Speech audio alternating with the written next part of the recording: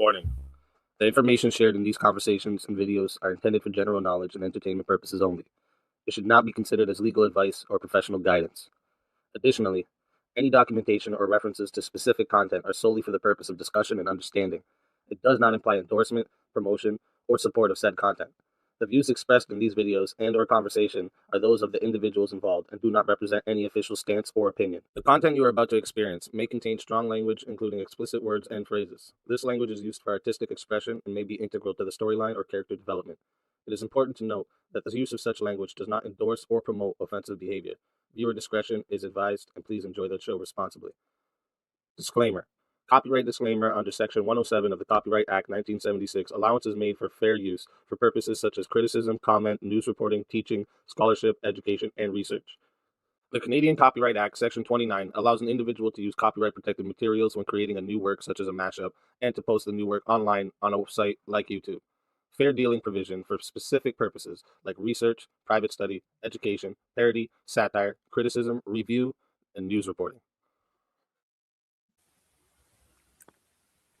Step up, yeah, we clash, we clash, we clash, we clash, yeah. Step in the arena, mind locked and loaded, truth on my blade, every line's exploded, you swing your words, I counter with precision, battle of reason, this is my mission, raise your fist, let them know, no, raise your voice, let it blow, woo.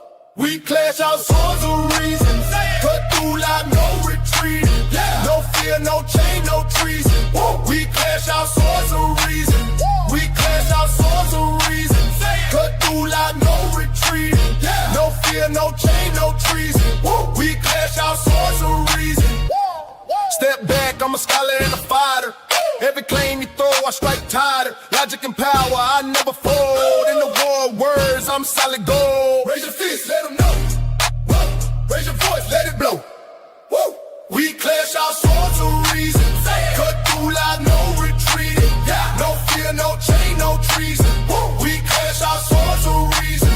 We clash our swords of reason.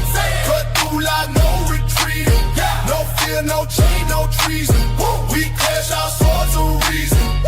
Every thought a fortress, every claim a storm. We forge a truth where chaos takes form. Ideas ignite like lightning through the night. In the war of minds, we bring the light. Step in, feel the heat.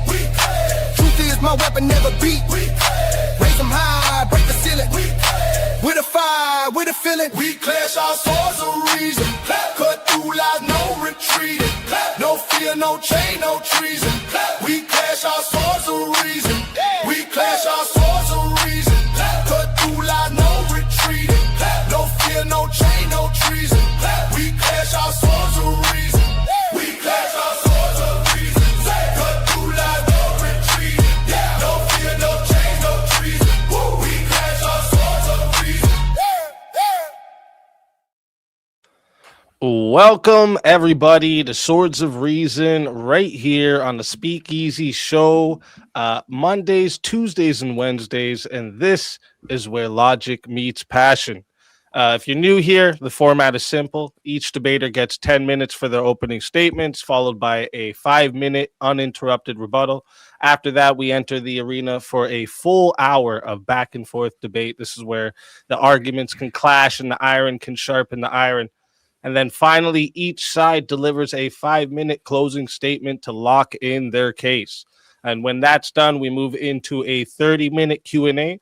I'll drop a live Q&A there in the chat, but keep in mind the super chats, PayPals, and Cashapp questions, they do get priority. And if they fill up the whole 30 minutes, the free chat questions may not get answered. So if there's something you want to guarantee an answer for or guarantee to be read, make sure you send it through one of the priority options. And once the formal debate wraps up, we open the floors for a chaos and chill panel. This is where the community can hop in, challenge the debaters, or ask follow-ups if the debaters choose to stick around, because that part is optional for them. But this is always where things get wild and fun. All right. Today's debate prompt: Trump is the most socialist president in the last 33 years. And today's debaters on the affirmative tonight, New to the Swords of Reason arena, but not new to debating, we have FabianLiberty, the libertarian GOAT, a Twitch veteran turned YouTuber. You can find his channel in the description, where he's known for sharp, hot news coverage, political debates, and engaging commentary. He also runs a dedicated gaming channel as well. So make sure you guys all go sub up and show some support, okay? And for the negative, we have jsurbanadventures, a lifestyle streaming channel known for showcasing his wide range of hobbies, interests, breaking down hot news, and sharing political, philosophical, and theological views. He's also recognized for his UFC fight reviews, spot on character impersonations, and what many call the coolest Bible study on YouTube. All right. With that, we are going to get into opening statements. We are going to start with you, the affirmative, Fabian. And whenever you are ready for your opening, I will start the timer up with your voice. And again, thank you both for being here. Yeah, thank you for having me. I appreciate it. It should be fun. I'm ready for you. You can start whenever. Yeah. So I kind of did this debate before, JS watched, and I still want to get it out to more people because I think it's an important message. So I appreciate JS Urban Adventures for being here, and I appreciate you for hosting it. And I was sick and I had to reschedule, so I appreciate both of you for stepping in and doing this so close to Christmas. Merry Christmas to everyone. I guess happy holidays if you're, I don't know, a Jew or you're a time traveler from the 1990s and you still celebrate Kwanzaa, then, happy Kwanzaa or whatever. So I'm not going to do that whole speech that I did before, I just want to kind of go over a few things.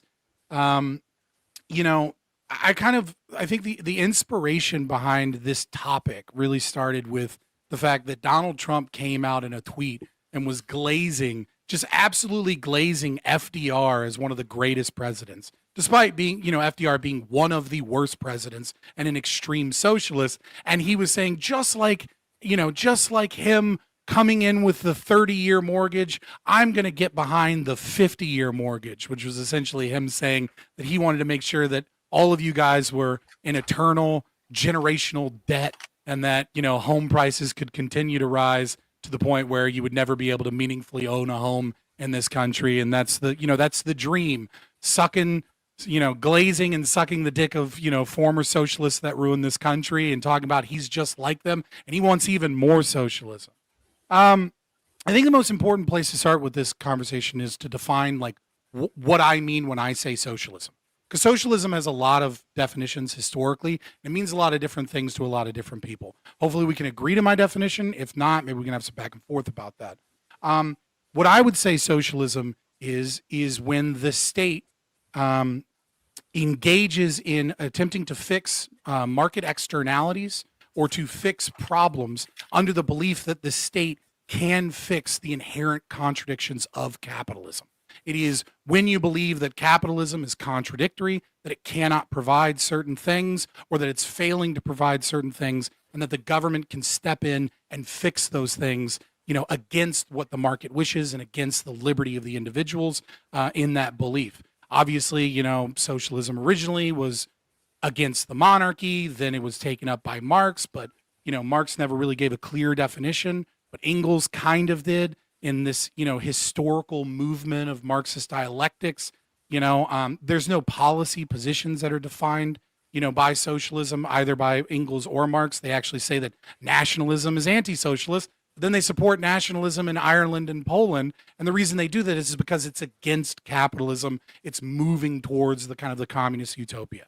It isn't until Stalin that we get this idea that socialism is when the state takes over industry for the people, right? At the behest of the people. And that we get that new definition of socialism. And then later we get, democratic socialists and, critical theorists' new definition. So hopefully my definition is up to stuff. Unfortunately, I would say that since World War II, really, the denazification that we went through, alongside the Soviet Union, we have really watered down what capitalism is, what free markets are, what the rights and liberties of people are, and we've bled in socialism as this mixed market economy, and we have turned any idea of free market capitalism into this evil, and we have watched the conservatives, move alongside the Democrats, at least here in America, further and further, more and more socialist. So I kind of have two goals tonight.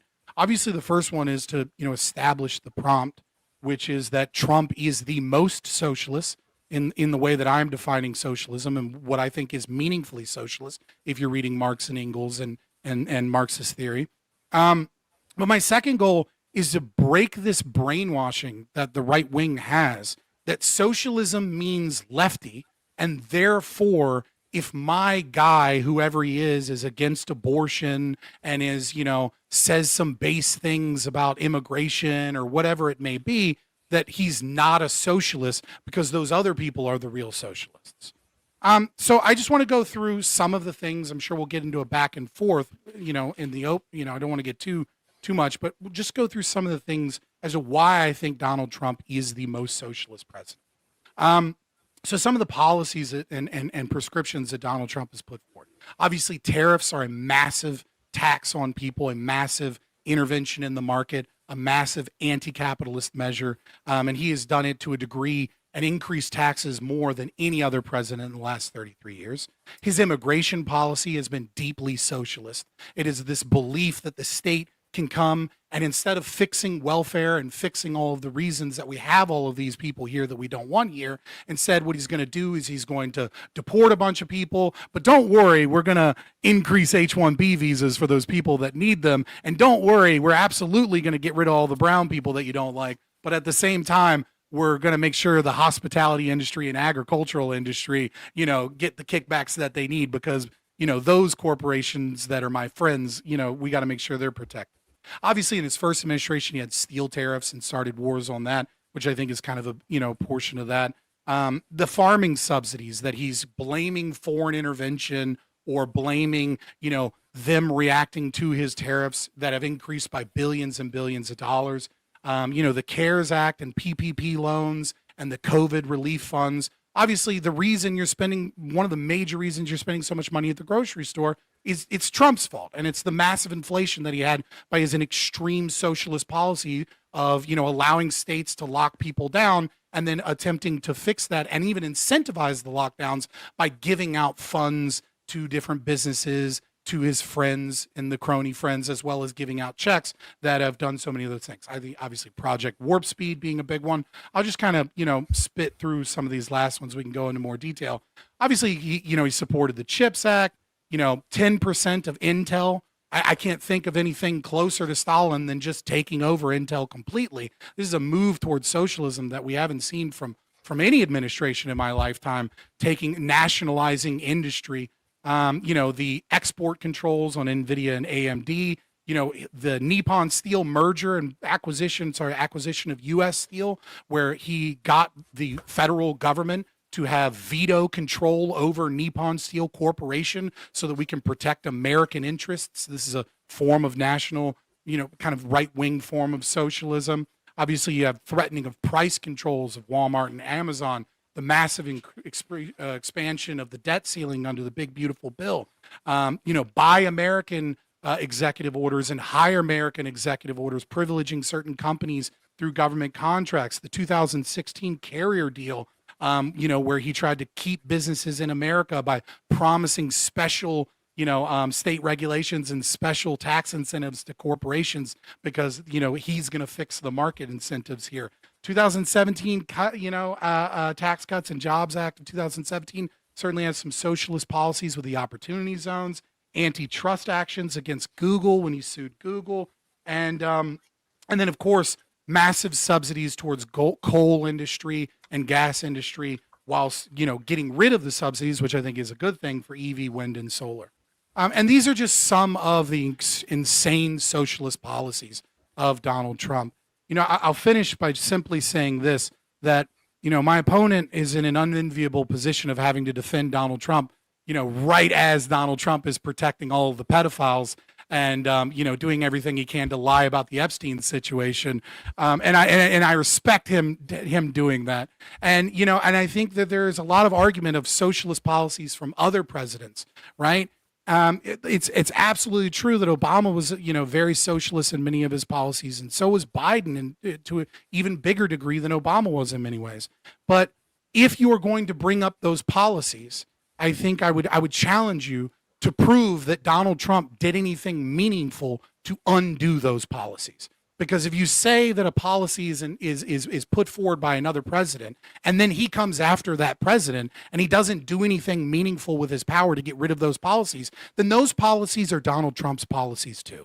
That is a summation of why I think Donald Trump is the most socialist president in the last 33 years. I said in my lifetime, but unfortunately there's 2 years of another president that I barely remember as a baby.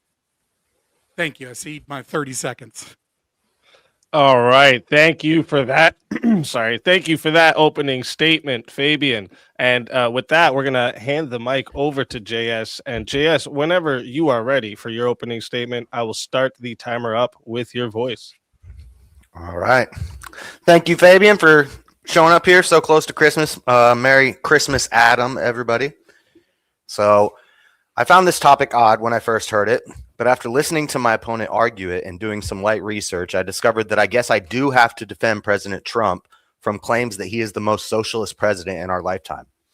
After doing some light YouTube research, I heard David Pakman 5 years ago, and MSNBC and the Young Turks in the last 3 months, all making similar arguments to my opponent. I'll spend the first half of my opening statement defending Trump against the most likely arguments I predict Scott will make, or has already made, since this is a pre-written opening. The second half of my opening will be used to offer a superior choice for most socialist president. But before I do that, we have to establish my definition of socialism because it differs from Scott's. I've heard my opponent use the definition, and this is paraphrasing, and you did it in your opening, that socialism is when the state intervenes in the market to fix the presumed contradictions of capitalism. I will argue that this is only a small aspect of socialism and is basically just cherry-picking socialism to make Trump fit into it, using mostly weak arguments. My definition of socialism will be the Oxford definition, a political and economic theory of social organization, which advocates that the means of production, distribution, and exchange should be owned or regulated by the community as a whole. I would add that this is usually done through the state to the end of that. I also agree with another part of the Oxford definition that states, in Marxist theory, socialism is a transitional social state between the overthrow of capitalism and the realization of communism. It's going to be hard to convince me that Trump is pro-overthrowing capitalism. These definitions will be important because there may be a lot of, but that's not socialism in this debate. With that said, I'm going to lay out some of the popular claims from the Trump is a socialist crowd and give my short rebuttal for each, and we can expand more on any of them in the open dialogue if need be. Claim one, and Scott made most of these claims, so I'll just get to them now. Claim one, the most common and weakest claim, relates to Trump's CARES Act, being the largest stimulus package in U.S. history, arguably redistributing $2.2 trillion as a social safety net. I would rebut that COVID was an anomaly far different than America had ever seen, and Trump did the best he could with the hand he was dealt, but it was not socialism. Not to mention, it was quickly followed by Joe Biden's American Rescue Plan, which added $1.9 trillion of much less necessary money to the stimulus redistribution of wealth. Although it was $0.3 trillion less dollars, I believe Biden's plan was more detrimental and less of a necessary reaction to a pandemic and more rooted in socialist ideology. Claim two, Trump interacts heavily with private American companies. Examples of this will be things like Trump threatening to regulate Harley Davidson or Walmart, keyword threatening, the acquisition of 10% of Intel using grant money from Biden's CHIPS Act, taking government equity in strategic industries like defense contractors, propping up the coal industry, and the expansion of direct farm aid by $11 billion, which my opponent may argue is socializing agriculture. I will put forth a simple counter to all of these claims. These are all at the worst examples of crony capitalism, or an economic system characterized by close, mutually advantageous relationships between business leaders and government officials. I may not be a huge fan of crony capitalism compared to the free market, but my preference is irrelevant The point stands that these are not examples of socialism outside of Scott's narrow proprietary definition. Claim 3, and this is what I believe is the best argument for the positive side, and where I believe most of the debate lies, the tariffs. My opponent will likely argue that Trump's tariffs are examples of government overreach or a form of protectionism for domestic industry workers. I would agree the tariffs are a form of protectionism, but that this is a cultural and national economic protectionism, not a socialist protection. Socialism typically supports international workers' unity, which tariffs inherently do not, and even Marx looked at tariffs as a tool of the state. Recently, Trump's proposed potential tariff rebate checks have been called socialist redistribution while being compared to past stimulus plans. This comparison is faulty. A rebate is not just fiscal stimulus. A rebate turns households and families into beneficiaries rather than mere victims. Tariffs create a production economy rather than a consumer economy, thus leading to a stronger nation. We tariff to protect our families in our nation that we hope to conserve. This is economic nationalism and leans far more toward capital rather than social policy. There are a handful of other claims that I've heard, some as outlandish as claiming Trump is the most atheist president, therefore also the most socialist. But we'll stick to these three because they're, in my opinion, the most compelling. Now I'll present my counterclaim. I understand that as the negative position in this debate, I don't have to offer a better choice for most socialist president in the last 33 years. I just have to demonstrate that whoever it isn't Donald Trump. But I don't play the strictly defensive game. So I can easily submit and prove that two presidents in the last 33 years were more socialist than Trump, those being Barack Obama and Joe Biden. But which was the most socialist? First, let's consider Obama. Obama's Affordable Care Act, or Obamacare, greatly expanded the government's role in healthcare and covered about 20 million uninsured people. This move towards socialized medicine is the closest we've come to redistributive welfare in the last 33 years. Obama's Dodd-Frank Act imposed regulatory burdens on banks, insurance companies, investment banking firms, mortgage lenders, and credit rating agencies, making them less competitive with their foreign counterparts. And many of the Dodd-Frank reforms were rolled back in 2018 under Trump. So that answers one of your questions that you asked. Obama redistributed $800 billion in stimulus after the 2008 financial crisis through the American Recovery and Reinvestment Act, and his auto industry bailouts enabled serious government overreach into companies like GM and Chrysler, even going as far as forcing the resignation of the CEO of GM. Biden's socialist tendencies were no less and arguably more prevalent than Obama's. His American Rescue Plan distributed $1.9 trillion in stimulus, and I would argue unnecessarily, after Trump had already stimulated the economy and COVID was trending down. Biden's Inflation Reduction Act not only capped drug prices, restricting the free trade in the medical industry, but also made investments in climate change reduction and green initiatives, which would also play a part in his infrastructure bill, which was no less socialist. Biden pushed for student debt relief and is considered the most pro-union president in the last 33 years, and many would say has done the most for LGBTQ rights in the last 33 years. Unions and diversity initiatives are relevant because these causes both fall under the socialist umbrella. All of this considered, although I could be convinced that Biden is the most socialist president in our lifetime, I would put forward that all of Biden's actions were actually building on a foundation laid by Barack Obama. For example, even though Biden reversed Trump's transgender military ban, Obama set the precedent for the woke left by repealing Don't Ask, Don't Tell. I could be wrong here, but I don't think Biden was even cognizant of what he was doing while in the White House, but was instead merely a continuation of the Obama plan. Even if I am wrong and Biden was actually more socialist than Obama, I still don't lose the debate because Trump is nowhere near as socialist as either one of them. In conclusion, I find it foolish to claim that Donald J. Trump is the most socialist president in any period of time, much less the last 33 years. Trump stands for ideas that point toward capitalism at best, crony capitalism at worst. Values like you'd find in 2 Thessalonians 3:10 that says, if any will not work, neither shall he eat. Trump's big, beautiful bill significantly lowered U.S. corporate and personal income taxes. He is constantly focused on deregulation, which is a hallmark of free market capitalism and classical liberal economic theory. And his repatriation incentives encourage U.S. companies to bring foreign profits back to America. At a press conference in 2020, Trump proclaimed, America will never be a socialist or communist country. And he has proven this through his actions, which is why I rank him equally with Bush Sr. as the least socialist president in the past 33 years. And I rank Barack Obama as the most socialist in the same time period, with Biden getting an honorable mention for close second. And with that, I'll cede my time. All right. Thank you for that opening statement. And with that, we are going to get into the 5-minute uninterrupted rebuttal. So this will be 5 minutes, no interruptions, just 5 minutes to answer anything they've heard directly or anything they've wanted to bring up in their opening statements they may have forgotten. So we'll hand the mic back to FabianLiberty. And whenever you're ready, I'll start the timer up with your voice.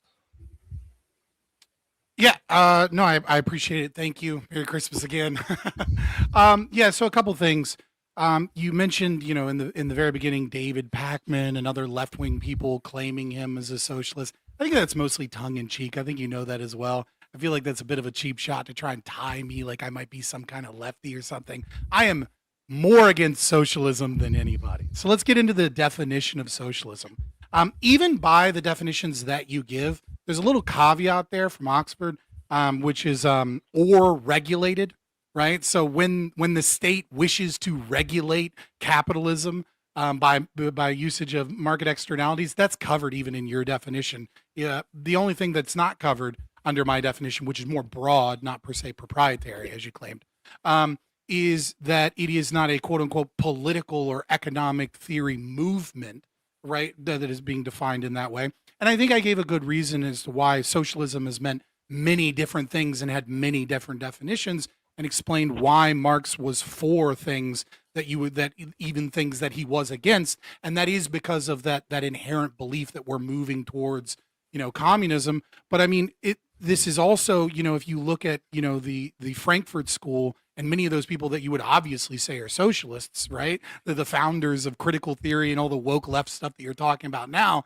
You have, them talking about the liberal state and the liberal order of like fixing contradictions through the will of the people in voting, and this form of socialism being a good thing. So I think trying to and then bringing it into like just because Trump isn't a Marxist and doesn't believe in Marxism in the exact ways that Marx put it, doesn't mean that he isn't in effect a part of that.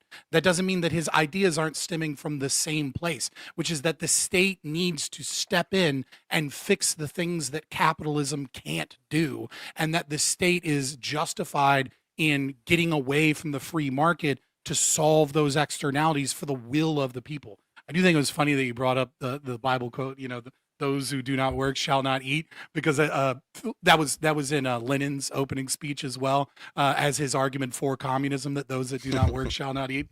Just a couple other things, the grant money to Intel is I'm not going to claim that it's like misinformation or anything, but just to add a little bit, you are correct that 5.7 billion of the total 11.1 billion is grant. 2.2 coming from the CHIPS Act, which is, a holdover from the Biden administration, but there is still 3.2 billion in promised DoD contracts. So he's specifically stating that in order to acquire, nationalize 10% of Intel, we're going to have a corrupt monopoly that is going to, that we're going to utilize and favor Intel over the competition like AMD or something in government contracts. Also, crony capitalism is socialism. I'll just leave it at that. Like that's a distinction without a difference. The idea that because tariffs are nationalist, they're like not socialists. I maybe you could expound upon that more on your rebuttal or something, because I'm not convinced, right? Like national socialist policies were like like a thing. You know what I mean? Like that's what it is. In terms of like looking at Obama and Biden.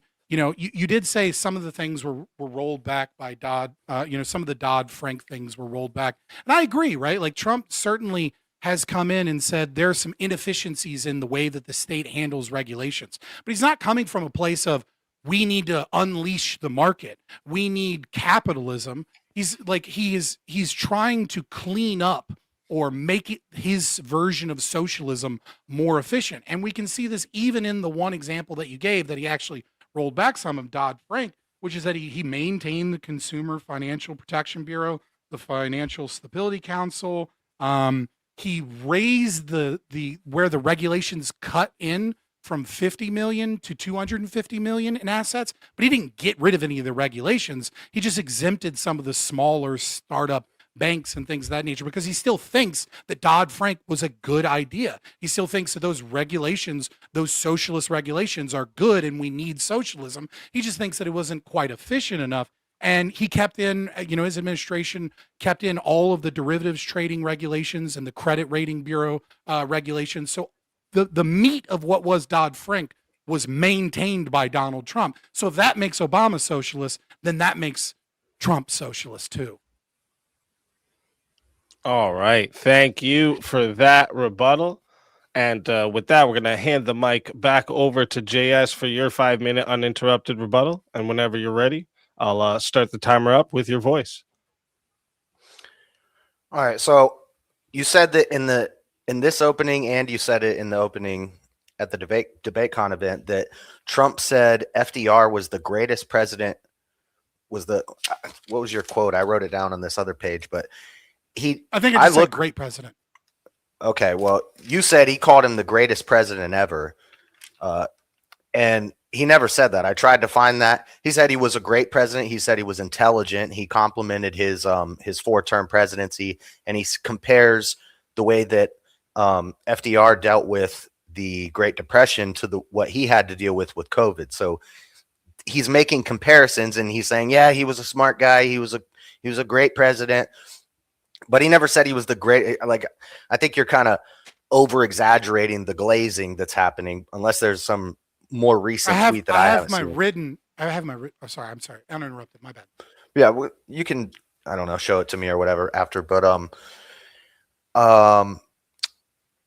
you said communism and Marxism, they don't make policy prescriptions. They don't specifically make policy prescriptions, but like, for example, the Communist Manifesto talks about how we shouldn't have private schools because now people are treating their children as property. We shouldn't even have marriages because then husbands are making their wives into property, and that we shouldn't have this private property idea. So they do make prescriptions. Maybe it's not specifically called a policy prescription, but we see the policies that come as a result of that belief system in the world. And that's what we're arguing about, is what do we mean by socialist? Because I'll grant you, Trump has done some things that you could say kind of lean socialist. He's a populist. So he's going to, if it's popular to have socialized medicine, maybe he'll edge us towards that, but he's not doing it as radically as Obama.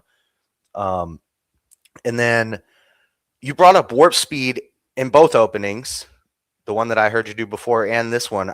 I'm curious, once we get into the open, that's one of the big things I want to ask you is, what is socialist about Operation Warp Speed? To me, Operation Warp Speed is very capitalist. And so I'm wondering, we'll see. We'll talk more about that but cutting regulation in order to get a dangerous experimental vaccine out to quell people's anxiety about a virus so that they'll leave their house and get the economy going again, pushing out a possibly dangerous Vaseline, cutting that red tape. That's and then the companies like Pfizer and stuff marketing everywhere this new potentially dangerous thing that we've pushed out real fast. That sounds like free market capitalism. Capitalism loves the medical industry.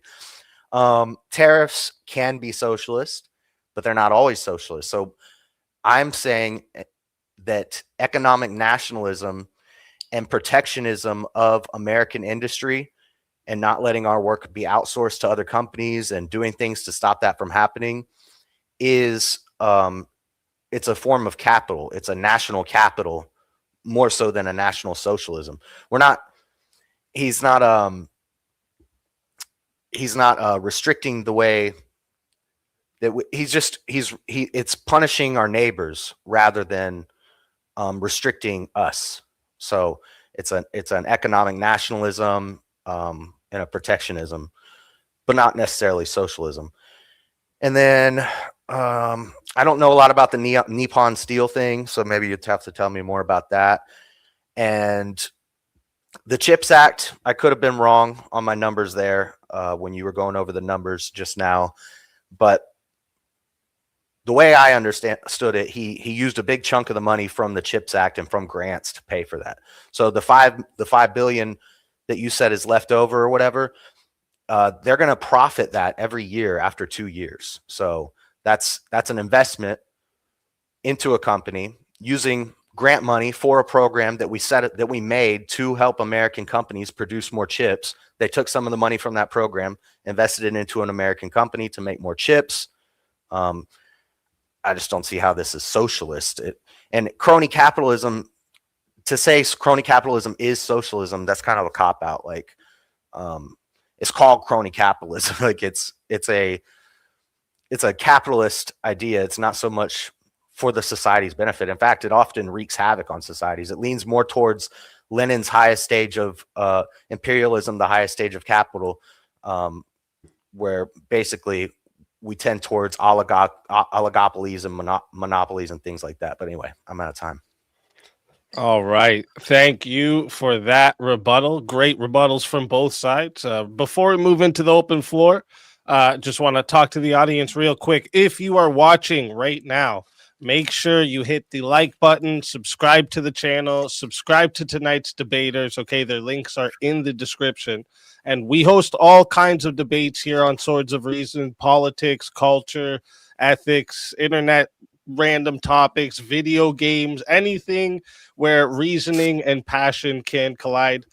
We do it here. So if you enjoy this, make sure you stay locked in because we got lots more coming. Also, a reminder for the live chat. After closing statements, we'll be doing a 30-minute Q&A. So I have the live Q&A in the chat there for you so you can put your questions in. But remember, super chats, PayPals, Cash Apps, these questions will get priority. So if those fill up the whole 30 minutes, we may not get to the Q&A. So if you want to make sure you get something really wanted answered, send it in through one of those priority options. And finally, thank you to both our debaters for coming out tonight and bringing their perspectives to the arena. And whenever one of you is ready to start the open floor, I will start the timer up with your voice. And again, thank you both for being here. I appreciate it. I guess maybe this will help us figure out some things. Do you think the Nazis were socialist? Yes or no? I mean, you can explain. I'm not trying to pin you to the wall. Economically, yeah. Okay, so if the Nazis are socialist, but they're maintaining markets and they're maintaining the concept of private ownership of industry, but they're just heavily regulated by the state towards national interests, why are all of these things not socialist? Because they don't strictly meet the ideological position or philosophy of Marx and Engels. Like why can you apply it and say the Nazis were, but Trump, when he's doing similar things, right? Maybe obviously not to the same vein or the same degree, right? Like where's the breakdown there? But those things that you just mentioned were their nationalist policies, and they were national socialists. So they had nationalist policies. The reasons why I would say that the Nazis were socialists is because of Hitler's ideologies and his writings and his foundations and what he believed in, and their lack of he didn't want the private property. He didn't want them to have private property and things like this. He was against that. And so those policies that you mentioned, those are nationalist policies. And then okay, but so if a socialist is doing a thing that is like typically a nationalist policy, then it's socialist. But if a capitalist is doing it, then it's national capitalism. Hold on. So if Trump believes he's a capitalist, could he do anything and he would not be a socialist because he believes he's a capitalist? He could do some things that lean toward socialism. Yeah. Okay. So it's not whether or not he believes it's socialist. It's whether or not the policy is motivated by an ideology, which I would argue is one that believes that capitalism has failed and the state needs to intervene on behalf of the people for the best interests of the nation or the people. Like I'm trying to figure out how you like I'm trying to square this circle, because you have a critique that you believe that, and I'm not trying to straw man you, right? You have a critique that you believe that my definition is too broad. You also maybe said it was too narrow. It's too narrow. Okay. So what you're saying, it requires it's focusing a belief, on one, but there's a contradiction here, right? It requires a belief in the socialist ideal as put forward by Marx and Engels, and yet at the same time it doesn't. That there's a problem there, right? Like either it's one or the other. Or the definition doesn't work, right? So if the government meddles in any sort of business at any time, that's socialist. I would say if they meddle in business at any time and they are motivated by the concept that the market cannot handle these things or will not handle these things, and that the state has a right to intervene on the contradictions of capital, right? The inability of capitalism to solve these issues for the interest of the people, then yes, that is going to be socialist policy. So what we're doing here is we're going to have like scales of socialism, and we're going to have to weigh, okay, so I'm going to grant you that some of the things Trump has did, that may be considered socialist by your definition or by any definition, that could be slightly socialist. And I think would we both agree that neither Trump or Obama are actual socialists? Like, no, I would say they're both socialists. Really? Yeah. Okay, because I would say neither of them are true socialists. They're just the most socialist. No, I would say that they're full blown socialists. Okay. I would say that it's a Democrat in name only and a Republican in name only that you're comparing. They're both socialist. Okay. They're both motivated. They're both motivated both socialist, by the but philosophy. Trump is more. Neither one of them is a free market capitalist. Would you agree to that? Yeah, you said something like that in your rebuttal or in your opening, I think, about we're not really in a free market capitalist system, and I'm saying, would you agree that both Obama and Trump and Biden, since these are kind of seem to be the three we're talking about, doesn't seem like you're arguing that Clinton is the most socialist. We can like leave it out, right? No. That these people, right, like Clinton, the guy that got rid of Glass-Steagall, Clinton's policies are very similar to Trump's in economics. So would you argue that any of these people that we're talking about is a true capitalist?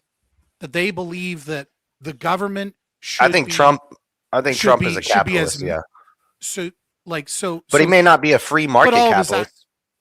Okay, so what is the difference between a free market capitalist and a capitalist by your definition? Well, more restrictions and stuff. It's gonna, as the government gets involved in it, it's gonna tend more left-leaning capitalism. Right, it's there's gonna a term for this. tend toward the left. Crony capitalism. Well, that's an example. There's another term, which is a mixed market economy, right? They both believe in a mixed market economy. And a mixed market economy is some elements of socialism and some elements of capitalism, right? So they both believe that some socialism is good and should be done. So they're both believers in socialism, at least in part. That doesn't mean that they are believers in like state socialism in the Leninist variety. That doesn't mean that they both believe that we need to usher in the revolution, because like neither of them have grabbed their guns to do a revolution or anything. You know what I mean? Like they're not revolutionaries. That's why I would say neither of them are true socialists. You're saying neither of them are true capitalists because they're not full free market. I'm saying neither of them are true socialists. I'm saying contradictions don't exist in reality, and if you think that they do, you have to check your premises, right? I'm saying that you can't. What's the contradiction? The contradiction is the belief that some socialism is good, but I'm not a true socialist. Well, you are a true socialist if you believe some socialism is good. It's not true that's a contradiction. Like the Scandinavian countries. No, because it's not a contradiction if I say, I don't think people should get food stamps, but I do think people should get free healthcare. But correct, that is not a contradiction, right? Okay. Well, it's not a contradiction if I say I want strong borders and no immigration, but I want the American people to have their school pay, something like that. If I say this bottle of green tea, right? Sorry, the green screen, so it might be hard to see, right? This bottle of green tea has some tea in it, and then I say also this bottle of green tea has zero tea in it. That's a contradiction. If you say Trump and Obama and Biden want some socialism, but then you also say they are not socialist, even though they are advocating for socialism, that's the contradiction that I'm saying. They're not advocating for capitalism. I'm saying it is a binary. Either you believe in free market capitalism and you are a capitalist, or you believe that the state needs to intervene where markets fail on behalf of the will of the people, because capitalism has an inability to solve certain problems, and that what we need is a state that intervenes in the market and takes away some of our liberty so that we can have, be protected, or national security, or so that companies don't get too much money, or so that one company doesn't get too big, whatever it is. In this instance, you think that capitalism needs to be regulated and restrained by the state for the will of the people, because capitalism has inherent contradictions. And I would say that philosophy is socialism. Okay, so let me grant to you that Obama and Trump are both socialists. That's what you're saying. They're both socialists, and we're trying to figure out which one of them is more socialist. Agreed. That's where I'm at. Yeah. So if regulate, and your definition of socialism is anytime the government interferes with the market. So I would say I've been pretty specific, and I'm not trying to be a dick. I know you're just trying to shorten it up. Yeah, I think the intention. Say the full thing is purpose, right? Like, it's not just regulate in some capacity, but regulate under the belief when the state intervenes in the market to fix the presumed contradictions of capitalism. Yeah, that works. Yeah, that's a little different. Well, that's yes, I'm saying like that. The state might intervene to protect liberty, right? Like the state, like if a company was committing fraud, that'd be a state intervention to stop fraud, but that's a violation of somebody's rights. That's not socialist to stop fraud. Okay, well then I would say that Trump does more regulation cutting of red tape. So they're both intervening in the market. Trump is pulling that back. Trump's trying to have less regulation, less red tape. His one of his biggest touted achievements in his first term was freedom to try, which that's free market capitalism in the medical industry. To people have the freedom to try new experimental medications that haven't been through all the FDA and all the drug testing and all that stuff. The freedom to try that. I would agree that is a more capitalist. I wouldn't say it's motivated by like a capitalist sense, but it's motivated by a sense of I think making money was probably a big motivator for that. Yeah, Same thing with warp speed. Well, okay, warp speed is obviously a deeply socialist policy. I don't know where you're getting. Okay, so it's taxpayer funded, right? So it's stealing money from people to give to corporations of his choosing, $10 to $18 billion, depending on like how you look at the money. It is with the promise of procuring government contracts, so state monopoly on the sale of and distribution of these. It's classic fascism, actually, right? Which is a form of socialism. Wait, how's it? He didn't force people to take the vaccine. He didn't mandate anything. That's not what fascism. Like, if we're talking about fascism as a merger of the corporation and the state working together, and the state granting monopolies and granting power from your paycheck, right, to give to Pfizer, so that Pfizer can make this what you call it, a Vaseline, right? So that he took your money, your hard-earned money, gave it to Pfizer, and then promised Pfizer, after giving them billions of dollars, that they would then secure contracts with other countries and other things. So he's giving them money and giving them a monopoly. There couldn't be anything more anti-capitalistic than saying I'm going to privilege certain companies and then grant them a monopoly. That's as socialist as it gets. No, that is capital. Monopolies are the extreme of capitalism. Oligarchies and monopolies. Capitalism cannot create monopolies. Only the state can. Okay, well, this is what Lenin writes about. He says the dangerous end of capitalism, you get to oligarchies, monopolies, and imperialism. Yeah, I hate socialism. I'm here to debate why I hate socialism. So, of course, I don't agree with Lenin, the socialist. He's wrong. Okay, well, it's a pretty good Are description. are you arguing from Lenin's framework? Like, because it doesn't seem like you're doing an internal critique of me. You're using Lenin as justification No. for an internal critique against me to defend Trump. Sounds pretty fucking socialist. He was the socialist, and he was criticizing capitalism, and his criticisms were true. That is a dangerous end of capitalism. We see it all the time. How can you say that monopolies? How can you say monopolies forming is not capitalist? That's what happens under because with capital, there's going to be a Pareto distribution and a hierarchy when somebody's going to rise to the top, and that person's going to form monopolies. That's why we have Walmart and McDonald's who stay open during a pandemic. So that's capitalism, baby.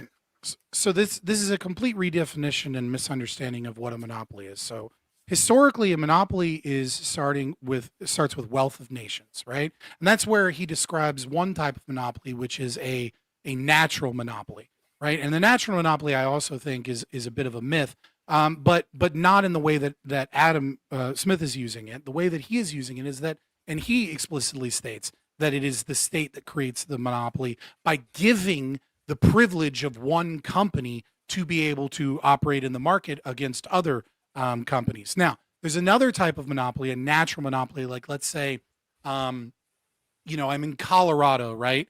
And I'm a miner, and then I find some new mineral on the, that is undiscovered mineral. That's like, we have to add it to the periodic table of elements. And turns out it's really good at doing something in tech, right? Maybe it's like it makes quantum computers like 10 times easier to produce. Okay. Yeah. I have a quote unquote natural monopoly in the sense that I have a product that I own because I own the mine that no one else on earth has discovered. And so I am the only person that has the right to sell or distribute this. Now that can happen naturally without the state's intervention. But socialism would come in there and take your mine and distribute it to everybody and say, we all got to share that mine. Whereas capital, that's your mine. You're in charge now. You run the mine. So here's the problem, right? Is that even with having 100% market share, because that's what you're talking about. You're not talking about a monopoly. You're talking about a majority market share, right? Walmart is not a monopoly. It has a majority market share in like poor people's, I know it's not a monopoly, but it's right. It's close. It's, what you'd call it monopolistic is what economists might call it, right? Or like I would say, Nvidia has engaged in price fixing. Like Nvidia doesn't really have a monopoly on graphics cards, but they kind of do. Like, they're the best game in town, and nobody can. They have a majority market share, but AMD exists, and AMD competes with them on a price to performance ratio, but obviously not on the top end of cards. In the AI market, right? They're obviously getting a much larger market share than AMD. But again, the problem is like we can look at this historically, right? So Alcoa was the American aluminum company, and during Alcoa's tenure, they had 100% of the control of the market on the selling of aluminum in America. And this was when aluminum was a precious metal. Aluminum was such a precious metal that the Empire State Building actually has a pyramid of aluminum at the top because that was seen as like this huge flex, even though we all know aluminum's cheap as fuck now. Now, during that time, no, it has aluminum because that was more precious than gold at the time. And so during the tenure of Alcoa's majority market share, they never made more than a 12% profit, and prices constantly fell. And you have to go, well, how can you like that doesn't make sense? Wouldn't they just like sell it for a bunch? And the problem is that even with their 100% control over aluminum, they don't have control over the market in terms of what they're competing against. So they're competing against two different things in a free market. They're competing against one, all of the other minerals that can do the same thing as aluminum.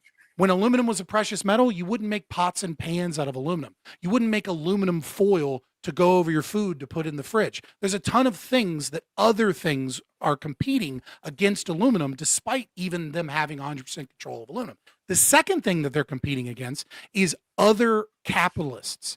If they start making 100% profit, then another capitalist goes, well, what if I invest in a company to sell aluminum and procure aluminum from like Argentina or some shit, and I'm going to cut the price by half, and I'm still going to make 40% profit, which is insane profit margins compared to like just putting money in the stock market. So they're still in competition with potential investors and capitalists, and they're in competition with other markets. The only way you get a true monopoly is under the state intervening and saying this company has the legal authority to sell this product and nobody else does. And we see this constantly in America, for example, with your power companies, right? If you live in Tennessee, the Tennessee Valley Authority has the legal monopoly on selling electricity. A new power company can't come in and start to compete against them. So no, monopolies are not created by capitalism. Prices are held down by a free market capitalism, and monopolies are impossible to maintain. And even then, even if you have a majority of market share, you're still in competition under capitalism. And it's only under socialism, and it's only under the state authority that you get monopolies. Well, there was a lot there. Yeah, I know I'm long-winded. I'm sorry. I'll let you get in a few digs and whatnot. I'll let you go, brother. I don't know. That sounds like an interesting theory, but I don't see how this automatically, as soon as the state gets involved in a business, I'm not going to concede that crony capitalism is socialism. If the government is getting involved in this aluminum mine and and then they're helping build it up and it becomes a monopoly, that could still be capitalism. That's not necessarily socialism just because the government got involved. And that's why I was bringing up the regulation earlier. And when regulation is being cut and things are getting pushed out faster, even if they're unsafe, that's more capital than social. Okay, what is crony capitalism? You keep using this and saying this is crony capitalism, not socialism. Can you define crony capitalism for me? And why you're differentiating it from I gave socialism? the definition. I might have missed it or glazed over. I was writing. It's when the government gets involved with mutually beneficial. Government gets involved in corporations or companies, and it's mutually beneficial to them. Cronies, like your cronies, is like your homeboys. Here, I'll find the exact definition that I used, but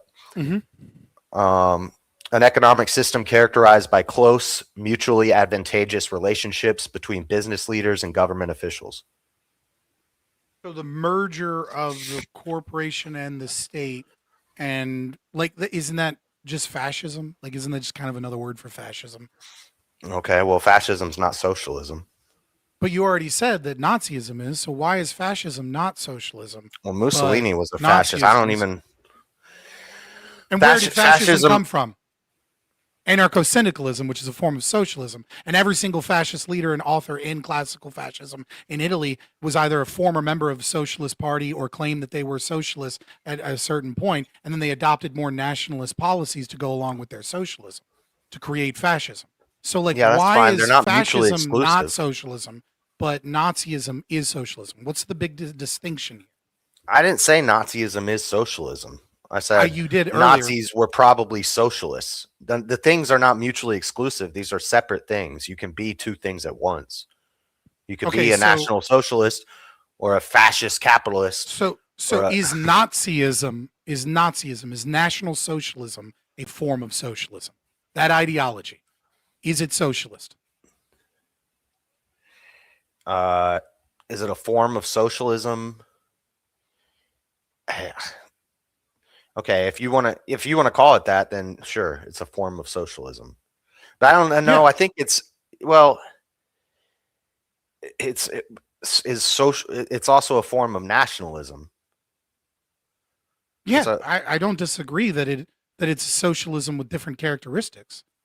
Yeah, it's the same thing with mixed market economy under Trump and Biden. There's socialists under different characteristics, just like critical theorists are socialists with different characteristics, just like Labour Party in the UK is socialism with different characteristics, right? I put forward, right, that there have been many definitions and many different forms of socialism. Luxemburgism is different than Stalinism. Leninism is different than Stalinism. Maoism is different than Stalin-Leninism, right? These are all different forms of and expressions of varying degrees of the socialist mentality. My argument is that there is a binary between socialism and capitalism.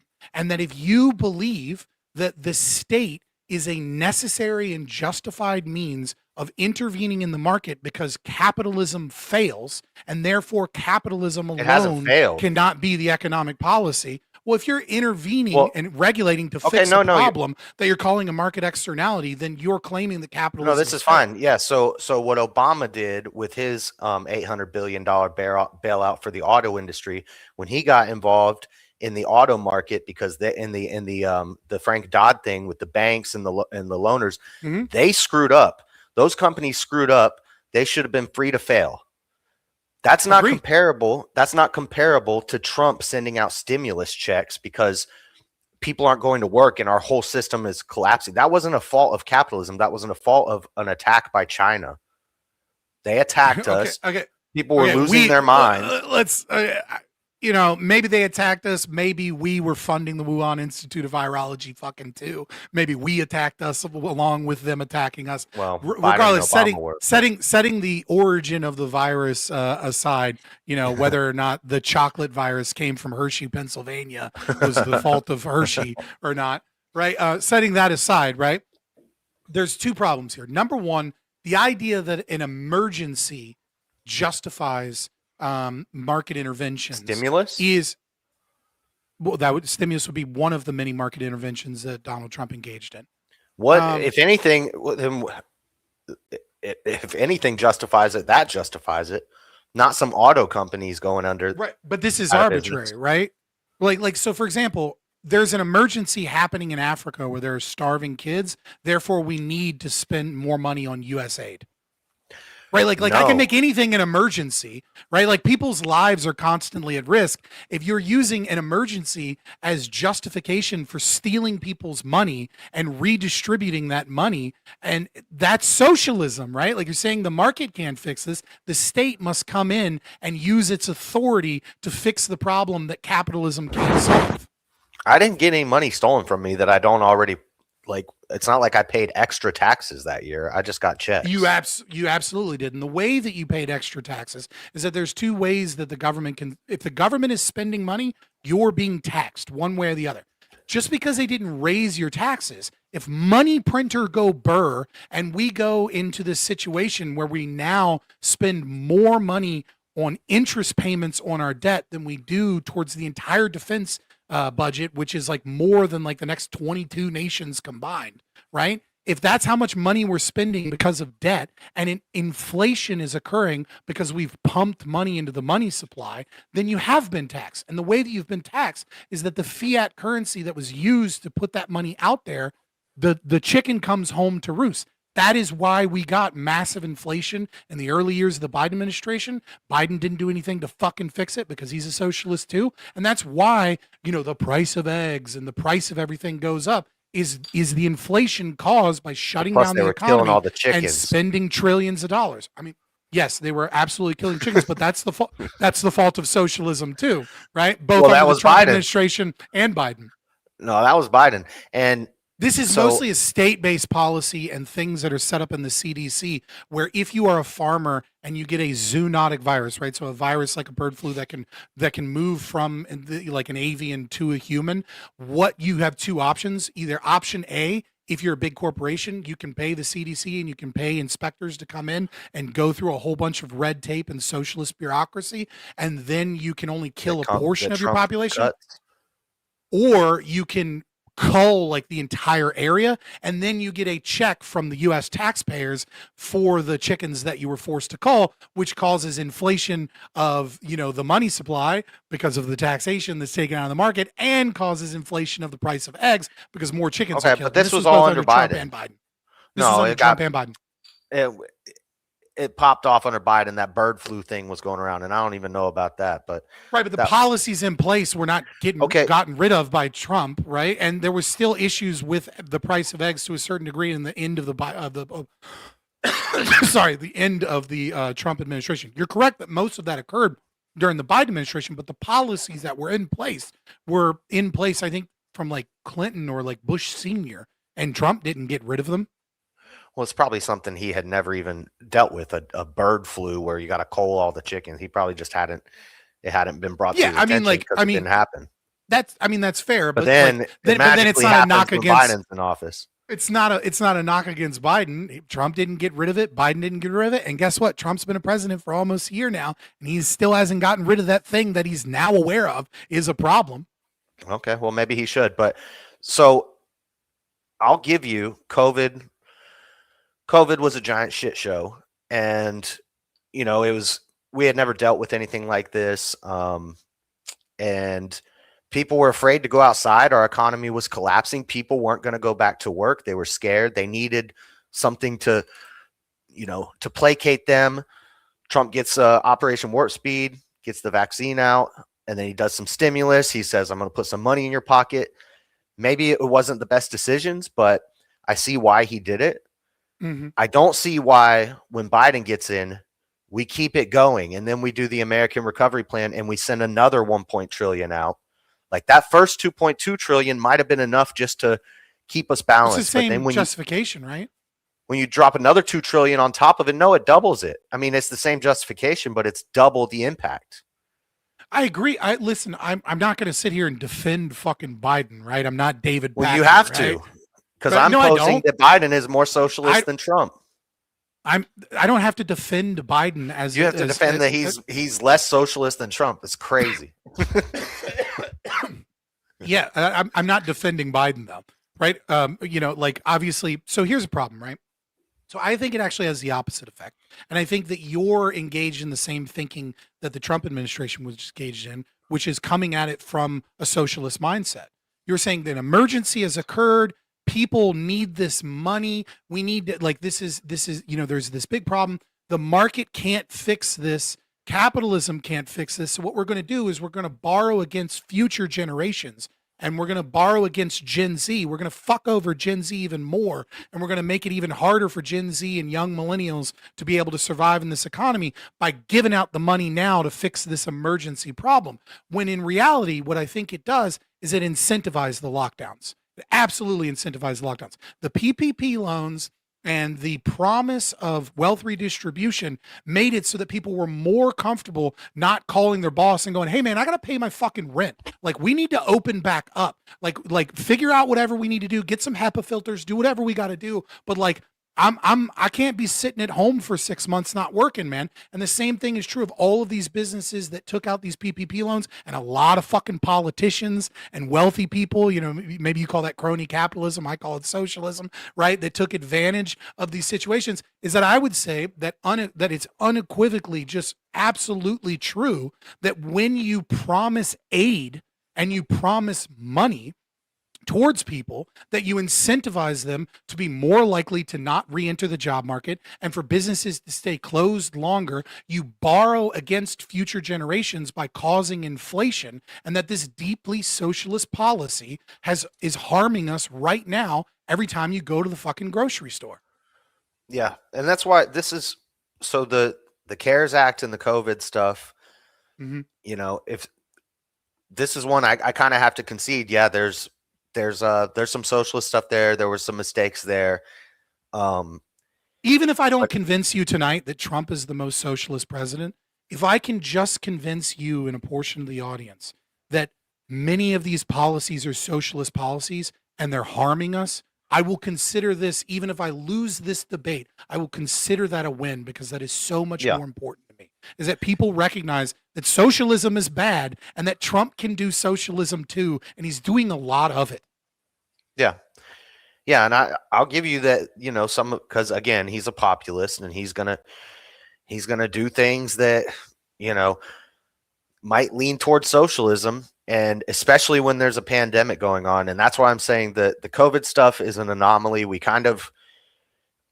kind of not fair to throw this in, because it was a crazy situation and he did the best he could. But I think Biden used the same rationale, and because you're arguing that Biden is the most socialist president, I think that it's fair.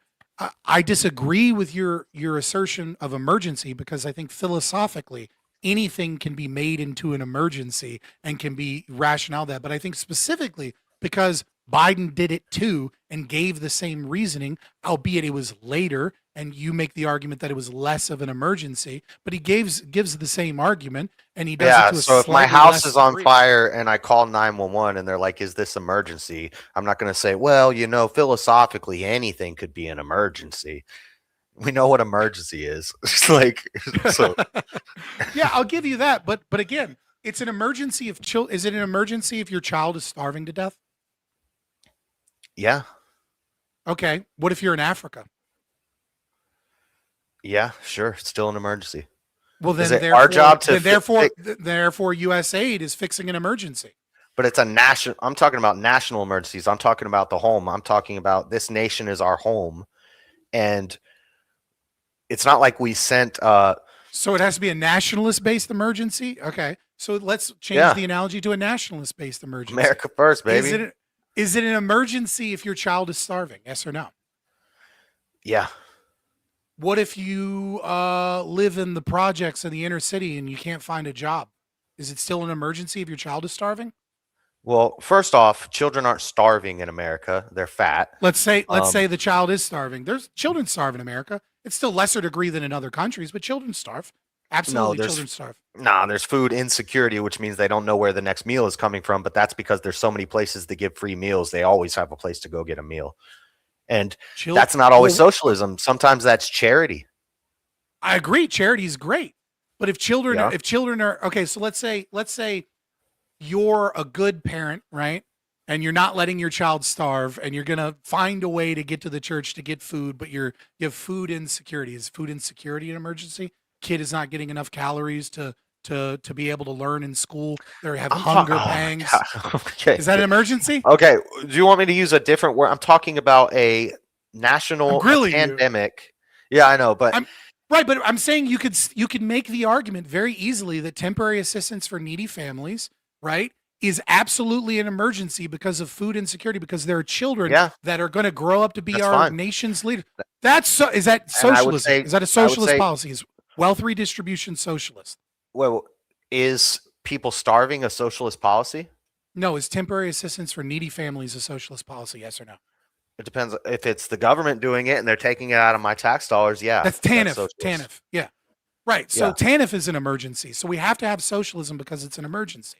No, because there's community coalitions, there's churches, there's people.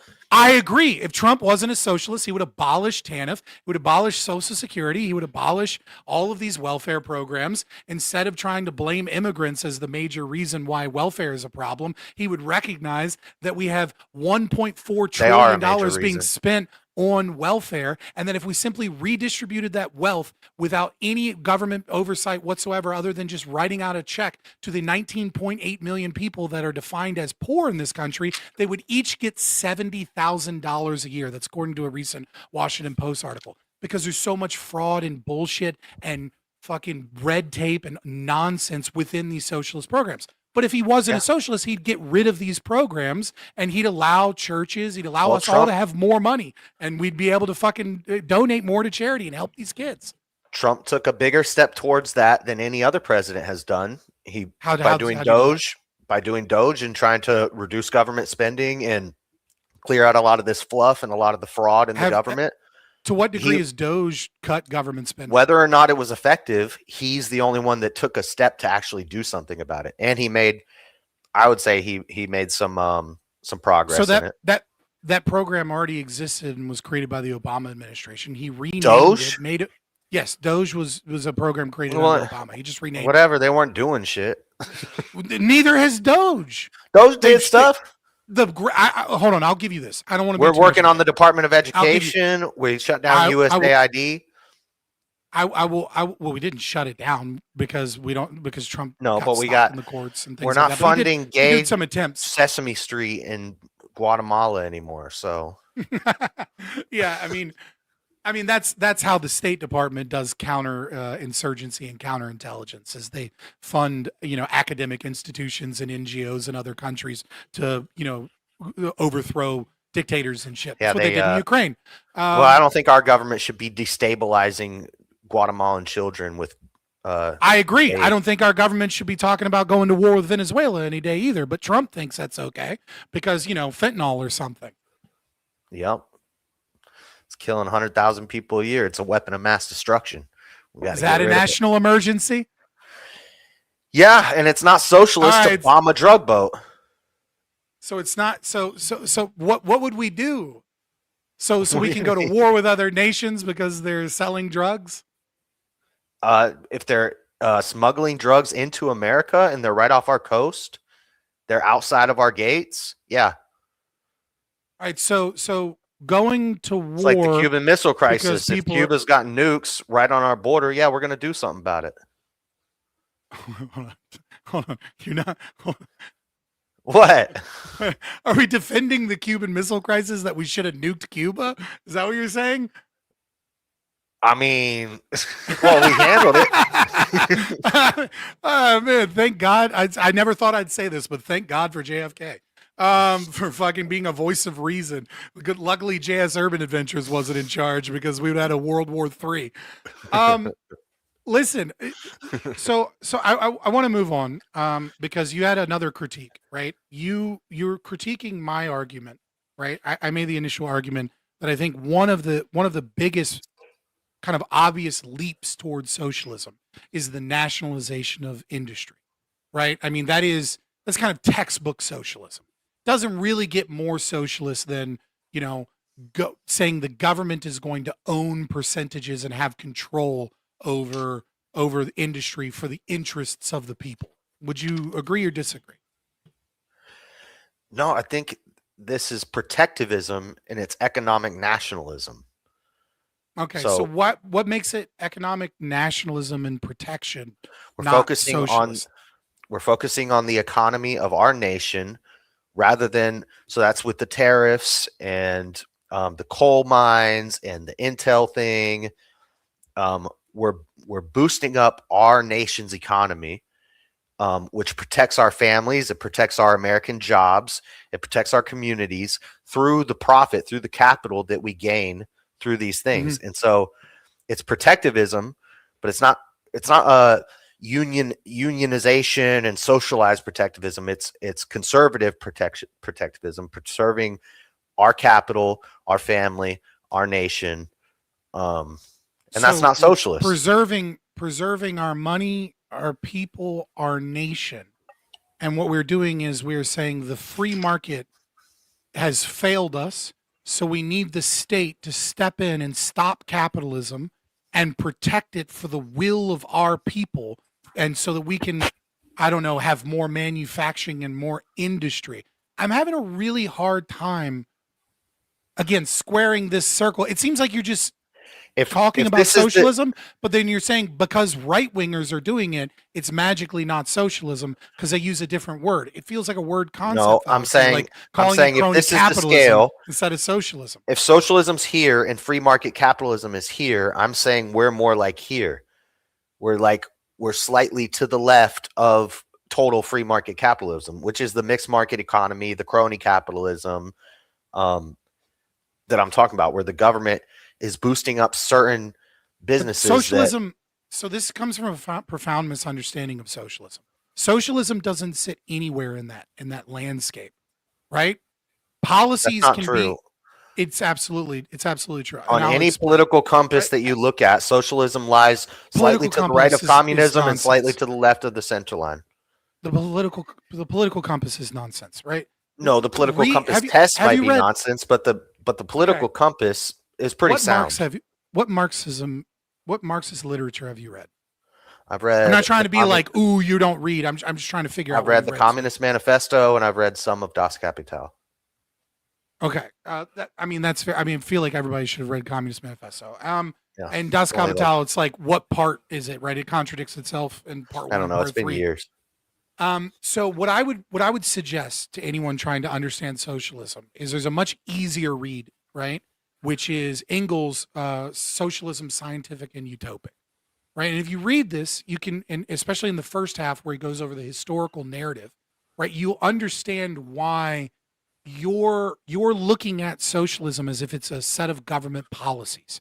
That's not what socialism is under Marxist theory. What socialism is a recognition that there are inherent contradictions in capitalism, and that capitalism is just one stage of the inevitable the inevitable communist utopia at the end state, and that socialism is the ideology or the praxis of moving us as quickly as we can towards that end state, moving us more towards that end state. And so the belief is, for example, when like of historical analysis or historical materialism or dialectical materialism, whichever kind of version you want to look at, is that capitalism arose because the landed gentry and the nobility were as technology increased, the inherent contradiction between serfdom was unable to maintain itself because there was a burgeoning merchant class, and these people had real attainable power,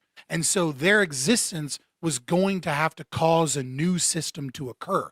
And so capitalism was the means of the dialectical process of recognizing the contradiction and then synthesizing it into a new economic system, which is capitalism. And their belief is that capitalism is contradictory all the way down. And so when you say socialism sits somewhere in this thing, it is, like Marx himself said that communism or socialism, I can't remember if it was socialism or communism, so forgive me if I'm paraphrasing. Doesn't exist. Right. Well, he says it is the movement of people through time. Right? Like that's what it is. It's a constant process of praxis to get us away from capitalism and to get us away from the inherent contradictions or the failures of capitalism towards a system that benefits all people towards communism. Again, I don't see what all of this. I mean, what you just said sounds to me like if capitalism is here, they're trying to move away from it. So communism would be here, socialism would be here, social democrats would be here. And then you have your... No, what I'm saying is that socialism sits anywhere in that domain, so long as it is a process of undergirding yes. capitalism. Sorry, not undergirding. This is what I said in my opening. This is what I said in my opening. Yeah, that's what the Oxford Dictionary says, is that socialism is the social movement in between the destruction of capitalism and the creation of a communist society. So socialism is the movement towards that. Right. So it doesn't sit in this like nice, even like spot in a political spectrum between, communism and capitalism. What it is it's a process of undermining capitalism. And so when you are a politician and you are constantly moving, like, Michael Malice has his phrase where he says Republicans are just Democrats going the speed limit. Right. When you are in the process of saying capitalism has failed us in some way, we need some regulation, we need some oversight, we need some control over Nippon Steel, we need to have a little percentage of Intel so we can protect our interests for the people. You were talking about an ideology that is motivated against free market capitalism for the will of the people, against the concepts and the contradictions of capitalism. You're talking about socialism. Yeah, so you're saying all these slight movements away from capitalism are socialism or are socialist because they're moving us further and further away from free market capitalism. I agree. So long as they are motivated by the concept that the government can fix things and that capitalism fails to do so. Yeah, I'll agree to that. But I'm arguing that they all do this. And you even said that Obama and Trump are both socialists. So they're both moving away from that total free market, ideal, perfect free market system. And so they're both doing socialist things, but Obama did a lot more. So here's maybe I can put it this way. What I'm looking at is it maybe even in a sense of anxiety from my position, right? Of like watching the world become more and more socialist. Is that in many ways I'm looking at a continuum. And my biggest problem is like maybe Obama, I don't concede this because of things like the Intel acquisition and AMD regulation and increased subsidies and things. I don't find the Intel, and the Young Turks thing that I brought up, Cenk agreed with me when I watched it. It was the other guy saying, yeah, Trump is a socialist, and Cenk came in and they were talking about the Intel thing, and even Cenk was like, this is not socialist, this is capitalism. When you're taking money from a grant from a program that your predecessor set up and you're using it to invest into a that's company, how a socialist views capitalism. right? After 2 Socialists, years, it's going to be a $5 billion a year profit. So, and it helps. So you're right. Socialists or communists, especially, right, view any existence of capital, right, which is a necessary condition for production, by the way, right? One of the three necessary ports of production is, land, labor, and capital. They believe that insofar as capital exists and private property exists, whatever is done is the natural function of capitalism. That's why you brought up the socialist talking point earlier, that monopolies are created under capitalism when they're actually created under the state, because this is a socialist worldview that you're embodying as you argue to defend Trump's socialism. Oh my God. I've never had anybody call me a socialist this much. Damn. Well, it's a unique thing to me. I understand that my ideas are radical, but my ideas are right. Yeah. And you brought up in your opening that I kind of made a low blow with the Pacman thing. You made a low blow saying that I was defending Trump, who's defending pedophiles and stuff like that. So, tit for tat. That's not a low blow. That's not a low blow. I said that you have the unenviable position of having to defend Trump in a tumultuous time when Trump is doing all of these things. I don't think that. No, you said he was sweeping position, for. You said he was sweeping for PDF files. Yeah. Okay. Oh, sorry. Let me make this very clear, since we're like bringing it back up, right? And I brought it up initially. I think Trump should be publicly executed in front of everyone for what he is doing in protecting some of the most wealthy and pernicious child molesters, and protecting, Mossad and CIA. Were you always a never Five Trumper? Eyes program? I would say I've never been a never Trumper because I've never been a Republican. Right. So I've never been like 16. Were you always anti-Trump? Lincoln Project. In 2016, I was cautiously optimistic about Trump. Yeah. And I was still cautiously optimistic throughout his presidency, but I became more libertarian over time. Right. I was a minarchist, right? In his first presidency. But at the end of his presidency, when he still had not pardoned Edward Snowden or Julian Assange, I said that I would never support Trump again, because it just goes to show that he's a lying sack of shit at the very least. But now that we know that he's covering for pedophiles and protecting the wealthy elite and his buddies, and lying back and forth about all these things, I think he should be publicly executed. Okay. Well, that's a different topic for a different day, but I don't think he's covering for anybody. Do you got kids? I think he's done. I just did an Epstein debate the other day. He's done more to release more Epstein files and done more to go after Epstein and the people working with him than anybody else has. So that's just crazy. But the documents on his desk and then they don't exist and they're a Democrat hoax. Come on, man. He's covering for pedophiles. He just released 300,000 files. Then he released 25,000 2 weeks before that. I mean, it's 300,000 files, but then you get to sections where there's 80 pages and it just says grand jury redacted, and it's so heavily redacted. And then they accidentally release part 8 of the files, and it just happens to show that they knew since. But this is off topic. We could do this. There was 10 co-conspirators. We said it was a low blow. I don't think it's a low blow. I think it's absolutely an unenviable position for you to defend Trump in this, because as of right now, we all should want to fucking put a bullet in the man's brain through a legal system, of course. Yeah, I don't think so. But anyway, that's a different topic. But if you stay on the after panel, we can talk about that. But I do want to get in. I'm distracting, but you were like, it's a low blow. Yeah. I'm just saying. I just wanted to throw that out because you're position.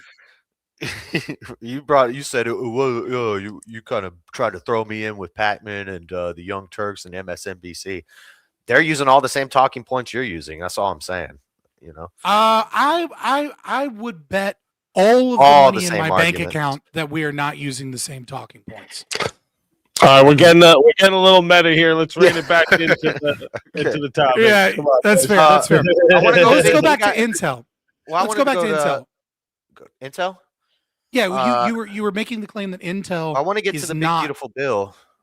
Yeah, go ahead. Yeah, we can do that. That's fine. Yeah, I've controlled the conversation up to this. But point, no, I think we already did the Intel thing. I don't think using grant money to invest into an American company to produce American chips to get us less dependent on Taiwan is a socialist thing. It's a economic nationalist protectivist thing. I'll try and be brief because I know I've done so much.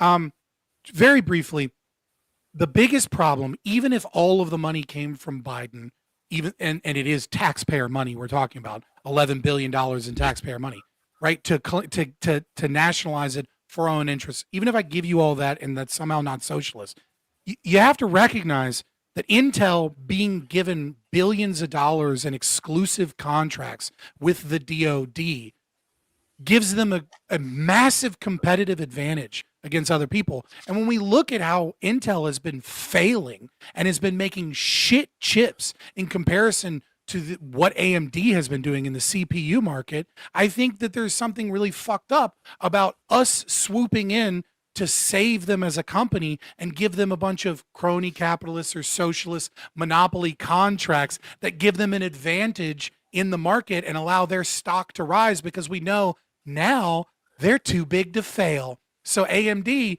good luck competing against too big to fail and government contracts and monopolies. I think Intel has been the choice processor for most people. You know, Intel's better than AMD.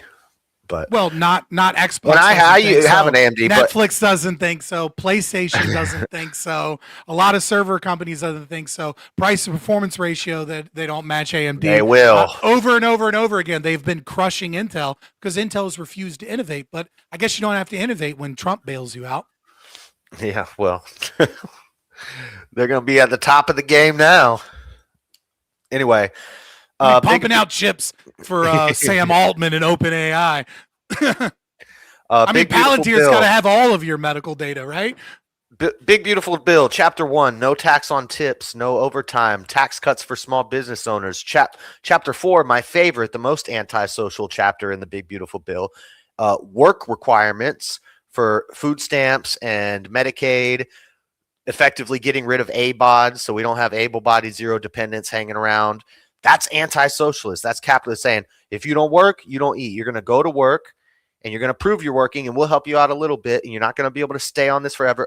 Restrictions to student loans, the amount of student loans people can take. So while Biden is trying to pay off student debt, Trump is restricting the amount of student loans that people can take. I think one of those is more socialist than the other. Sorry, I'm looking up the exact figure. Was it the OBBA? Nobody calls it the One Big Beautiful Bill Act, right? So it raises the national debt by 4.1 trillion. I think it's a really important thing here because you can implement all the tax cuts that you want, and I'm all for tax cuts. Don't get me wrong, right? I fucking love tax cuts, and that is without a doubt not socialism to cut taxes. Right. But when you take this bill as a whole, it also, we also kind of forced in some, other things, but Medicare reform, right. Requirements to work. I'm all for those things. I do think that is a better thing. But when you raise the debt ceiling, right, that's taxation. That's the most meaningful taxation, right? Because if I tax you more or I tax you less, obviously there's the Laffer curve, right? So if you believe that we're overtaxed, which I also do believe we're overtaxed, right? Then you might increase economic productivity and then the state might gain more money in taxation by taxing less, right? Because there's more economic transactions to tax. But at the end of the day, if you're increasing the debt ceiling, then what you are doing is you are increasing our taxes. All of these tax cuts are essentially meaningless if you are not doing something about the national debt, because it doesn't matter if, we have if the Federal Reserve steps in and does some form of like economic stimulus or does like an increase in the money supply, which you're not even tracking the M2 supply anymore, or does quantitative easing and buys up assets and increases the price of homes like they did under the Obama administration, right? If you're not actually if you're going to raise how much debt we can go into, then that is a tax increase. The One Big Beautiful Bill Act or the Big Beautiful Bill is a tax increase, period. Not if we can recoup those through tariffs. Which is what? If we can increase? recoup those losses through tariffs, we can reduce the taxes, tariff foreign goods, and thereby reducing the national debt without raising the taxes on the people. That's the plan. That's what he's doing. Okay, but tariffs are a tax. So you're saying actually it's not a tax increase if we can tax elsewhere. Yeah, it's a tax on American citizens. Yeah, it's the largest tax increase in my lifetime, which is a tariff is not a tax on it's a tax. So on he's increased taxes more than any other president in the last 33 years, and he's increased the deficit more than any other president in the last 33 years. You're playing fast and loose with increased taxes. You're saying because he increased our debt, he somehow inherently increased taxes. Yeah, I'm not playing fast and loose. It's a really important economic thing to understand that taxation isn't necessarily like if your property taxes go up, you feel that in the immediacy. But if the property taxes don't go up and the government spends more money, then it has to get that money from somewhere. And so that money means maybe it came from tariffs, maybe it came from inflation, maybe it came from somebody else's property taxes going up, something. But money is coming out of the economy and being taxed if the government is spending it. So increasing the debt ceiling and giving permission for more debt to incur is a tax increase, without a doubt. The money's coming from somewhere, and as you just so pointed out, well, it's going to come. The plan is for that money to come from those other new taxes he created, this whole new industry of taxation and this whole external revenue service. And he promised he was going to downscale the IRS, and it turns out he's reneging on that entire thing and is hiring more IRS employees because he's not downscaling the IRS. He just increased the amount of employees that are and people that are involved in our day-to-day life and has created an entirely new institution to tax us. One of the major reasons why he's the most socialist president. Well, shoot, what else? We're almost out of time. The 40 and 50-year mortgage proposal is just something he flew out there. He hasn't done that. I hope it's a meme. Yeah, I hope it's a meme. For the time being, it's irrelevant because he hasn't done it yet. And actually, Biden has been more compared to FDR than Trump ever was. His infrastructure bill and his Inflation Reduction Act were both compared to FDR. The only reason Trump is compared is because he says he wants to do another term and the COVID versus the Great Depression thing. But shoot, you got anything last to say? Obama's the most socialist. we have 5 minutes. We didn't even get into the don't ask, don't tell, and all the LGBT stuff. I think that's socialist. My definition. I think it's socialist inspired. I will agree with you that that's socialist inspired. But if you talk to a communist, they won't agree. Sorry, I didn't have that muted. I usually have the alarm part muted. We gotta wake up. Work. I'm gonna say here, so that wraps up the hour of open floor. But what we've been doing recently is because like the conversation still feels like there may be some iron left to sharpen. So just keeping in mind, we still have to do the 30-minute Q&A. Would you both be open to another 30 minutes of open floor to finish off the last of the arguments, or are you guys good there? I feel like I'm good. I feel like I made my point. I don't need another 30 I like minutes. the open and panel.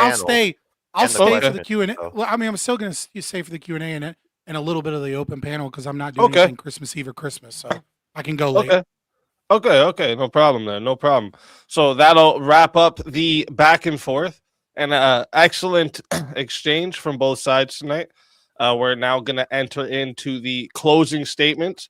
And a quick reminder for you guys in the chat, okay? The Q&A is there for you guys to put your questions in.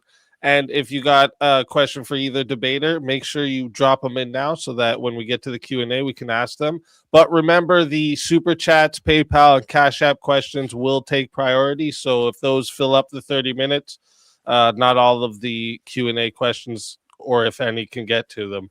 So if you want it guaranteed to be asked, make sure you send it through one of the priority options. And with that being said, we'll move into the closing statements.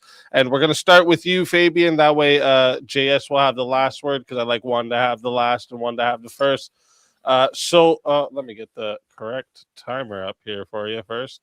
Whenever you are ready, I will start the timer up with your voice. Yeah. So in summation, I think that Socialism has to be clearly defined, and it is difficult to clearly define socialism because the main popularization of it, put it into a Hegelian framework that is anti-truth. And so it becomes very difficult to define something that is based upon a philosophy that is against definitions, against reality, and against truth. But that's why I put forward that broader definition, and the motivation behind it in this argumentation throughout this. I still think I remain unconvinced that because the policies are for the nation's people, that this is somehow not socialist. Marx, as I said in my opening, Marx and Engels both supported nationalism in both Ireland and in Poland because they believed that was a socialist movement away from certain powers. And so even though they were against nationalism, they were for nationalism in those industries, so long as it was a means of subverting capitalism. And I gave tons and tons of examples of why I think Trump is obviously a socialist, engaged in many socialist policies, from the largest tax increases of anybody in the last 33 years, from shutting down, I'm not going to blame him for the lockdowns, but he certainly incentivized it with Operation Warp Speed and with, CARES and with the PP loan scandals. And much of the inflation and the grocery store prices that you're facing now are directly tied to Trump, in combination with Biden, obviously. That, nationalization of Intel and, getting rid of, the free market economy and that, and going, attacking AMD and Nvidia's ability to, sell their products, in the name of national security, the golden share rule in Nippon, and having veto power over, capitalist industry to protect American jobs and American interests. Over and over and over again, Donald Trump has shown that he's engaged in policies that, if they were done by a Democrat, every single Republican on Twitter would be losing their shit, calling them a communist red. Right? If Kamala Harris was elected president instead of Trump, and she nationalized 10% of AMD and Intel, and she put on export taxes, and she created the largest tax increase in the last, in my lifetime, people would be losing their fucking minds. If she came out and she threatened Walmart and Amazon with price controls, people would be losing their fucking minds. But because Trump has a cult of personality and he's a nationalist, and because the right wing, unfortunately, is slowly embracing socialism, Trump gets a pass, and he gets treated like he's not a giant socialist and a giant problem. Now, I brought up the 50-year mortgage thing.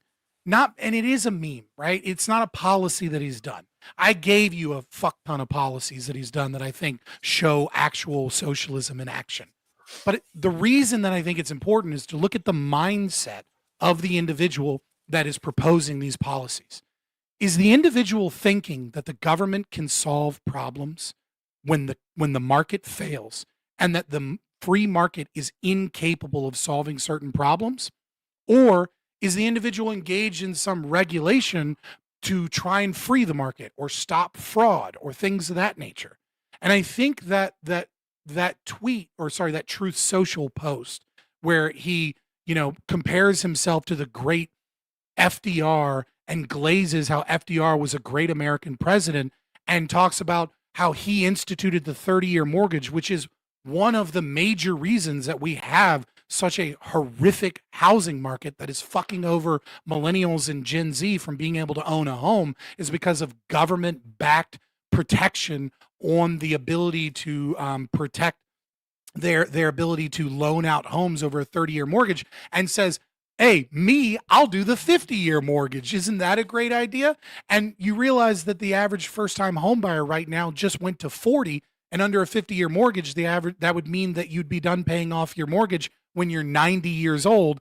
Now you can pass it on to your kids, and your house needs $20,000 of work. Congratulations, that's generational debt. And so I think it speaks to his mindset about why he's enacting these policies. He's doing it because it's popular, and socialism is becoming popular. Look at New York and Zoran Mamdani. Look at all of these people. He is a populist president, and by virtue of that, he is clutching on to socialism. And that's why he's the most socialist president in the last 33 years. All right. Thank you for that closing statement. And with that, we're going to hand the mic over to JS. Whenever you are ready for your closing statement, I will start the timer up with your voice. All right. Thanks again, Scott. This was fun. I'm kind of out of my league here. You're like an economics expert, and I had to do a lot of cramming for this debate, but it was fun. I liked it. I'm just gonna reiterate again why Obama was the most socialist president. The Affordable Care Act, the biggest move towards socialized medicine. He was praised by the International Review, the International Socialist Review. Obama was praised for doing that. The Dodd-Frank thing made them less competitive with foreign countries, and it restricted how these banks and mortgage lenders and all these things could do what they want to do. He did more restrictions, whereas Trump was cutting red tape and getting rid of restrictions. Obama was increasing them. The auto bailout, $800 billion to bail out companies who screwed up, is more socialist than $2.2 trillion in stimulus because of a pandemic where people are losing their minds and they're not going to go to work. So again, maybe Trump has done some things that lead socialist, because I agree with you. He is a populist and socialism is becoming popular. Everybody wants free healthcare. Everybody wants free school. And he might do things that tend that way, but other presidents have done it more. Obama's auto bails, they had a task force that was involved in the day-to-day operations of these auto companies. They pushed CAF, corporate average fuel economies, GHG, greenhouse gas emission regulations. Obama ended Don't Ask, Don't Tell. He stopped the defense for the Defense of Marriage Act, basically gay marriage. He started all that. And that's a lot of the socialism we didn't get into, is not just the economic socialist, but the social socialism, like the social things we see. And I believe Obama and Biden were way more influential on that stuff than Trump. That's when we saw BLM come up, all these things. And maybe Biden did some of it worse, but like I said in my opening, he was just continuing what Obama started. And he was auto pinning all his documents. He didn't even know what he was doing. So that's why I say Obama was more socialist. Obama did the Hate Crimes Prevention Act. And I think I already said this, his stimulus. Yeah, I already said that. But so Trump, not a socialist. Trump getting involved in Intel, again, that's using government grant money to do what he promised voters that he would do, which is to bring chip manufacturing to America. So he got behind a company and he invested in them, and we're going to profit off of that. So it's a good investment. He did not get interact with Harley Davidson or Walmart. He just threatened them. He threatened Walmart. He said, he didn't even threaten them. He just said, I'm going to be watching and you're going to eat the cost, Walmart, of the tariffs. I'm going to be watching you. He didn't actually do anything. And Walmart has been keeping prices, at least compared to Biden, way down. So what else? Do I have anything else?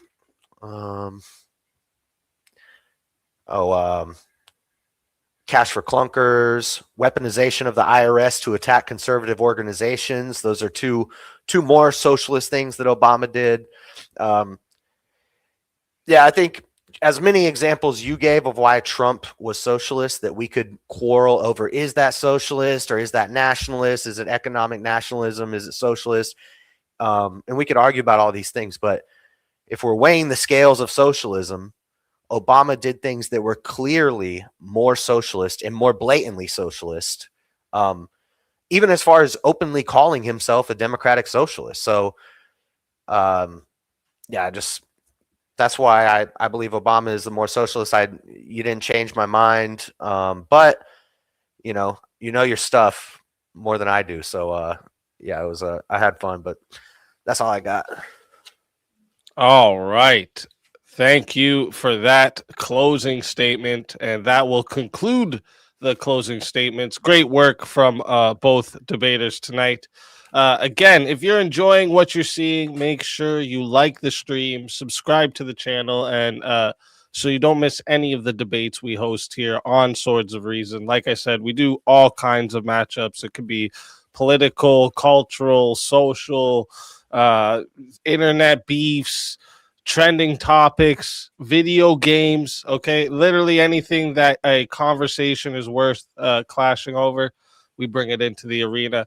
And also, don't forget to subscribe to both of tonight's debaters as well. Their links are in the description. And whether you agreed or disagreed, okay, it takes more than you know to come in front of a live audience and do all of this. So make sure you show them support for stepping into the arena and sharpening some iron tonight. All right. Before I start the timer for the chat Q&A, I always like to ask a question or two for each side based on things I've heard. Either it'll be something like I want clarified, or points maybe I think got kind of passed, or things like this, right? So once those questions are done, we'll begin the 30-minute Q&A from the chat. So first one will be, we'll start on the negative side, because last night I started on the positive. So I think you've answered this, right? But so in the last 33 years, would you argue, or who, sorry, would you argue was more socialist than Trump? And then what policies make that case stronger than things like the COVID spending, Trump's tariffs, things like this that were mentioned? The question's for me. Yeah. It's Obama, and it's And like, what would you say the policy that makes that case stronger than Trump's policies? his Affordable Care Act, Obamacare, first and foremost, and then the bank bailouts, the auto bailouts, and then the social policy that he had, like he pushed socialist policies, which is like Marxist policies, like equity, diversity, equity, and inclusion, egalitarianism, feminist policies, gay policies, LGBT policies. Those are all the reasons I think he's far more socialist than Trump. All right. And did you have anything to answer for that, Fabian? Well, I would just say that, like, the problem is that if we understand socialism as the movement of history through time from the Marxian perspective, right, doing a little bit of an internal critique here, then we understand that it's a continuum. And so if Trump doesn't do anything as the current president, or does very little to undo those policies, then, you know, like maybe you have, like with the AC, what about culturally? Culturally?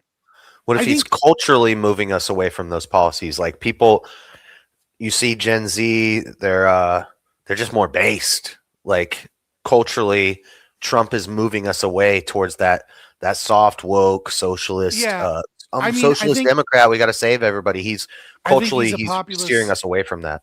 I think he's a populist that sometimes says base stuff, and like people are excited that he'll call a reporter piggy or whatever, right? But and, you know, it's funny, you know what I mean? But let's go. Right. The problem is like, so when we look at polling from Gen Z, right? There was a poll that came out that like CNN completely couldn't understand. It was really funny because it showed that a large portion of Gen Z white men supported Trump in 2024. And now his approval rating with Gen Z white men is completely tanked. Gen Z white men do not support Trump overwhelmingly.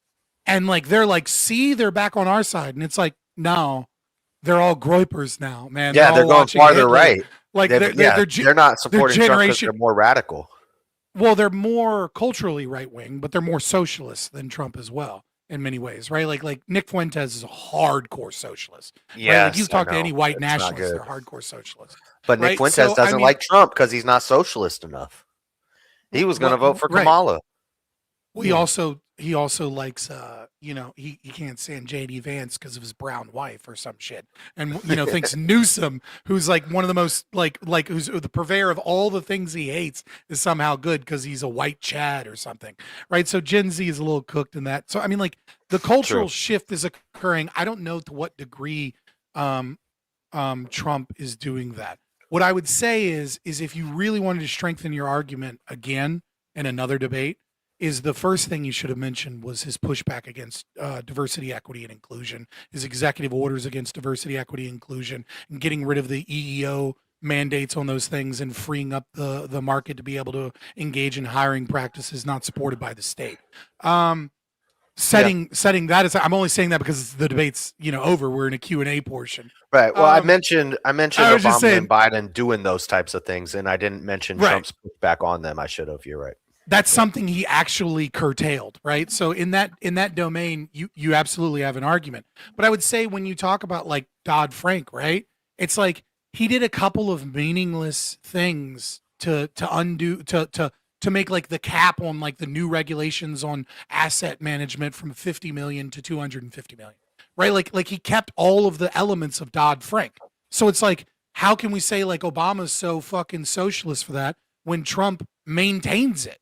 Right. That's the problem, is that we have this continuum. And so if we don't have a guy that comes in and destroys all the shit that the last guy did, but instead goes like, oh, I'll clean it up a little bit, and then does shit like take on Nippon and, take Intel shares and does other socialist shit, then like by definition, he has to be more socialist than Obama because he's maintaining most of the socialism that you're arguing makes him more socialist are also essentially Trump policies if he doesn't do everything he can to fight against them.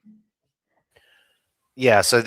And this is kind of where I thought you might go with this, is that for example, if 1 year we give welfare to 100 million people, and then every year we give it to 10 million more people, you could say whoever's the most current president is the most socialist because they're giving out the most welfare to the most number of people.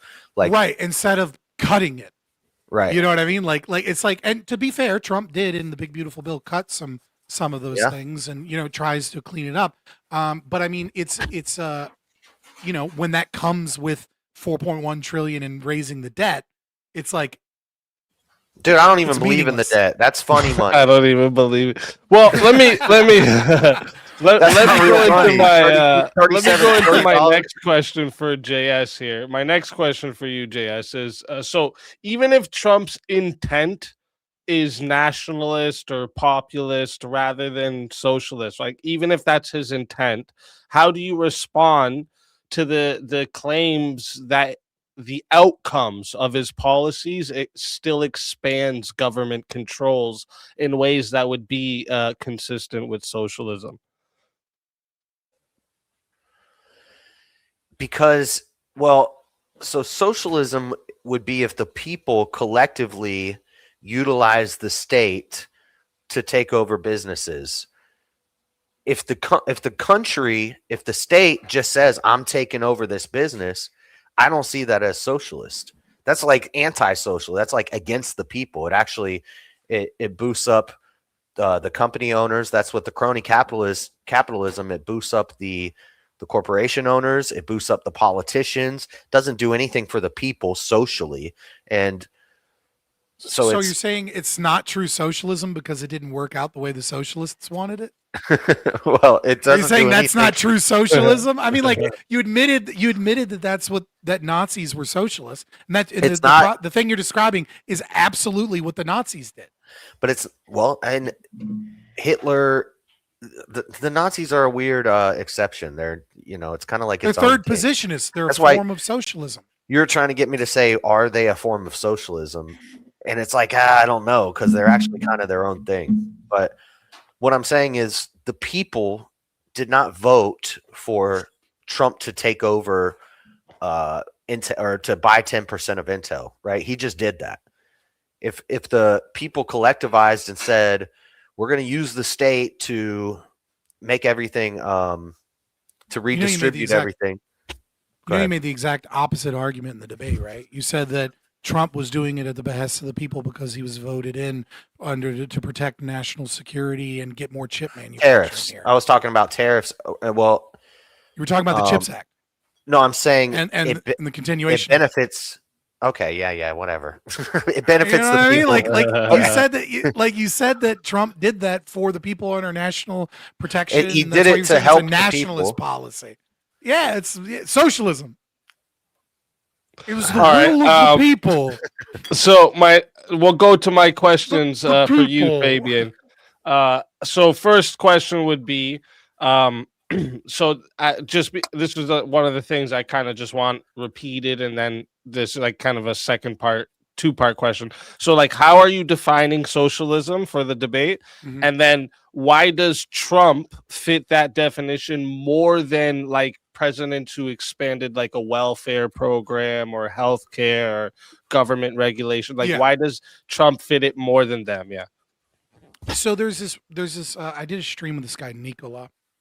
Great stream. Hopefully he cleans up the presentation a little bit. But he has this theory called arrow of regression, and it's a libertarian analysis of how a government is moving either towards capitalism or towards socialism. And essentially, the argument is that if the motivation behind the policy is that the government can fix problems in a way that the market can't, then you are promoting and promulgating a philosophy of socialism. And if the motivation behind the governmental policy is that the government shouldn't step in and that the market has the capacity to solve these problems and that we should unregulate and unleash the market to fix problems, then you're moving in an asymptote towards capitalism.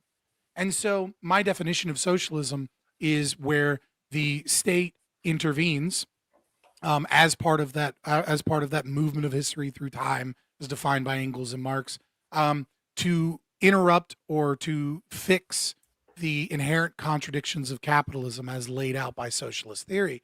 And so when the reason that Trump is more so is two-part. One part, it's that continuum argument I made, right? Where you're continuing many of the socialist policies of the previous administrations. And the second is further action that is designed for the people to protect them from the failures of the free market or globalism or, like whatever capitalist measure this is. And this includes all of those things like, getting Intel, bullying AMD and NVIDIA or going after Walmart and Amazon. And it's like, when he uses the authority of the state to bully Walmart and then the CEO steps down and a new guy comes in that's going to be a little better behaved. It's like, yeah, it's socialism.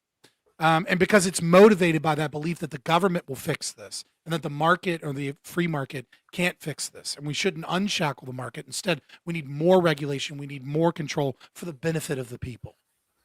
So Trump said some mean words to Walmart and the CEO voluntarily stepped down.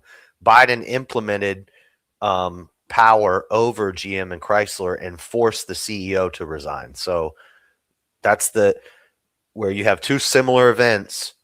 One's more socialist than the other, and it's Obama. Yeah, but Obama never nationalized any industry.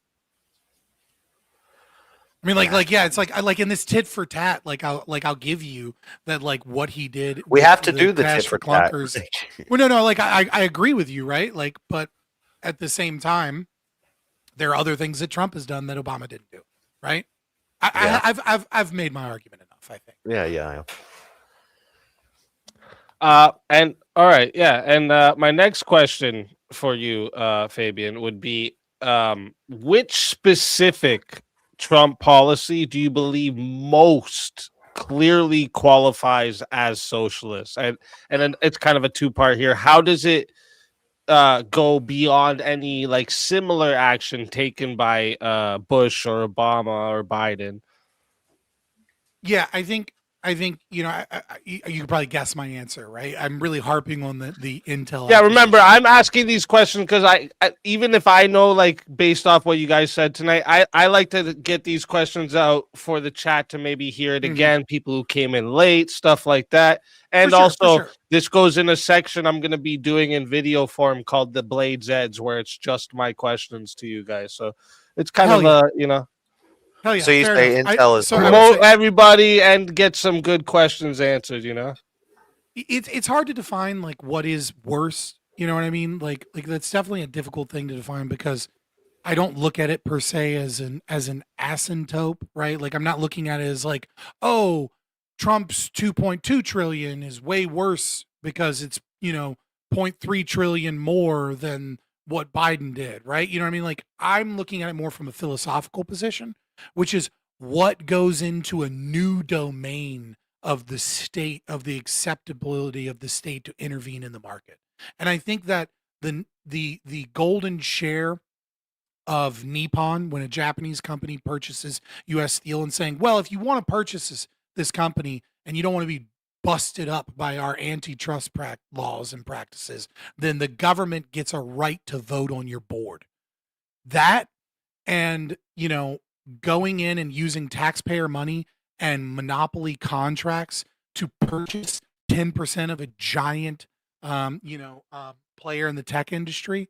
I think those two things philosophically are far more than like bailouts, stimulus, welfare. Those things they're horrible. And like every president seems to want to do more and more of it. But I think those things philosophically go towards a new place that we just let the president go. Actually, you know what? This company is the American company. Fuck your competitors. We're going to give them a monopoly, at least in these government contracts, and we're going to own some of you. That's like one step away from Stalin just saying, why doesn't America control all of this industry? All right. Did you have anything for that, Jazz? No, I'm good. Okay. All right. So we'll move into the chat Q&A. Chat, you can still get super chats in if you want, and I don't see too many questions here. So if you guys want to get them in the actual Q&A, put them in there too, because we can get to those. So let's start the timer up here, and let me see here. We got a bunch of new members. All right, so shout out to all the new members. Okay, you got a new member on your side as well, JS. So yeah, shout out to all the new members. Shout out Not Voltaire, let's go. That's what's up. That's what's up. First one comes in, Prince of Dogs, just $5 show support. Appreciate that, Prince of Dogs. You a real one. All right. We got here on JS's side, $10 comes in. Looking sharp this evening. Can't go wrong with bacon and red. Let's fucking go. Let's fucking go. I had to make up for my lack of knowledge on economics. Wear the to look smart. I get it. If you wanna look like an econ fucking Chad for whatever fucking reason, you gotta go bow tie. I don't know what it is about the econ boys, but they love a fucking bow tie. I've never worn a bow tie. I don't think I can pull it off. Sure you can. The best I can do for you right now is a flannel, all right? But we'll put on a button up. I'm sorry. It's hot under these studio lights, you know. It's true though. The lights make it hot, man. It's crazy. Bro, that's the one thing nobody talks about. That it's like they're like 5 hours and you have a little headache. Why? Fucking studio lights, dog. Yeah, like, exactly. Gifted 5 memberships from Prince of Dogs. Shout out to you. Thank you very much. $5 comes in from Prince of Dogs. God bless and Merry Christmas, Easy. You're the best. You're the best, Dogs. I appreciate that big time. A lot of dog support coming in. Here we go. $2 coming in. $5 from Prince of Dogs. So send those super chats in. Let's rock that goal. I appreciate that, Prince of Dogs. Then we got Premonition. $5 says, love to the family. Merry Christmas. Wish I had more to share. Every dollar is appreciated. Thank you so much. It all helps and it's greatly appreciated. So thank you very much. Prince of Dogs coming in with another 5, another 2. Legend. Trench Deacon come in, said, who is winning, chat? Catch me up to speed. What do you guys think? Who's winning? I'll let chat decide. Fair enough. Oh, I was muted. I was saying, of course I won. Guys, come on. I read it in Donald Trump's book. As a true socialist, you know, I will appeal to the will of the people. That's what's up. Prince of Dogs coming in with 2 and then a 5 saying 10 more, and then another 5 saying 12 minutes left for the goal, and then slapping in with 2, 2, 2. Lord Random says 6 more for It's $5. just working They're off all the just tape. hitting the goal here. They're all just hitting the goal, just showing some support. You guys are amazing. Get your questions in the Q&A because we're flying through these. Right? Sempiternal, I like that name. It was a good. Yeah, Bring Me the Sempiternal Horizon. Chaos with the $2. Thank you That's a very great. much. I don't care what everybody else says. That was a good album by Bring Me the Horizon. People shit on it too much. Yeah, you got a rep in the chat over here. Prince of Dogs for another 2. Let's go. Lord Random Person, cheers for $5. Thank you very much, Lord Random Person. Prince of Dogs says nothing for 5. Another nothing for 2. Thank you guys so much. I appreciate the support huge. I think they were actually just trying to get to the goal, and I think they got one short. I think they just missed the time. You guys are amazing still, though. All right, I still counted in my books. All right, that's all right. That YouTube doesn't. I still do. Extra couple seconds. That's okay. But that is it for super chat. So let me move over here to the actual Q&A here. And chat, we only have 3 questions here in the Q&A. So make sure you guys throw some questions in here. Yeah, dude, question the for 23rd is Fabian. a rough day, man. It's yeah, I get like it. you know what I mean. Like I know you guys. I just want to say thank you to both of you guys for rescheduling. I have a connective tissue disorder and mast cell activation syndrome. So when I get like a cold or a flu with like a autoimmune disease, I get fucked. And I appreciate you guys both being just like, oh, whatever, we'll reschedule. And like rescheduling to today is a rough day to stream. So maybe you guys took a little bit of a financial cut because of that. So I appreciate it. I do. Real life always comes first. I understand it, and I'm sure JS understands that too, you know. And actually my wife's the same way. When she gets sick, she gets really sick because of what she has too. So yeah, it's I understand it. I don't know if you can tell, I'm sick today. Like I'm stuffy and That's what I thought. I thought you sounded when chat says I win, he's gonna be like, actually, I was a little under the weather. He got to reschedule and I didn't. No, but I was sore all day today and stuffy. I don't have a fever, but I'm maybe from traveling. I'm traveling, sick. Dude. I swear, every time, everyone I just hate being around people's germs, dude. Because like every time I travel, I get I have 2 toddlers. It's yeah. I'm always the germs they bring because of the kids too. But yeah, traveling, it's the worst, man. I don't get it. It's like keep your germs to yourself. Question in from Teriak from the chat says, question for Fabian. So America is National Socialist? Are we Schnazis?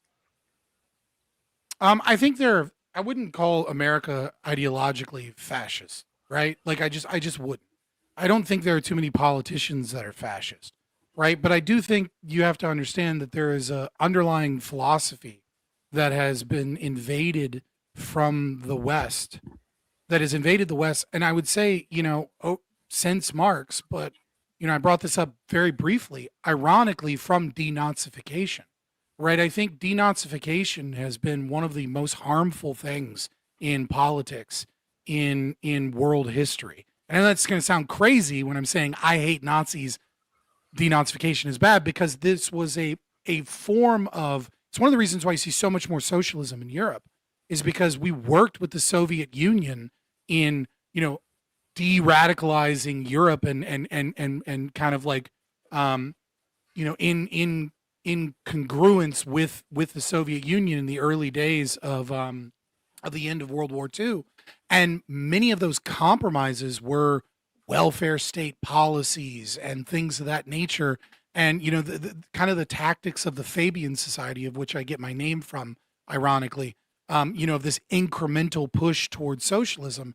And there's this pervasiveness that has occurred philosophically where we have gotten away from Aristotelian logic and formal logic, and some of that via Thomas Aquinas that was enshrined in the philosophy of Christianity, as we've lost Christianity as well, where logos, the concept of truth, the concept of getting rid of contradictions, and our education system has been infiltrated from people from Frankfurt. And so the underlying philosophy of the West has been one now for so long of consequentialism and of this trade-off philosophy, and it's not been girded in logic.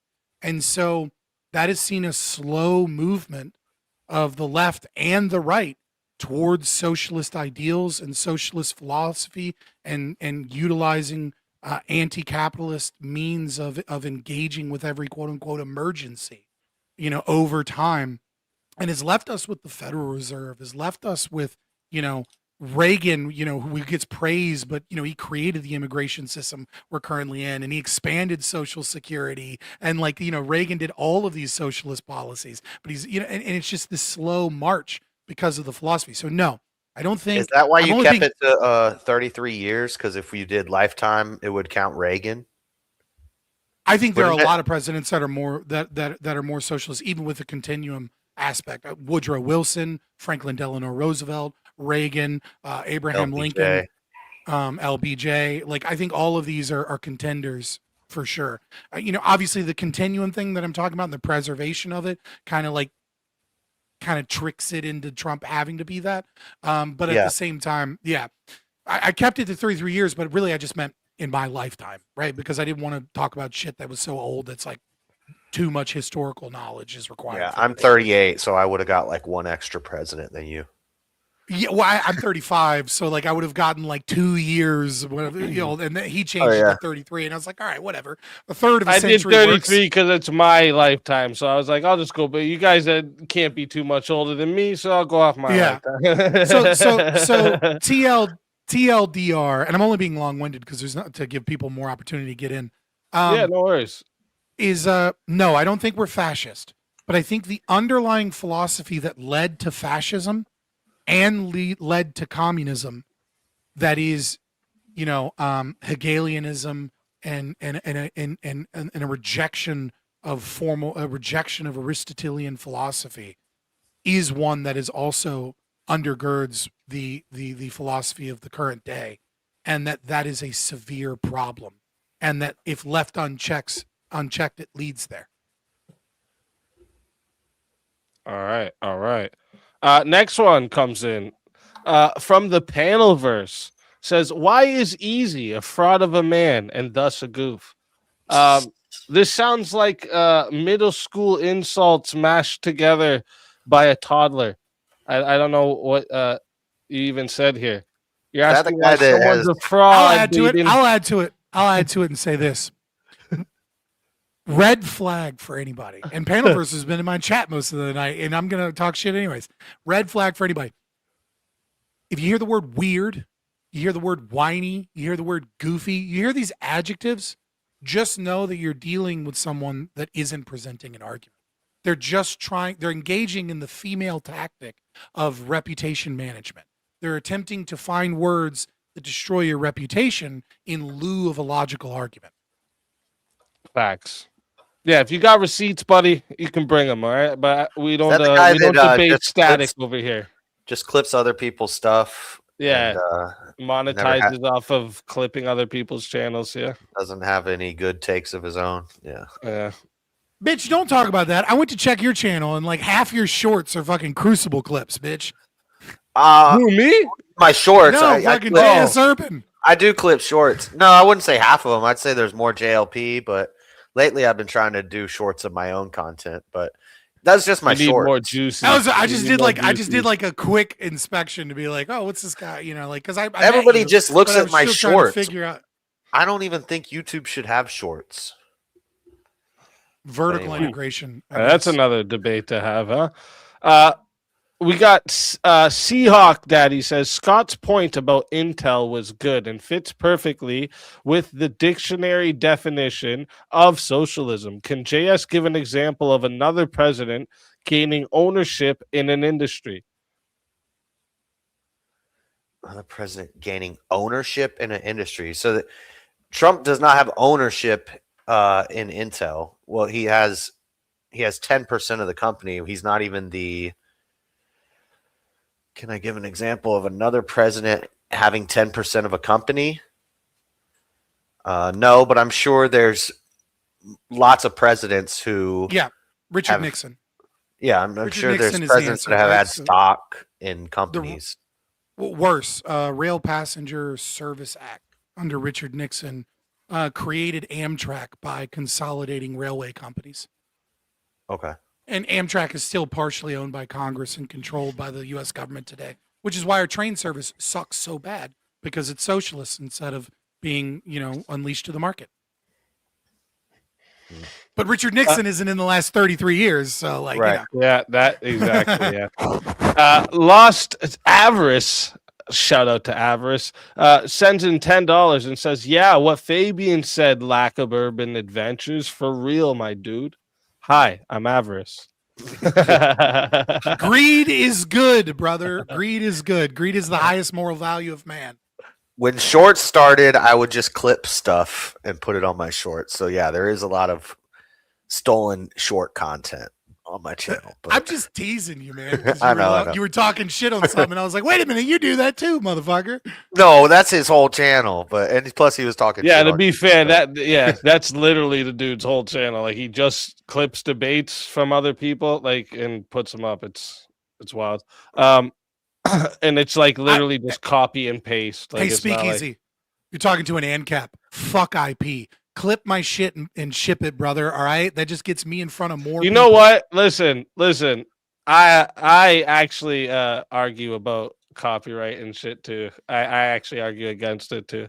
Maybe one day in the future we'll talk about that because I think fuck. Yeah, fuck I don't think he copyright. should get sued. I just think I think Clip it and patents ship and it, all boys. that are You're fucking stupid. amazing. You know what I'm saying? I love you for clipping my shit and getting it out to more people. Yeah, I always say people can monetize off of clipping me. Yeah, for sure. But I do understand why it's other people look at it as just stealing. But the next question comes in from Rev Russ says, "Do bailouts, tariffs, and industrial favoritism qualify as socialism if they benefit the corporations rather than workers?" Absolutely. Because I think they wouldn't qualify as socialism to the socialist, right? But that's where you always get that argument. Well, that wasn't real socialism. What I would say is that, the Marxist analysis of history is mostly correct, but it's based upon a horrific philosophy, right? It is true that the capitalists in power utilize the state to gain favoritism and things of that nature. And so when you state like corporations love regulations, Facebook loves regulations, right? Meta, right? Google loves regulations. Walmart loves regulations because they have economies of scale and because they have a bunch of lobbyists that can make sure that the regulations that are supposed to regulate them do regulate them, but they're more impactful against their competitors that are smaller companies, right? So they love socialist regulations. I would say that it's not in the vision of what the socialist wants, but it is indeed, because it's the natural consequence of socialism is consolidation of the wealthy elite and more power for large corporations, and unless there's a full-blown revolution, and then they just become, Stalin's or Mao's friends that are the ones that are in power. And Bakunin saw this, as a contemporary of Marx and critiqued him, who was the father of anarcho-syndicalism, which, of course, was the other form of socialism that eventually became fascism. All right. Next one comes in from Lord Random Person says, "Did you know Chuck Norris was the fourth wise man? He gave Jesus the gift of nerd." Or wait, is that neared? Gift of Neared? Is that supposed to say beard? I think it The was gift supposed of to say beard? beard. Yeah, because B and All I N is know, right yeah. next to each other. All I Yeah. know is that Chuck Norris doesn't do push-ups. When he does them, he pushes the world down. Yeah. I heard that too. Bass guitar comes in. Question for both. Isn't mercantilist a better descriptor for Trump's economic policies than either socialist or capitalist? No, Mercantilist? I don't know. mercantilism is the system of economics that was really popular in Europe before the creation of corporations. I mean, obviously you have a couple corporations, but right before, like, you have the British East India Company and things like that. The problem with trying to compare that to now is that mercantilism was based upon hoarding commodity currency, right? So you're hoarding gold, and you're doing everything you can to make sure that the supply of the gold that you have is restricted within the within the you're the like the nation's economy, and that you're trying to make sure that that's like restrictive even to the nobility, because the idea of if the coffers swell from taxation and grow, and the commodity is an inflationary asset, right? It's not depreciating in value like fiat currency via inflation, but rather it is gaining value over time. Then, like, if population's increasing, et cetera, like, these are bad. Mercantilism sucks. But regardless, you have a commodity currency and you're trying to maintain that currency as a means of like flexing power. And then if you have to go to war, you have a large amount of currency with real value that you can then put towards towards the military and things like that. And you compare that to like America, where the US dollar is functionally backed by OPEC and Saudi Arabia as the reserve currency, so that we can offshoot inflation to other countries because they have to hold US dollars in order to purchase oil. Like, it's just like, I think that it's just too dissimilar because of the changes in the way that we utilize currency.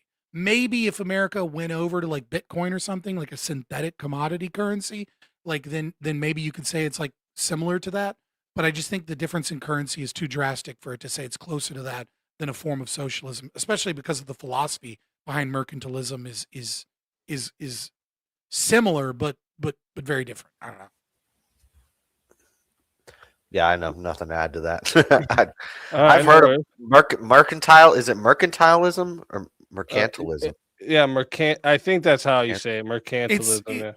It's one of those words that it's going to be. It's one of those words that's going to be different based upon like where you're from. Okay. So I haven't even read basic economics yet, but I think my mom got it for me for Christmas. You mean Thomas Sowell? Yeah. Yeah, I mean that's a Chicago school, but like, You should read it. I'm pretty sure it's under this Christmas tree right now. I've got one. I've got a copy somewhere. I have a hardback. Yeah, it's good. He's no Austrian, but it's still good. all right. And we got another one just came in there from Bricky. Says, what time is JS due at court?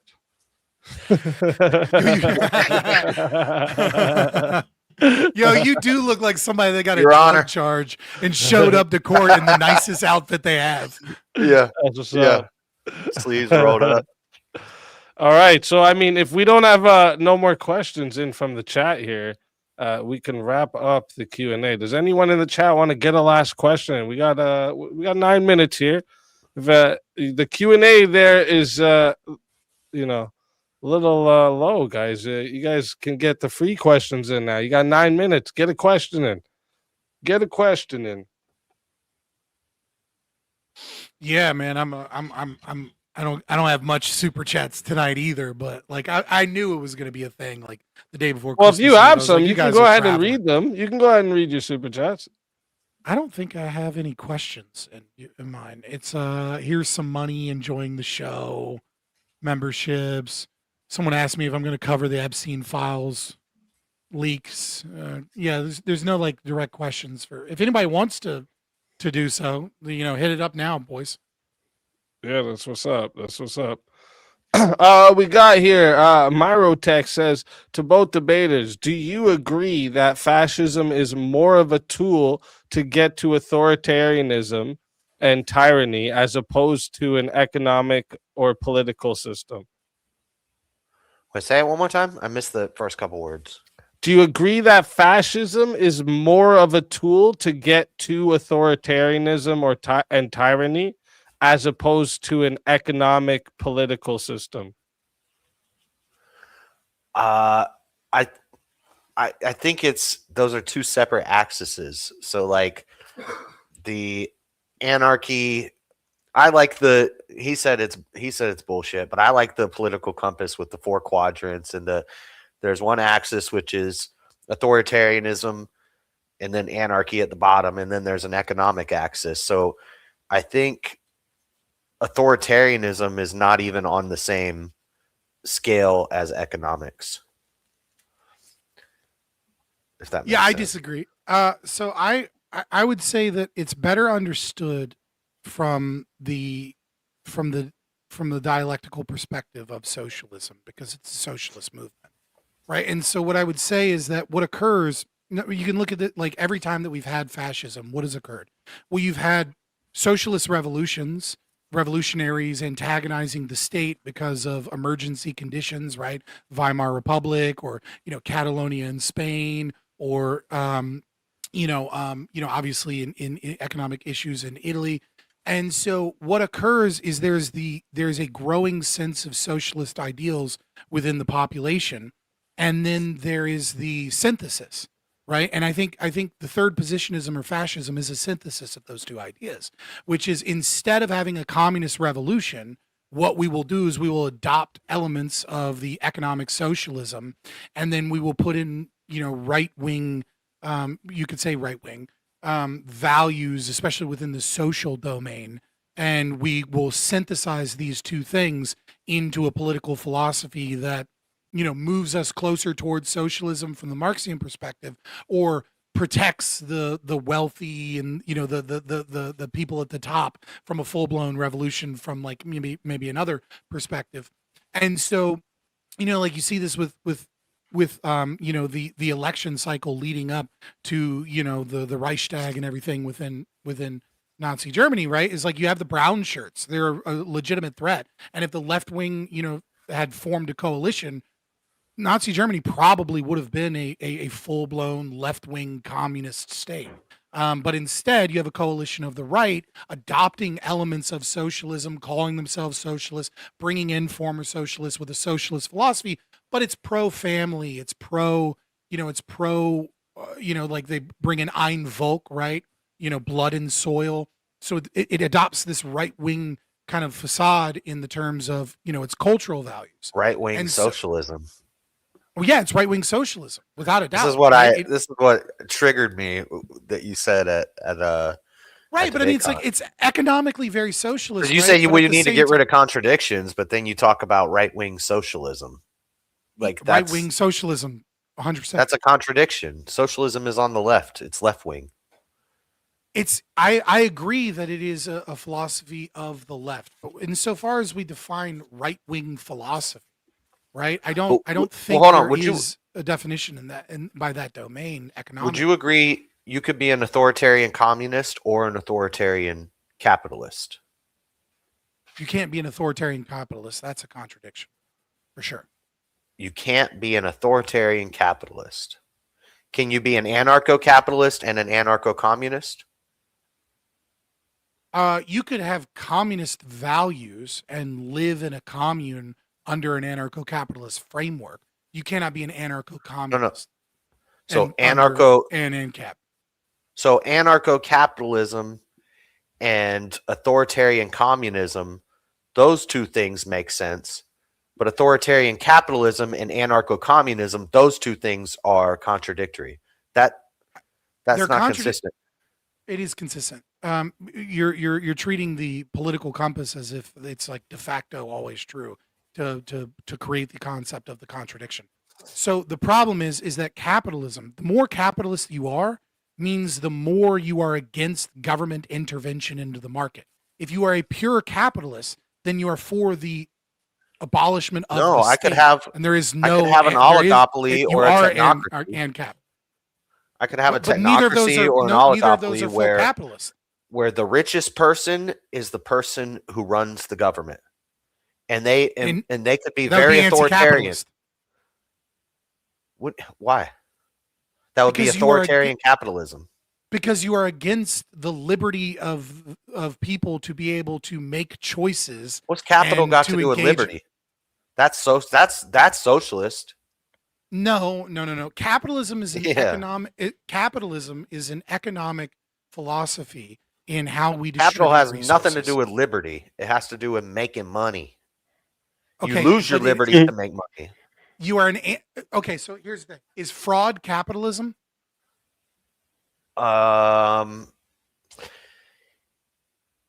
No, it's breaking the. If it's illegal, no, unless you have like some sort of capital system where, I mean, is fraud capitalism? You're making money, totally free market.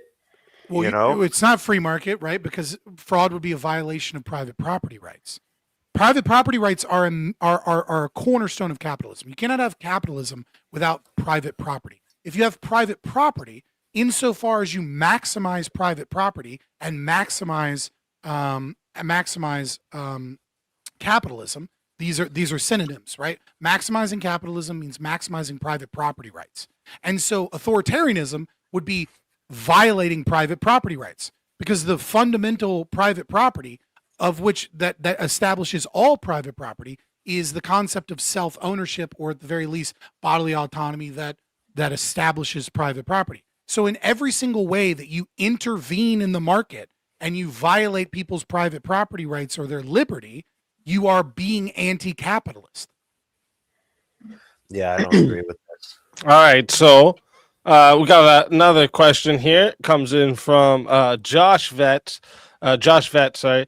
Did the dinosaurs utilize socialism when they built the pyramids? No. Okay. No. Based. I like that. They just chased after leaves. The people just walked with Good leaves in their dinosaurs. hands. I've heard that the pyramids is really just a form of free energy that we haven't figured out yet. We haven't And figured it out. free sounds socialist as fuck to me. So I'm going to go ahead and disagree and say that the dinosaurs were commie reds. That's fucked up. Them fucking commie dinos. Commie dinos.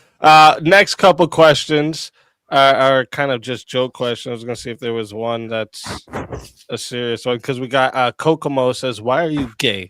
And then Bricky says, "Does Scott play chess or checkers on that shirt?"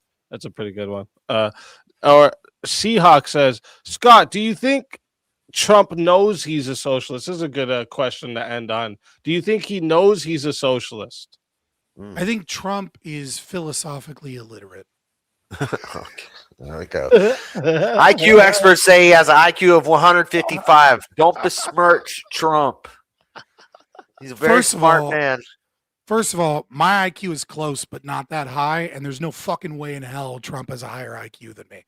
Second of all, IQ, you can have a really high IQ and still be philosophically illiterate. If you don't choose to educate yourself on political philosophy, or especially philosophy, then you're going to be philosophically illiterate no matter how smart you are. I don't think Trump's like a complete idiot. I think sometimes he can be a buffoon. I think that he can sometimes be easily swayed because he's a little So bit you're saying egotistical. he doesn't know that he's a socialist? I think Or that he he's the doesn't most have a good. socialist?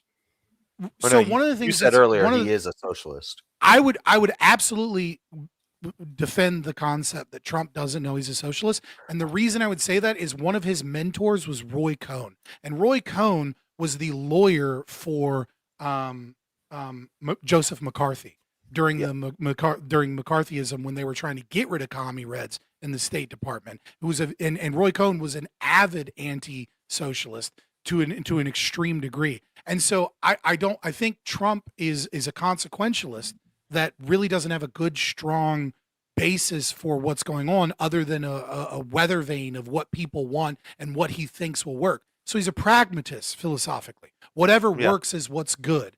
And so pragmatism leads towards socialism, especially when especially when the people become more socialist and when it justifies any action based upon the concept of it working. No, it's less pragmatic to give welfare to people and to take money from taxpayers and redistribute it. That's less pragmatic than people going to work and making money and paying for their own shit. I think you're talking about. I think you're talking about the consequences of an action and whether or not you believe it's pragmatic versus the philosophy of pragmatism. Pragmatism is what's practical, the practical thing to do. The practical thing to do is not to take all the money from the people and redistribute it. The practical thing to do is for people to go to work and make money and pay for stuff. But you're not dealing with what is before that, right? pragmatism you're right, but the thing is that pragmatism as a philosophy that is embodied by most politicians, to be honest, is a philosophy that whatever we can try this thing, we can do this thing, we can just do things, right?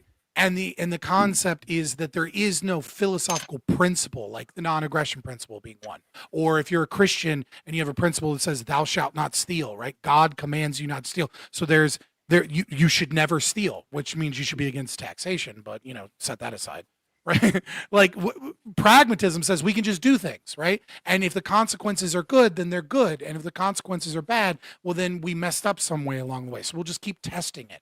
And so it's very much a philosophy of it's very left-wing philosophy in the sense of it, like oh God, no, I can't think of the philosopher from the Frankfurt School who wrote, oh my God, the tolerance book. What the fuck? Regardless, the thing that's important to recognize is what I'm saying is I think Trump doesn't realize he's a socialist because he doesn't have a strong sense of what socialism actually is, or what capitalism actually is, or what philosophical principles. So your answer is no. That. He doesn't know he's socialist.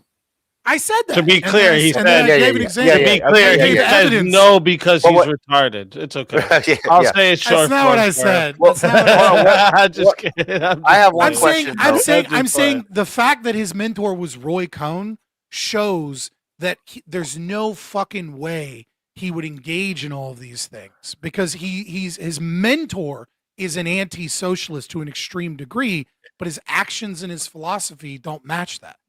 I have one quick question. Who is the most capitalist president ever, or in the last 33 years? Ever is probably Calvin Coolidge. In the last 33 years, though, Calvin Coolidge did make one mistake, which is that he was a philosophy of like, if it's already in the government, then I'm just going to let it go. And so he actually extended the Federal Reserve. Big mistake. Huge mistake. But for the most part, he was fairly capitalist. He saved us from a depression by going after Congress for manipulation of silver. He was a very laissez-faire capitalist.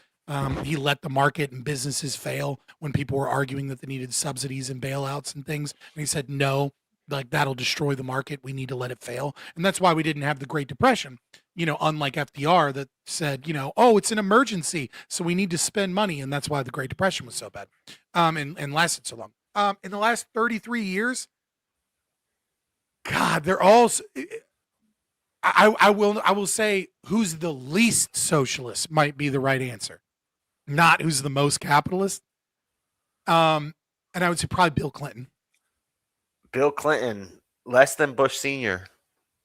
Bill Clinton repealed Glass-Steagall Act. Bill Clinton worked with Newt Gingrich on welfare reform to an extreme degree. Bill Clinton, he did build some border wall, which people would say is a good thing on the right, but I would say it's. I'm not a fan of AI, but in prep for this, I just asked Grok. I was like, "Can you rank presidents in the last 33 years of who's the most and the least socialist?" Grok said Obama was 8 out of 10, Biden was 7 out of 10, Clinton was, I think, 4 out of 10, and then Bush Sr., Trump, and Bush Jr. were all like 3 out of 10. That's 10 being the most socialist. That's just what Grok says. I'm doing, again, I kind of do it from a position of philosophy. And so I think the repeal of the Glass-Steagall Act is a huge one for Bill Clinton. Bill Clinton also left without what was it, like less than $1 trillion in debt? It was like a couple $100 billion, and he was like the only president, I think, in this term in the last 33 years that actually balanced his budget and didn't increase deficit spending. Right. So it's like, but I think I'd probably give him more credit than Grok is giving him on the repeal of Glass-Steagall. Fucking Grok. And we got one last super chat that came in. W to Speak and team, loving the debates. Merry Christmas to all. God bless. Merry Christmas to you as well, Mo. And yeah, I'm glad you've been loving the debates, and we got lots coming. The new year is already the starting of the year, getting filled up with lots of crazy content, so including great debates. So yeah, be ready for that. But thank you all. And that right there, okay, is gonna wrap up the Q&A for tonight. Again, thank you to everyone here for all the questions, the engagement, the support. Seriously, this is again, I can't explain how much I'm thankful for it, first off. And this is what allows me to keep bringing you all these debates, and the entire Swords of Reason experience week after week has been big time because of you guys. So I appreciate every single one of you. And of course, huge thank you to another big part of it, our debaters, for stepping into the arena tonight. Again, whether you agree or disagree, make sure you're going to sub up to both of them, because it takes a lot more than you guys know to come out here in front of a live audience and do this all. Just to be quick before we move on, you guys are both planning to stay for the after panel? I mean, for a minute, you know what I mean? I'm not going to like stay until we small. Oh yeah, you don't have to stay the whole time. No. Just wondering if you're going to stay at all. That's all. I'll probably I'll be stay for a little while in case someone wants to grill me on something or something, you know, like they're like fucking putting in a super chat. I want to yell at this guy for a second. I'll be like, all right, whatever. When the intro ends, I'll probably won't be back at the chair yet, because I'm gonna go have a cigarette and stuff. But no problem. That's no problem. That's no problem. But I will be back. Okay, perfect. So here's what's happening next. We're gonna roll the debate outro song and video. It's gonna run for about like 4 minutes. Gives everyone time to use the washroom, grab a drink, stretch your legs, whatever you got to do before the Chaos and Chill open panel begins. During the outro, I'll drop a link in the chat for anyone who wants to join, open the open panel, test your ideas, continue the conversation, grill any of the debaters, anything like this. Just make sure you remember, all right, if you're going to try and come up to spurg over everyone, start trolling, trying to bring personal dramas, any of this, you're just going to get muted and then booted really quickly. So think ahead with that idea and just quit. All right.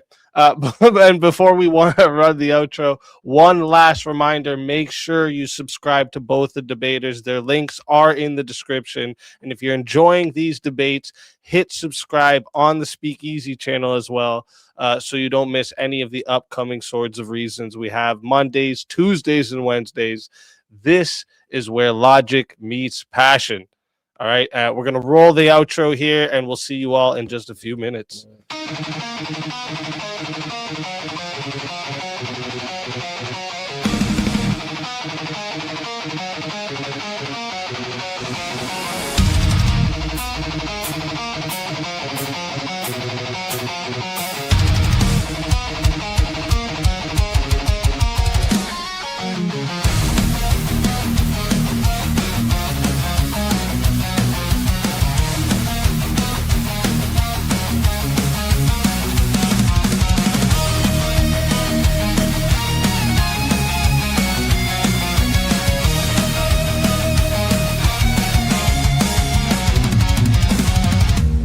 Into the circle where the echoes collide.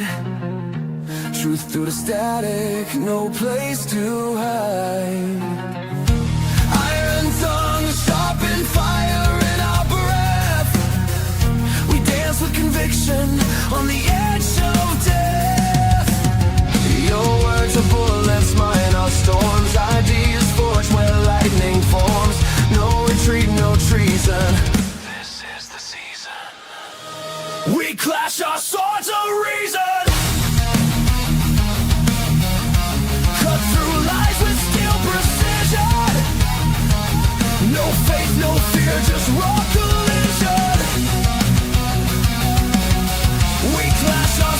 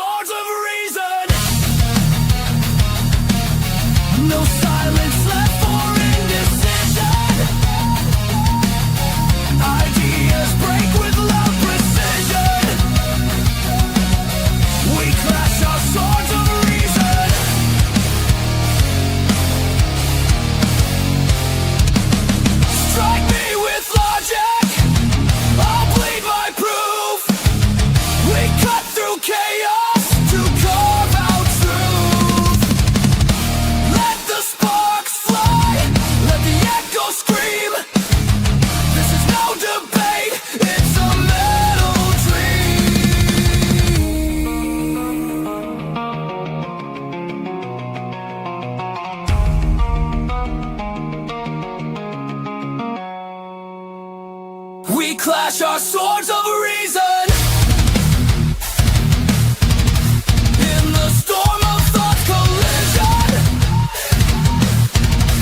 Forged in fire, pure precision. We clash our swords of reason. Reason bleeds but never dies.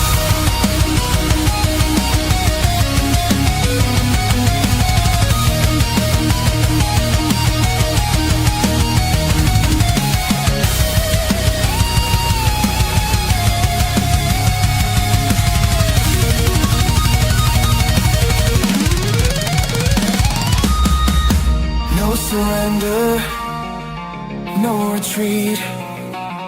In the war of words, we find a beat. Swords of reason.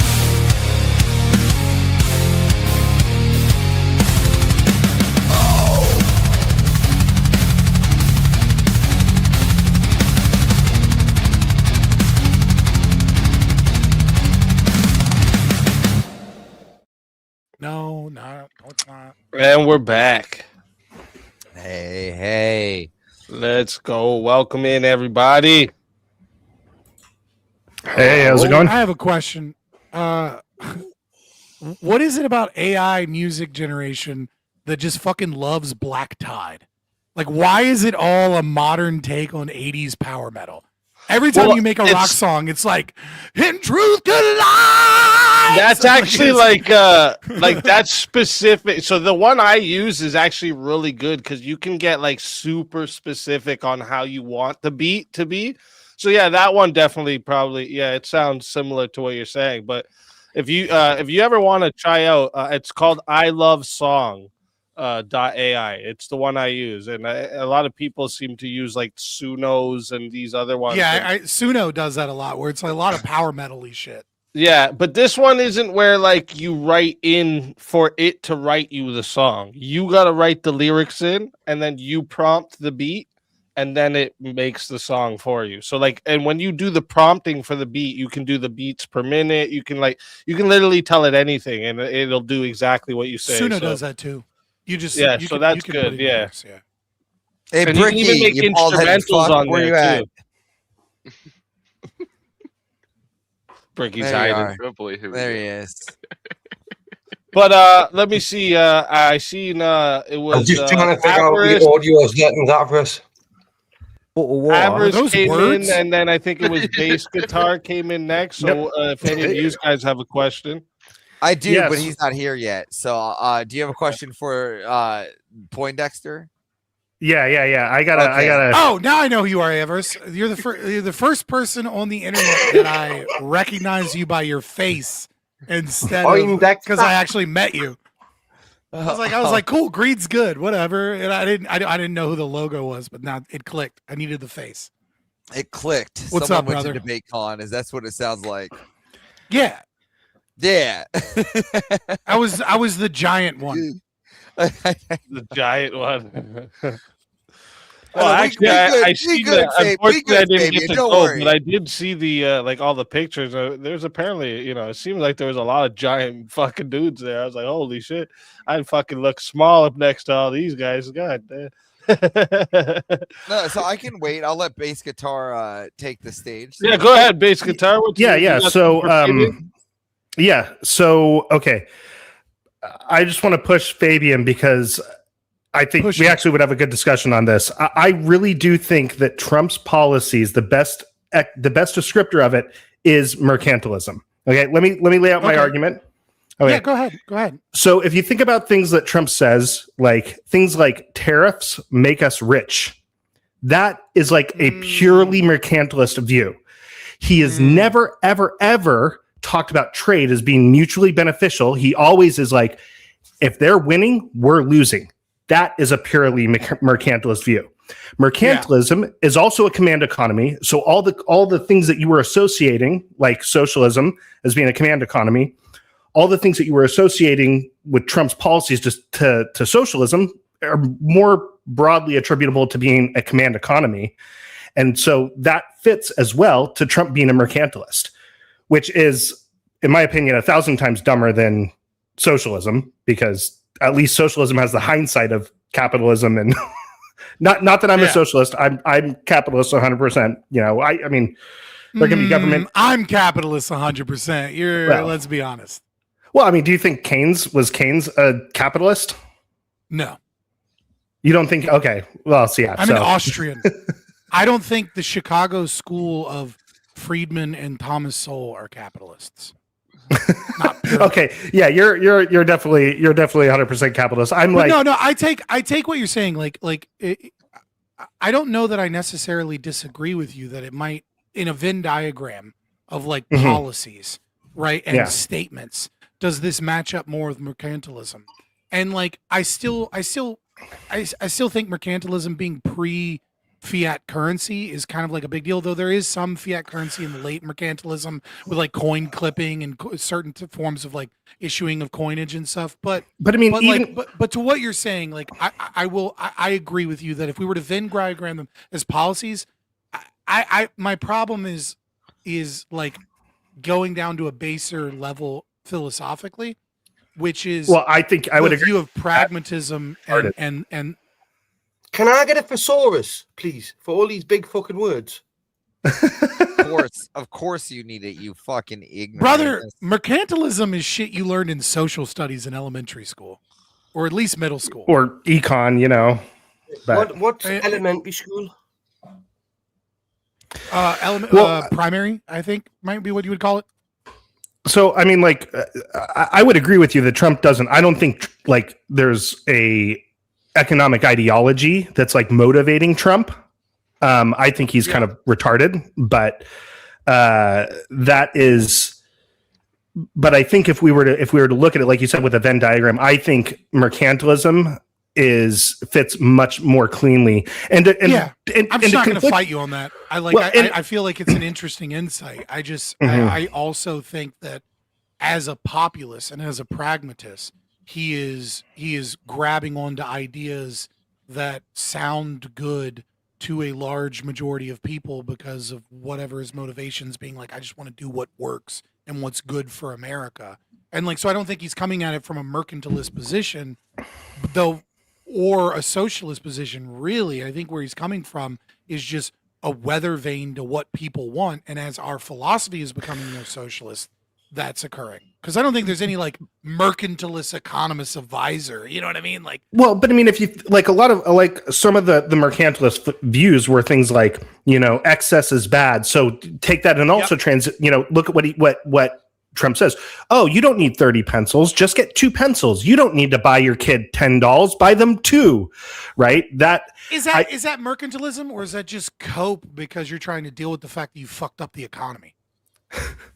Well, you know what I mean? Like, we might be trying to stretch it to fit the theory here, but I don't disagree with you that a lot of what he said is one-to-one to mercantilist arguments, you know, in the late especially into like the late 1600s, where it's like dying off. Well, and already even kind of getting. Well, no, I mean, mercantilism didn't really die off until like the mid 1800s. I see. Sorry, don't mean to interrupt. Just got a super chat here to read still. Cannot wait to see what next year brings to this amazing channel. Much deserved every step of the way. Mark my words. 2026 is Easy's year to explode. Let's go.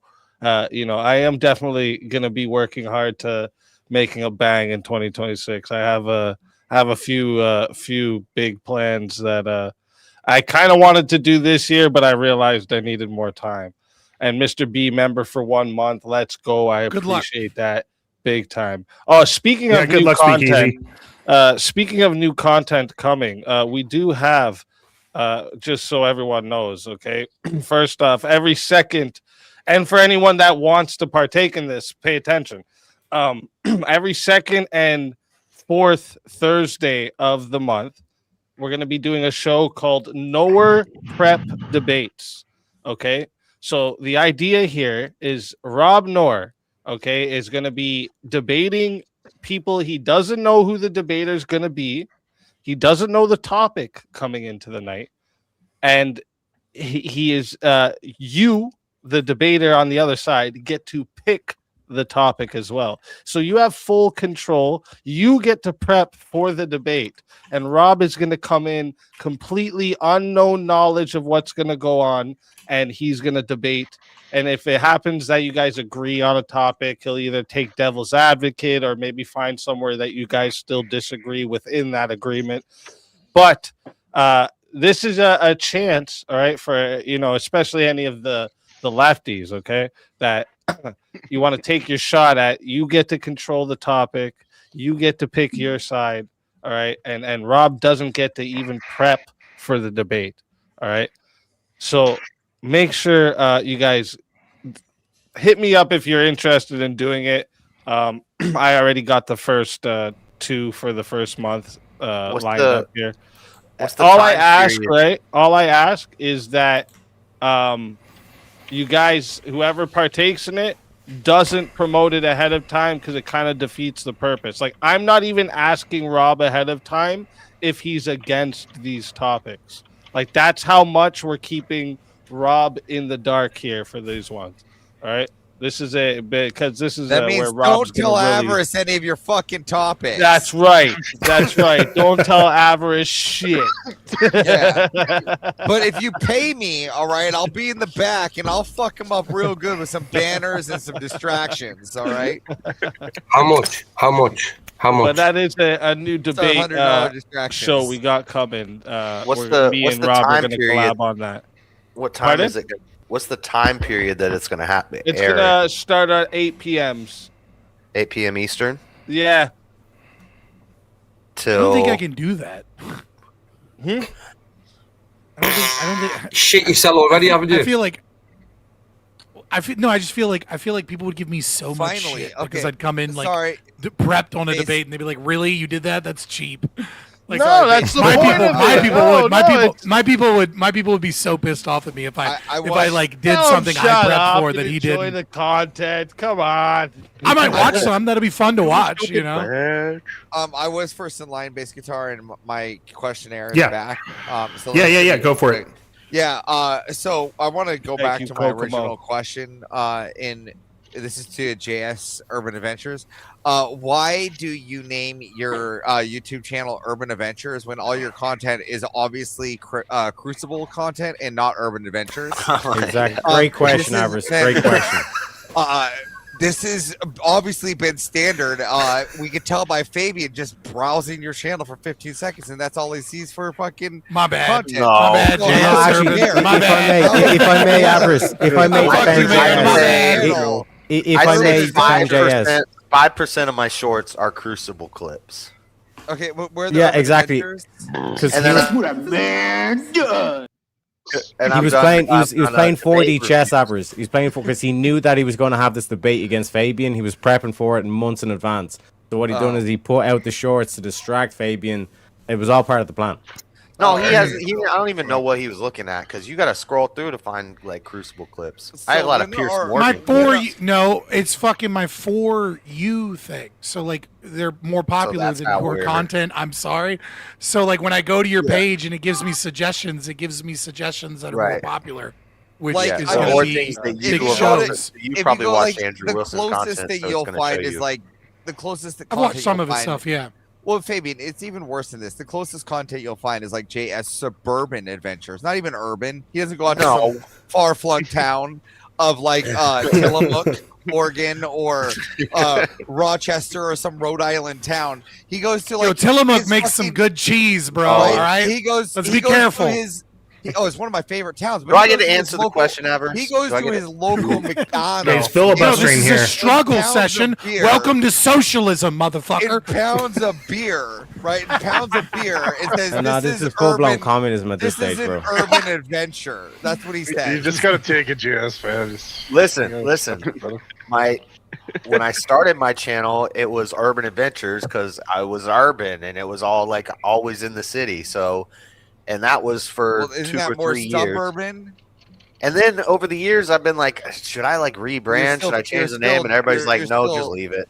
You're still moving. You're still like pivoting from the question. Isn't that suburban? And hopefully one day, I would love to do like on the ground journalism and be able to travel around and go to protests and go to. You're a events that are homeless man. happening. You should be used to on the ground.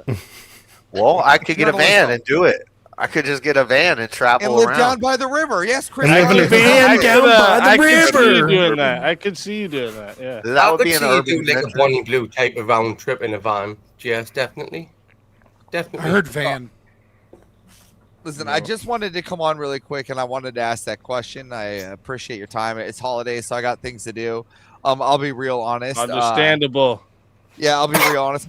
My pre-order came in. I'll even show you how nerdy I am of my new Gundam. Shit. Yeah, so I'm kind of building that right now. Oh, you still be dork. Nerd. I'm doing the panel liner and everything. Like, I'm even panel lining these things out. So this is my day. Fucking nerd. You know what? Set on Christmas. Nah, fuck everybody else. All right, treat yourself. It's the holidays. Yeah, Don't get burnt out from all the I family waited- bullshit. I waited a year for this thing to be on pre-order, and I didn't even think I was going to get it till 2026. So this is a You ready for food? blessing in disguise. All right, It's God is probably good. All right. Lasagna. That's what's up. That's what's up. Lasagna. Daniel. Me and hey, Average, I agree. You got to treat you and Fabian. I agree. You got to treat yourself. Okay, I've come to the. I'm very like hard-headed on spending money on myself. Like it took forever. Like my wife had to convince me to buy this chair. This is like a $500 chair. You know how bad I didn't want to buy this, but she's like, you sit in the chair for hours every fucking Is it a night. secret lab Just chair? buy Is that the what you got? chair. Is it? And I was like, all right. So you're right. You got to treat yourself every now and then. And we've decided, right? What I'm gonna do is I'm gonna change this, right? I'm kind of over the green screen background. Right? It's been beautiful having it, but I'm kind of over it. So we're gonna actually I'm gonna go grab some there's some cool artwork at this shop nearby that I'm gonna grab, put it on the wall behind me, put some shelves here. I'm gonna build the whole set back here instead of having. You can do that all for $20 at Hobby a made Lobby. up one. A $20. I mean, I could do the same thing. I could literally, I could go to Hobby Lobby, right? Then I don't like green screens. That's true. I didn't even buy my PS5 until my wife just convinced me just do it. Well, see, I didn't even. I was like, I'm not gonna play it that much. What's the point of having it? I don't buy anything for myself, right? Like, there's this one item I've been bitching about this whole time, and it's more because of curiosity, right? So there's this game. I know nothing about the franchise. It's a game called Digimon something. I have no idea about it. Hold on. I know nothing about Digimon. Digimon. I know nothing. Gay. Hold on. I know nothing, but hold on. If you look this thing up, all right, I swear to God, go look this thing up. If you at least Pokemon, at least play Pokemon. Hold on, stick with me. Hold on. The new Digimon game is better than. I knew you were a nerd, but I didn't know you were gay. Stick with me for this roller coaster for a minute, okay? Because I said the same thing. I don't even know what the fuck this is about. I've never played anything like this before. But if you go and look at the reviews, 5 stars across the board, thousands of reviews, and the game has never gone under $100. Why is this game? Listen, why? I did. There was I do remember a cool Digimon game when I was younger where you have to like raise the Digimon the whole time. You're like making sure it stays fed and like there's a lot like mechanic. It was pretty ahead of its time, so I think that's why the game was like there was a lot of shit it added. So I don't have the heart to buy myself a Digimon ahead of its time, and it's just a Tamagotchi. I told myself, listen, Average. I don't like buying any game that's $80. The fact that all these games are $80 now, I don't want to buy any of them. I just have the the PlayStation Plus that you need to play online. They give me 2 free games every month. That's good enough.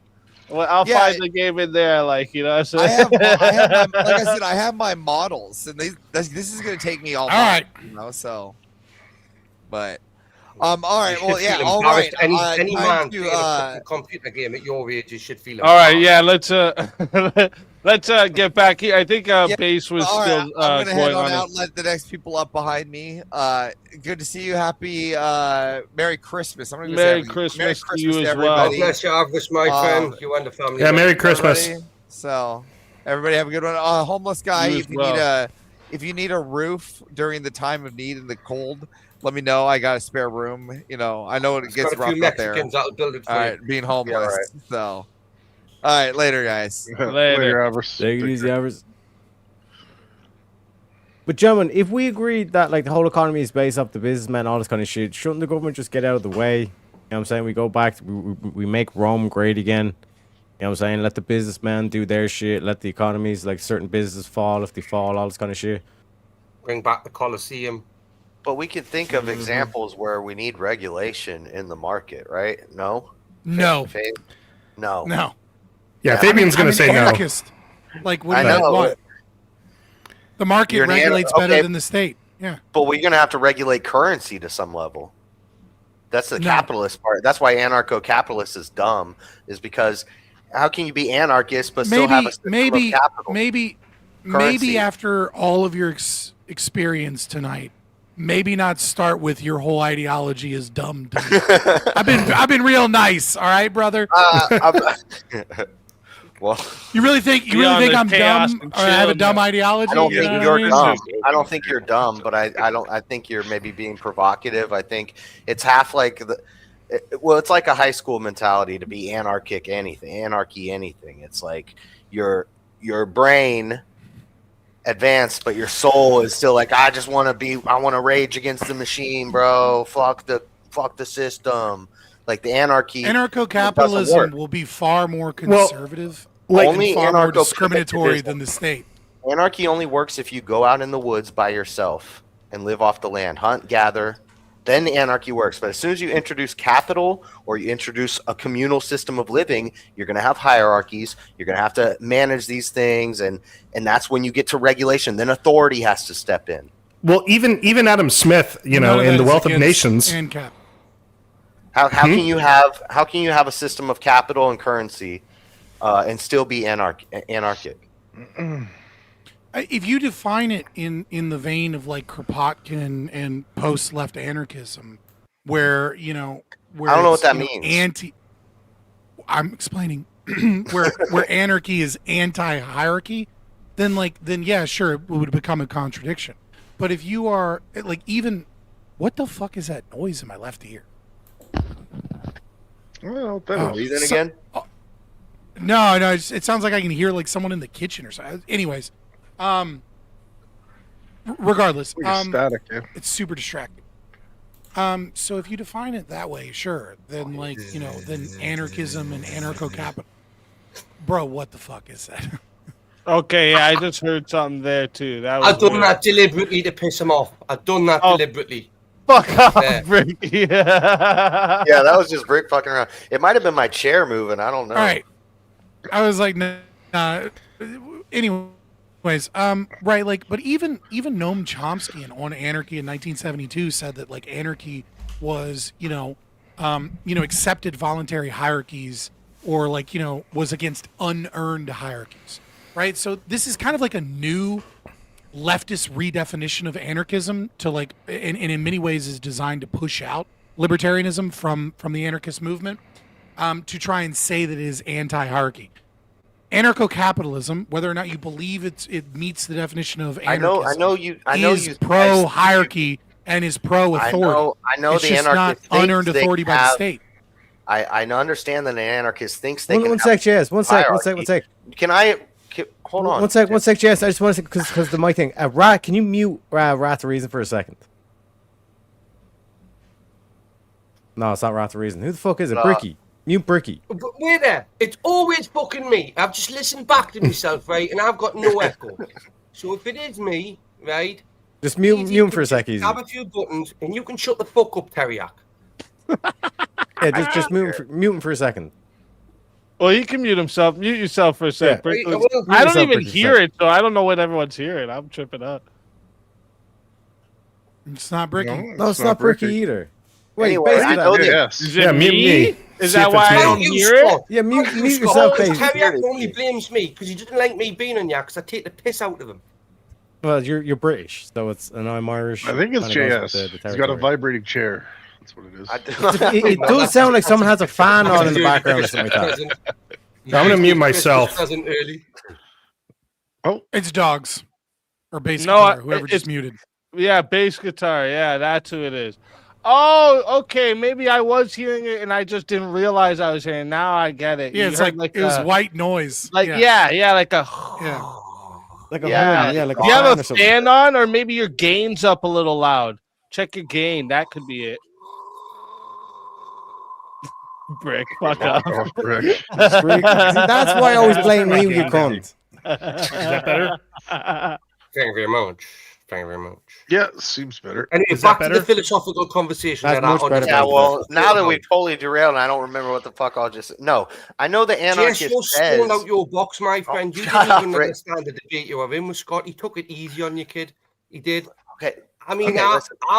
I was rooting for you to start with, GS. I was. The further the debate went on, I'm like, this bloke with the chest fucking One sec. board on This his back. cunt always comes in and he just gaslights people into thinking that they lost debate. What was the prompt, Ricky? What was the prompt? Exactly. This is what I'm saying. Doesn't even understand what the fucking prompt is, but he's giving his debate fucking analysis. This motherfucker. This is why we can't have nice things, Ricky. This is why Alright, Europe boys. is a shithole. All right, let's get back to JS. Answer what you were answering. I was going to say, I understand the anarchists' claims to believe in hierarchies and they want the hierarchies. That's because anarchy doesn't work. It's an extreme end of any political spectrum, and all the extremes are like crazy people. And so when I see a smart guy who's a capitalist, who's like, I'm an anarcho, why are you adding the anarcho to it? Like every anarchist I talk to, I ask them this, like, why are you? It'd be like if I added fascist. I'm a fascist conservative. I'm a fascist theocrat. Like, to my name, you're the radical extreme. It's like a communist. If I said I'm a communist, president in the last anarchist, communist, fascist, these are like radical extremes. So that, yeah, you know, I'll these things answer don't work. So I'll Right. first off, I'll say, claims made without evidence can be dismissed without evidence. So you didn't have like any argument other than just the claim that it doesn't work. But to answer your question, The right, which anarchy is doesn't why- work. Oh, do I need to? How much? Can you name me a successful anarchist system? You get what? You get the French The Revolution Republic- out of it. Nothing good ever came from France, dude. Yeah. So again, two things. Number one, I could name the Republic of Kospaya from 1440 to 1826. I've never heard of it. Agreed, right? Kospaya? But like, yeah. But also like that argument isn't an argument. Like the demand for this hasn't worked, therefore it doesn't work. It's not an argument because I mean, let's say you were a believer in liberal democracy, right? If we were in 1775 or 1788, right, a year before the ratification of the Constitution, you could easily argue and go, okay, well, where has a liberal democracy and a system of federalism ever worked? Okay, well, And just you would be a explain to me- complete like you would say that it's a completely valid argument. Well, explain Now, to me in how terms it of- works. How Hold you, on, no, how you- I'm answering your actual question. The only well, actual question this you goes did. back to the original question in the first place. I'm going to the question, which is why do I call myself an ANCAP as opposed to just an anarchist? I'm But perfectly before that, fine. I said, how do you justify Oh, anarchy? okay. Have you had a little to drink there, buddy? Can you calm down for a second? Oh, sorry, I stayed calm in the. No, that's excitable just boy, JS. all right? Yes, That's just now we're in the JS. panel. We're in the panel. I'm just Excitable having a boy, little said fun. it. Ooh, oh, he's just Okay. an excitable Get to the boy. point, dude, and don't tell me So, about Noam Chomsky and a bunch of books I gotta read. JS flat out denies that racism even exists. That's weird. But It's that's true. funny. And dinosaurs built Easy pyramids. for a So few If split ends racism at the end. doesn't Dinosaurs exist, built then the how do you pyramids. don't explain my reference me to views? Noam Chomsky. Just tell me how it works. Well, I was giving you evidence for my claim. I understand that that's a Alright, foreign concept to you, but to me it isn't. So why do I call myself an ANCAP? I can just as easily call myself an anarchist or voluntarist. The reason that I use the term ANCAP is because it's more accurate in describing my ideology to people that have maybe only briefly encountered anarchism or those philosophies, right? Like, I'm like, there's many different veins that represent a set of ideas, and those ideas obviously do contradict, right? If I said I was a post-leftist anarchist, that'd be inaccurate. If I said I was an anarcho-syndicalist, that would be inaccurate. If I said I was an anarcho-communist, that would be inaccurate.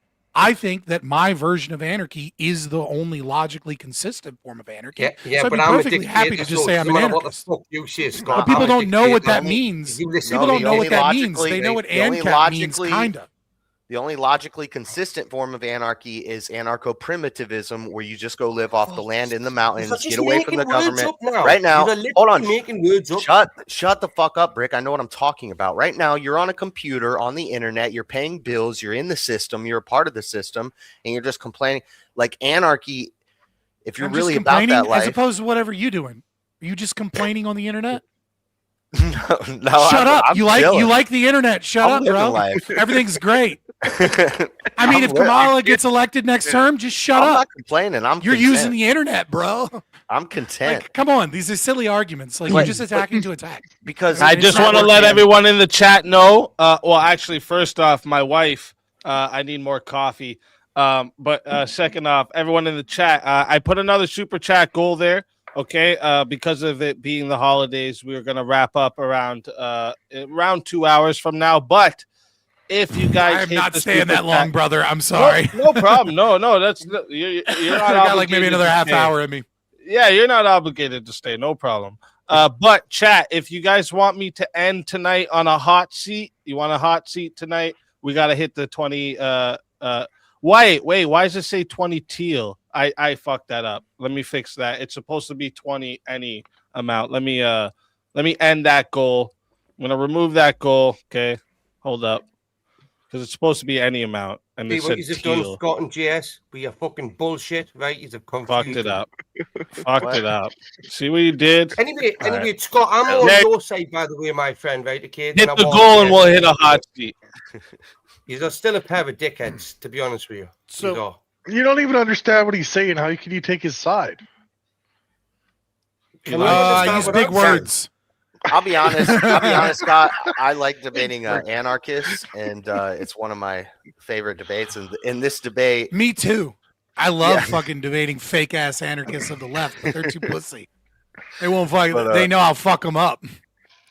So, Fabian, okay. Do you agree with Adam Smith when he says that if people of the same industry ever get together, they'll always end up conspiring against the public? No. I think I so don't doesn't think that I mean, doesn't that mean that there should be some kind of government regulation to offset that? No. So we just have to suck it up? What are you talking about? I already said I don't believe in that, right? Like you gave the follow-up question as if I said I did believe in it. No, I don't think it is. I don't think it's a necessary precondition for people in the same industry to form a cartel and conspire against others. I don't think that's. I think cartels fail on their own pretty easily without the government involvement. It's inefficient. Like I think a cartel. Well, when a cartel is formed, like people monopolies are incentivized. inefficient. Yeah, and monopolies are granted by the state. I think monopolies can exist on their own. They can exist without state intervention. It's impossible. It's a myth. So bigger companies can't buy out the smaller companies without the government? I think you have to redefine what monopoly is in order for it to be possible under capitalism. What you have to redefine monopoly as market share or a majority you need market to define share. monopoly, because monopoly is you are taking over that whole section of it's business. exclusive. It's So exclusive if you're a big control. business, you keep buying the small ones. That is a monopoly. No, How is it not if you are the only one in that business? because a monopoly is a state-granted privilege to be the only one in the business that is enforced through some form of coercion or violence. Where does the state come into it? So I gave not the Because whole the state has the explanation. monopoly on I gave- force. I have, because the state has a monopoly on force, but right. but in I a gave small if country you- where if the you- richest man has all the power, that's not the case. Yeah. Right. Sure. The richest man has all the force. It's if I already covered So, this in detail. so government intervention is not necessary in a monopoly. And in fact, already in the covered this- extreme, I in already extreme covered this capitalism, in the the- capitalist is the government. Okay. So you could argue that Trump being influenced by big business and things like that is because the capitalists, there's the 7 families who aren't. It's not about politics. Their names are hidden. They're just rich as fuck. That's capitalism. Yeah, It's not capitalism. It's anti-capitalistic. But nevertheless, you would even call it crony capitalism, right? Like you would even give it a modifier. I'd say that they're says doing it's crony different. capitalism. It's Right. a trickle down from the Well, top. question for you So both. again, I've already answered this. If you want to, like, you probably missed that part of the debate or whatever. But there's a portion of the debate earlier where I talked about Alcoa and the aluminum company, the maximum amount of profits they received, and how they were in competition despite having 100% market share. So for you both, like you can answer first. Something. You can answer first, Fabian. Just because based off what you said here, and I'm kind of curious what you think. Then, if like with Microsoft in the '90s, there, right, or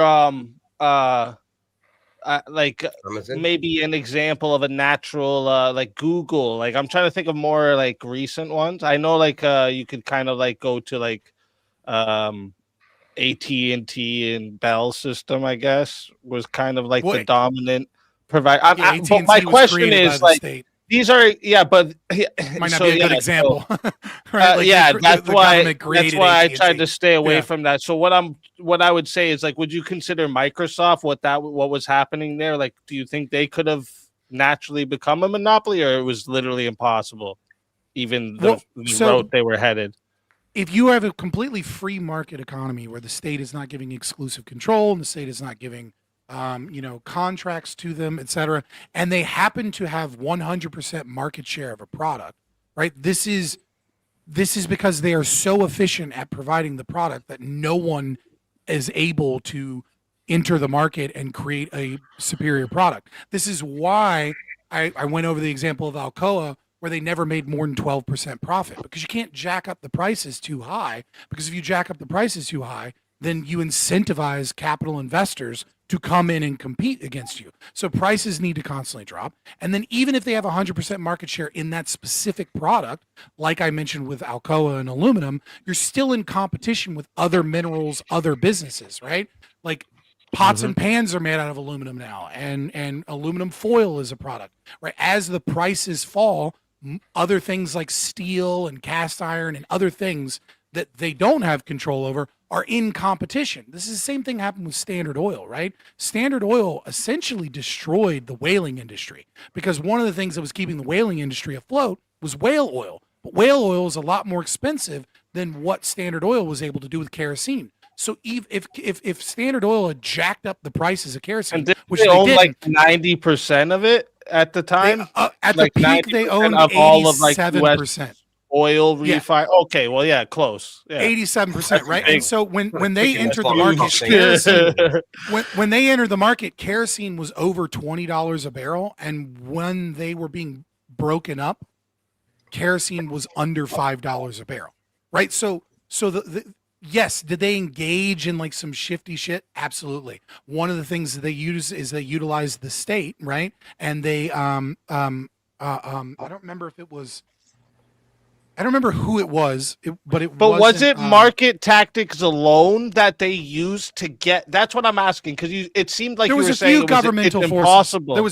There's a few governmental forces. One of the things that they did is they bribed a politician, and he bribed a politician in one state so that he could like gain access to land to try and cut off a competitor from being able to have like an oil pipeline or something.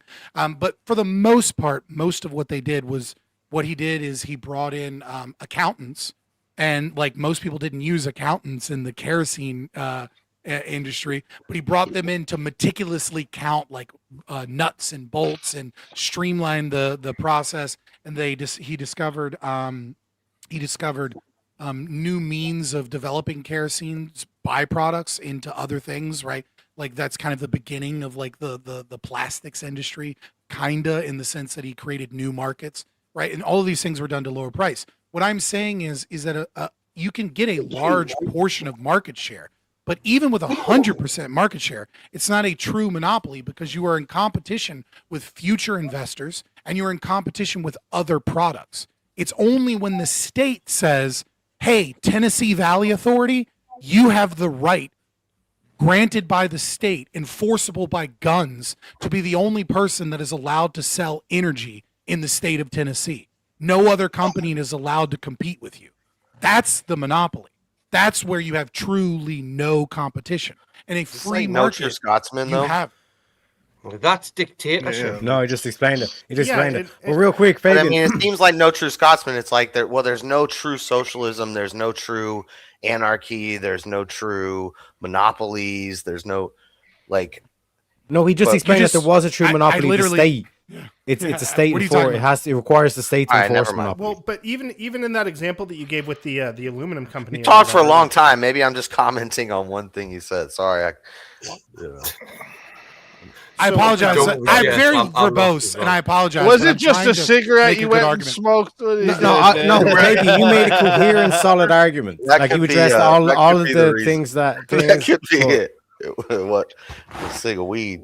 But Well, so like, But real quick, even in Fabian, that what- even Yeah, in that no, go example ahead, that you basically. gave with Christmas, bro.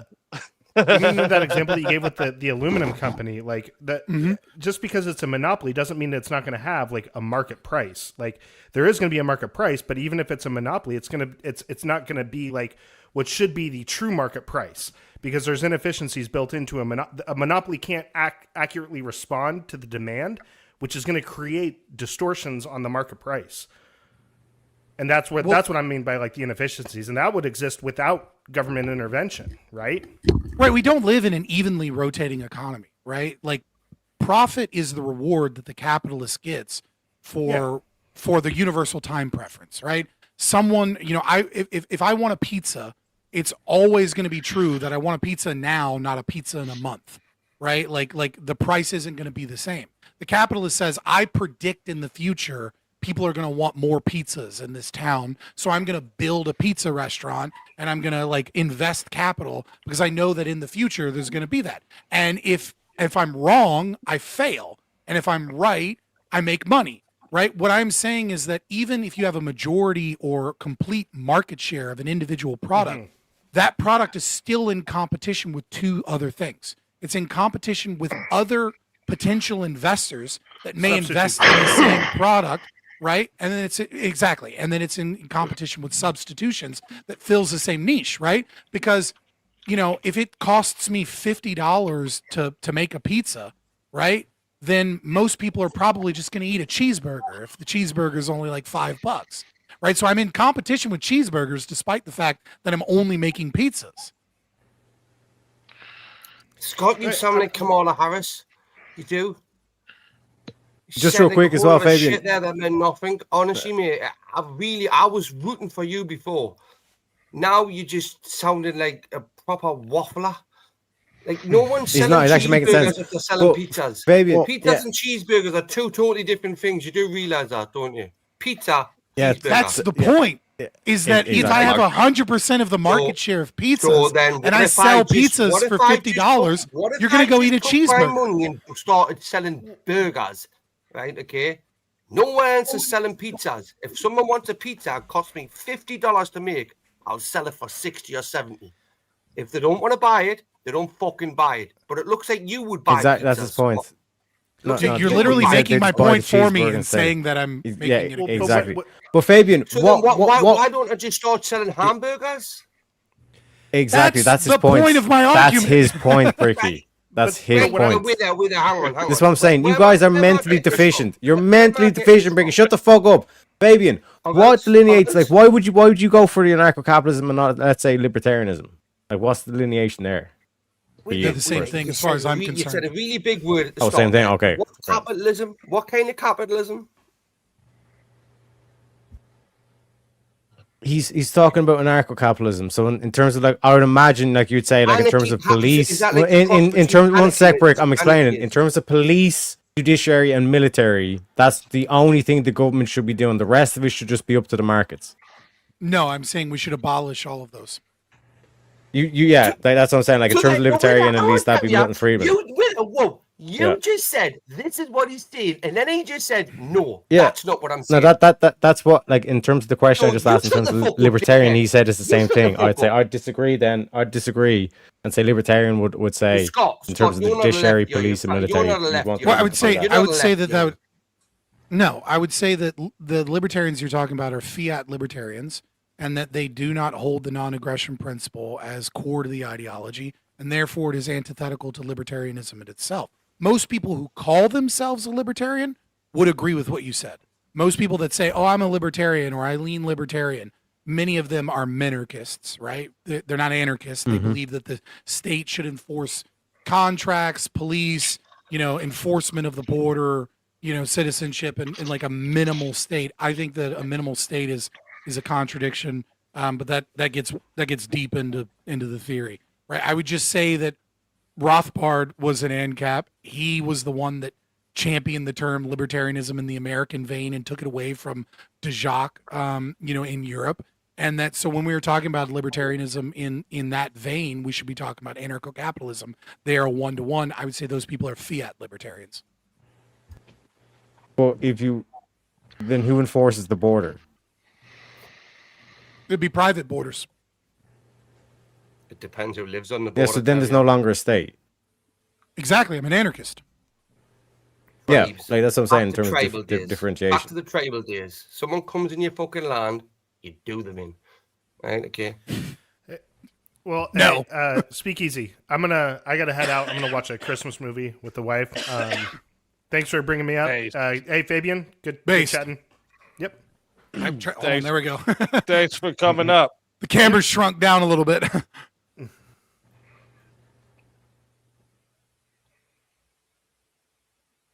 I think we should let her Premonition, what do you got for us? I see you came to join us. I just have a couple of questions, and then I'm going to undo the thing and listen. Firstly, Speakeazy. I am very impressed with your outside of the box thinking in the things that you are creating. Your Friday night arguing thing, that's really cool. And what you just mentioned, you're thinking outside of the box, getting Rob Knorr in here and have people go at him. You continue doing that and you're going to explode. I am doing my very best to try to help your numbers, but I can't do anything except for watch you. And I appreciate that. No, but you're going to do very well. Keep thinking outside of the box like that, because you're coming up with things that are expanding the space and other people aren't doing. So keep doing that. And to the gentleman, I just have one question, and I know it's an insane question and has no answer. I will first say that, and I know this is off topic, but I believe that our Fort Knox is empty. Nothing in it. I believe the actually fair play to Premonition for that, because what happened to the audit? I'm still waiting for that audit. Yeah, nothing Fort in Knox. Fort Knox. And as far as the Epstein thing goes, it's been years that I've been saying, forget Epstein. Everybody's in it. And now they finally released the stupid. Now that can go away. That's just stupid. But no, it's not going to go away. For you men who are it should get worse. It's just dumb. And the victims are mine. We got people calling for Trump to be executed in Minecraft. Not in Minecraft. In reality, he should be drawn and quartered publicly. Everybody, all of them should be drawn and quartered publicly. Correct. Correct. I love it. All of these fucking politicians that steal our money so that they can bomb people, so that they can have more power. Yeah, fuck them all. Look at what Bring back the gallows. Whoa. One second. Fabian. Sorry, Premonition. I'm a fan of Musk. And Musk went in there with Big Balls, his little guy. And they looked at it and they said, okay, this is all you got to do, and we can clean up the whole thing. And he was looking at a supernova when he went in there. It was a supernova. And he went in there and said, okay, supernova, you guys cannot be cohesive the way he does his work. His guys are cohesive. So they stepped out. But what I want to ask you guys before I close my camera down, I used to be firmly upper middle class. Grew up my whole life like that. My father owned a successful business. And boy, have we dropped. And I'm wondering from all of you, is there any act that can be done that can reset the whole thing? with like, okay, demand to go into Fort Knox. And I mean, don't take no for an answer. And then reset it all, get everybody out of wherever they're not supposed to be, and reset the whole thing. Is there any way that that can be done in my lifetime? I'm in my 60s. Violence and force. I think it would cause chaos. Violence I'm and okay force. with violence. But I mean, to the core, violence if it's in the right, towards the right thing. But that's Stop pulling up little kids that don't have, or conscripting little kids off a street and throwing a gun in their hand and saying, "Go and fight." We're gonna. I think it would be actual anarchy, and then all the anarchists could see what they were asking for, and it would be hell on earth. But like that to the core of that question, premonition, that's basically the answer in terms of like, if you want to see that, like, that sudden change, it's going to be require violence. Which, to back to the question I want to ask Fabian, is like, do you not think that war is necessary? Isn't war necessary at this point? I mean, what I'll say is one of the biggest. There's a wonderful dancing around in a circle necessary at this point. I hope I didn't break a rule there, but isn't that activity necessary now? Aren't we in one right now? I mean, I'm not. So I live out in a rural area, but aren't we already? I'll say this. I'll say Is this. it already happening? One of the okay, so I'll say this. The biggest misconception that people have with politics is that they equate order and perceived short-term stability with a lack of violence. And nothing could be farther from the truth. We already live in an insanely violent political system. It's killing people over there. It's stealing somewhere between 40 to 60% of our wealth, which is the stealing of our life. Right. And so, like, we already live under a violent, extortionary system that violates all of our rights. So this idea of like, look, I don't want to break out civil war. I'm not calling for revolution. I'm an incrementalist insofar as, I advocate for one policy or another, but if you give me the magic button that destroys the U.S. government, I'm pushing that shit. And is it likely? And I don't think it's. Well, hang on a second. Like, would you not agree that there will always be a throne? Even if we had capitalism worldwide, there will be like infrastructure like BlackRock and all these companies, all these venture capitalists that will accumulate all the wealth, and there will be a dude like Larry Fink who has ultimate control. He sits on. There will always be a throne. This is what I'm saying. Like you can't just ignore this whole thing of like, I don't want there to be a throne. There will always be a throne.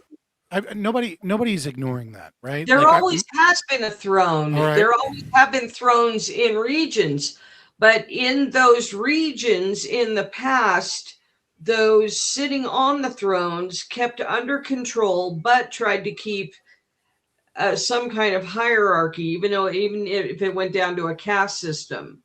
But there was control. Right. That's what I'm saying. There's a fundamental misunderstanding that that many people have, that order and short-term stability are not perceived as violence. But when you have a state, then you are definitionally violating people's rights. Anarcho-capitalism, insofar as I believe, and I think I'm right, is the only system that does not require that.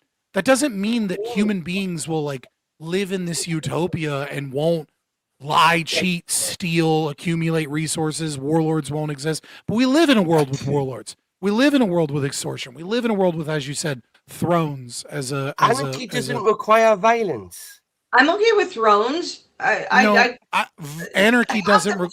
We've killed half the people that we have killed. See, have their civilizations under control. Anarchy doesn't require violence. And then when you put anarchy and capitalism together, how would you control capitalism in an anarchy state, right? Without violence? It would need force, wouldn't it? I didn't say that, right? Okay, you're interrupting me. You're interrupting me to aggressively misunderstand what I'm saying. Oh, right? My so I didn't say for being violent. Also, that's the same question I asked just being 2 wrong. hours ago, Britt. No, you're just being wrong, right? So again, Oh, I'm just being wrong. there's But I nothing. think I'm being right.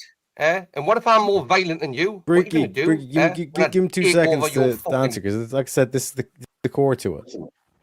Right. So I'm not saying that violence is a necessary condition of the human experience, so long as humans have subjective values and biological and cultural and experiential differences. Right. We're all going to be different, and we have different things that we want, and some people are going to violate other people's rights. You need violence to stop those people.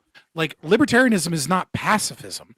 It is simply saying that it is the basis upon the non-aggression principle, right? People will aggress, and you can use violence against those people that aggress. What I'm saying is that the state, by its very nature, is aggressive and violates rights. And a system of anarcho-capitalism has the potential to create a system where there is no violation of the rights. That doesn't mean that there won't be cheaters and liars and thieves and people that come in. And yeah, you got to use violence against those people. Unless you go against it. Unless you go against the rights of other people, then I'm going to fuck you up. Yeah. You're going to violate those rights. Where do you get the rights? Where do you get your rights? Where do you get your rights from? No, one sec. It's like when they aggress, you violate their rights, correct? Well, no, they don't. They lose their rights by argumentation. Yeah. So in terms of like collectively, like there needs to be some sort of authority that like deems when this happens in transgressions, correct? If you have a society of people, then obviously for ease of the complexity of the problem, you're going to want to put someone as an arbiter of that. But yeah. We argue for a voluntary system. Like a government. Yeah, but that's what I'm not against government. I'm against the state. These are two different things. A corporation is a government. If you put somebody in charge of something, but it's the same thing. They would be governing something, wouldn't they? No, we got sorry to interrupt. 1 second. Sorry to interrupt. We got a $5 super chat that said, without bringing a classless society into the equation, can Scott clarify the difference between socialism and fascism? Well, I would say that fascism is a subcategory of socialism that maintains the illusion of a capital market, right? Number one, and number two is ordered or structured around right-wing values, right? So you don't like you fascism as a subcategory of socialism is, you're not going to see a one-child policy under fascism, right? Because it's a pro-social behavior, presumably, so long as you're the right race, right? It's going to be pro-family, it's going to be pro-nation, it's going to be pro-identity within the collective that you are, and it's also going to, you see things like the Strength Through Joy program, right? Where it's attempting to create an ordered and structured society, much the same way that like. Wait, are you talking about Kamala's or Hitler's? Yeah, I'm talking about Hitler. It was Strength Through Joy. They both had a Strength Through Joy program. Hilariously enough, right? But the Strength Through Joy was like a huge system of state intervention into the market, right? So they created the largest labor union to ever exist in human history per capita, and then they mandated work weekends. They mandated, like whether or not you can hire or fire someone. They mandated where people would work. They put people in charge. They taxed the ever-loving shit out of it. They mandated where you could buy products from. They controlled every aspect of production through government mandates. But then they pretended like you had a market economy, as opposed to, Stalinism or Maoism, where they just said, no, the state controls this, right? So there's a great book by Gunter Reimann, who's a communist economist, called The Vampire Economy, and it does a great job of showing how the economy of Nazism specifically, and the economy of Soviet Union is like a difference without a distinction. That they're essentially the same. Yeah, but that's what I'm trying to say. Even with the anarcho-capitalism, you end up with the same thing, because just as a sign of good faith, I'm going to steal man like when Scott says have private military and all this kind of shit, that seems batshit crazy. But technically, anytime you've been to a club or any shit like that, that's private security. I mean, so it's like you can't technically have a system like that. But what I'm saying is, you fundamentally end up with the same thing.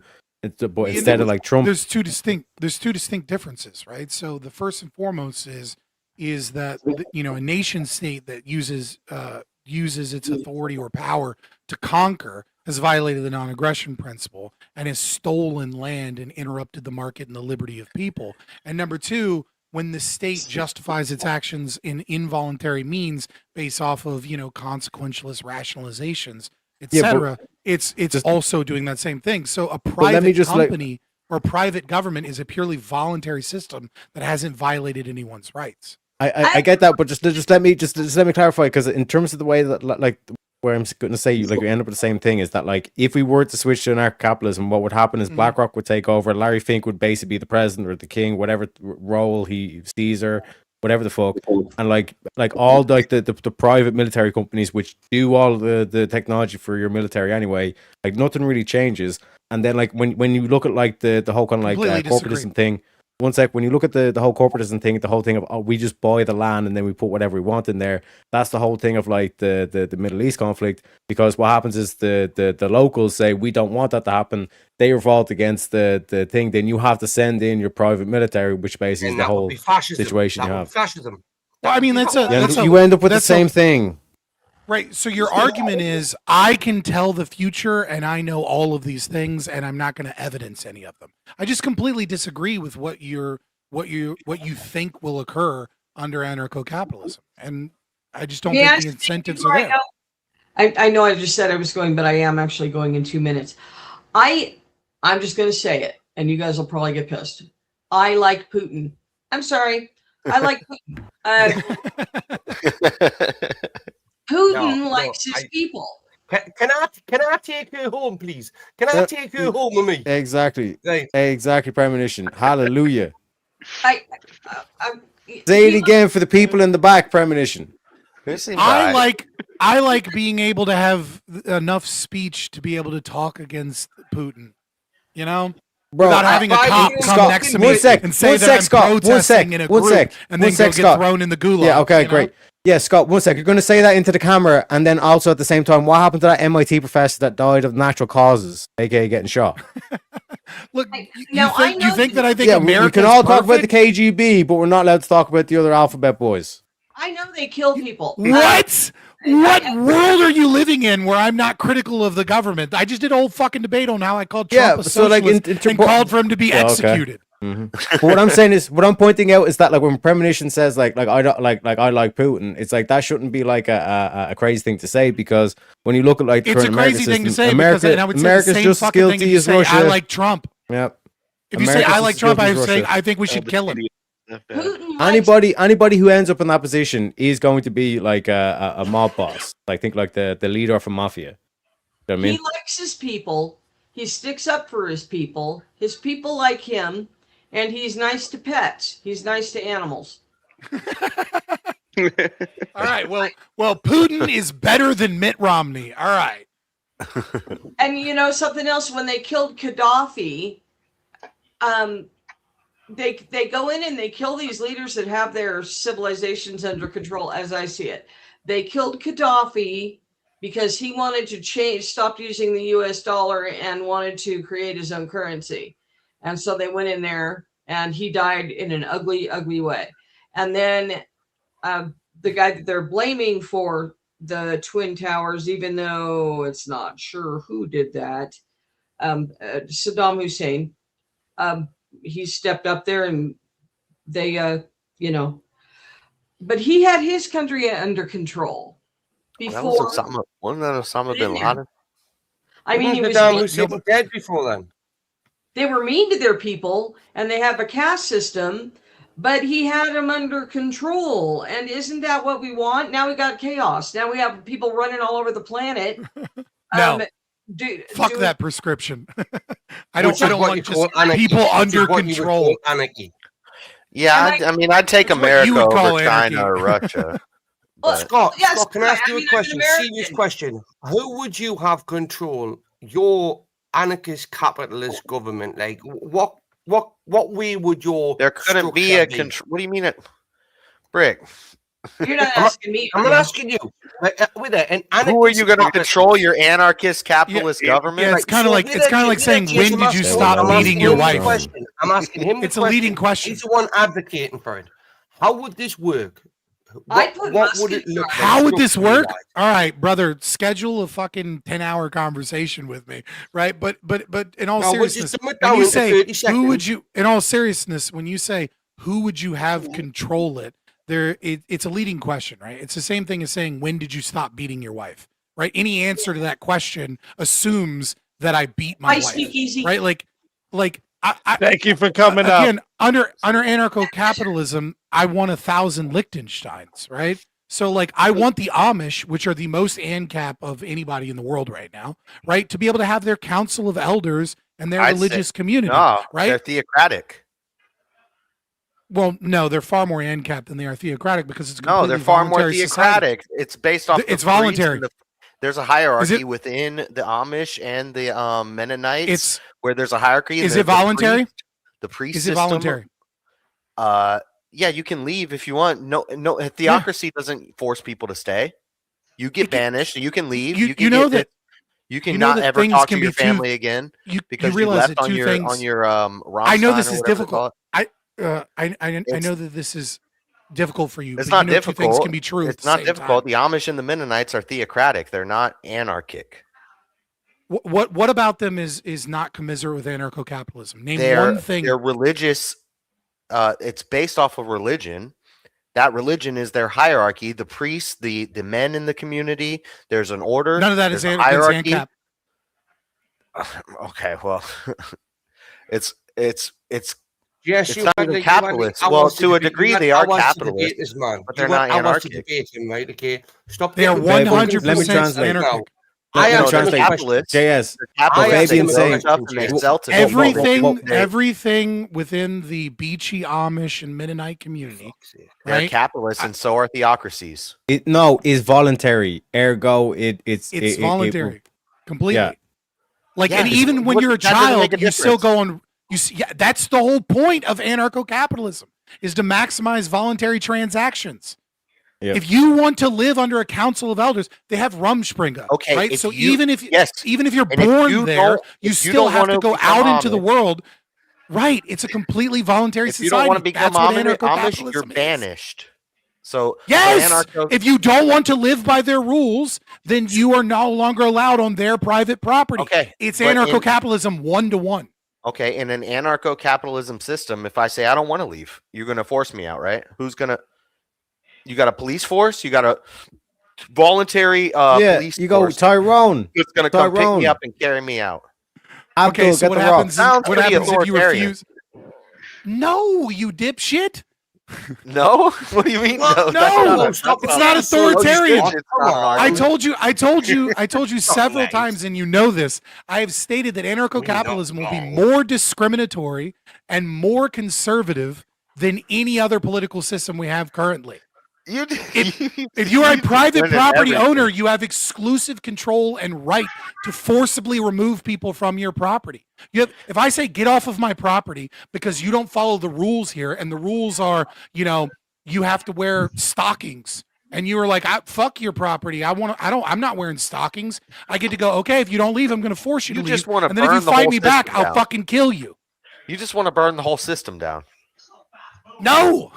Well, what is this? Because it's like you blend capitalists and socialists. I want so much more than burning the whole system down. That's only some of the things I want. God, who lays out these rules and regulations to say these things? That's what I'm asking you. Like, if I don't want people to come on my property wearing stockings, okay, and I think that's wrong, then who do I plea to, right? Once I shoot the cunt. Right, and I go, well, he came on my fucking property with stockings. It depends upon where you're living and what community you're in, man. Right. So if you're in an Amish covenant community, then obviously they have a council of elders, religious theocracy. Right. If you're living in quote unquote Ancapistan, right, then you probably have a rights enforcement agency. They govern the people. Listen. you keep thinking you've like got me on some trick Oh, thing. man, But I'm again, just it's just asking you. I'm just asking you. I'm just a dumb fucking Brit, me, mate. Don't think that I'm trying to get you. I'm just a dumb. Sorry, Brit. I'm sorry. I'm sorry. I hear the British accent, and all I can think about is your cucked nation getting fucked over by Pakistanis, and I just like. And Yeah, it like and it triggers me. Yeah, but to that point, actually, I'm being 100% here. Like I hear the British accent, and the bigotry comes out in me. Hold on. I got a question here based off to continue what Bricky's saying there. Sure, but like, let me get out of here. It's past so midnight. like, if Bricky's in that community and then like they were like, oh, you can't do that, we're gonna banish you. But then Bricky has like 20 other guys that are like, no, we like doing this. Do they now own that community, right? In like that anarchist society? Yeah. So like the answer is might doesn't make right. Might makes reality, right? Like if I have not that it makes it right. It wouldn't be right, obviously. I'm saying no, it wouldn't be that right. But I mean, like authoritarian argument, dude. So anarchy that's an argument that I gave to Andrew Wilson, or like don't even like he got that from me. You're not the first person to say that. In the world? Oh shit! Easy's reaction there. Priceless. Oh shit! I've heard people. I gave that to him years. I gave that to him Scott, years ago. But Scott, be real though. Like realistically, Careful, he like, might be listening right now. we just that end shit up from with me. the He knows it. same claim. But we just end up with the same damn system of the throne. You know what I mean? No, I disagree. You do long term. So one second. How does your system account for the mafia? How does your system account for like the Islamistan that like England's coming turning into? What like so? It's I always find these questions interesting because you're watching them state. Oh, no, I'm gonna go on an exposition as much as I fucking want to. Right, because blah, blah, blah. You're asking how do you solve all the world's problems that nation states can't currently solve? Scott, I'm okay, very well, good fucking, with you know what I mean? Okay, You know what I'm saying? Like, you know what I mean? Like, maybe I get more than one word fucking answers on solving all the world's problems. Let him answer. Let him answer. You know what I'm saying? It's like how would you solve this problem that's currently happening under the system I'm advocating for? Like, fuck off, man. Like, yeah, it's like private borders and private communities that have exclusive rights to that domain are going to make whatever rules they want. If they want Pakistanis there, they'll want them there. And if they don't want Pakistanis there, they'll say, guess what? No fucking Pakistanis allowed. How do we get there slowly? The first thing in America, abolish the Civil Rights Act and make discrimination based on racial categories and religious categories and ethnic categories legal again, so that we can actually have a free market where people go, my town is a white-only town and I don't want other people here. Like that is your God-given, if you're a Christian or, you know, the right to do so, right? Like, so... Like the problem is that the nation state is creating these problems, and one of the ways that they're creating these problems is a massive welfare state that is bringing in people that can't fucking contribute to society. But if they steal enough from the middle class and the wealthy, all of a sudden they can subsidize these people to be socialist voters. Under an anarcho-capitalist system, you have private borders, and the community, whatever it may be, a covenant community like the Amish or a city like Ancapistan that runs under insurance systems, 1,000 different Liechtensteins. If they fucking want people there, they come there, and if they don't want people there, they don't come there. You're like warlords are never going away, no matter what political system you have. War is never going away, no matter what political system you have. Well, one sec, because like I said, like to be honest, like to be one sec, dogs, one sec. To be 100% like clear with you and transparent, like Scott, like I agree with like 90% of your prescription, all this kind of shit. Like I do generally think that we need to go, or at least head in that direction, or that mentality of anarcho-capitalism or this kind of thing. But I don't think that itself, like in terms of a static system, it would be the quote unquote best or ruling system. You have to be able to factor in motion and change. If I am arguing from the most principled position, and I'm speaking as Liquid Zulu says, you know, to the remnant, to the 1% of people that I think likely will be here, you know, like from Isaiah's job, right? I am speaking to the 1% when this fucking system collapses to hopefully build a better system, because it's fucking doomed to failure as far as I can tell. Maybe it isn't.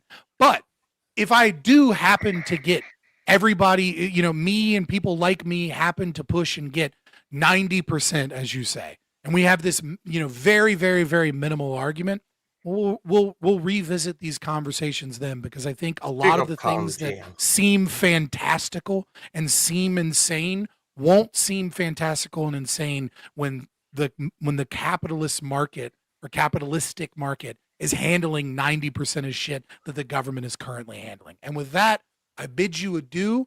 I appreciate all of your time. Thank you for having me on. I'm going to go enjoy. Hey, tell everyone. Fantastic job, kid. Tell everyone in the chat where they can find you.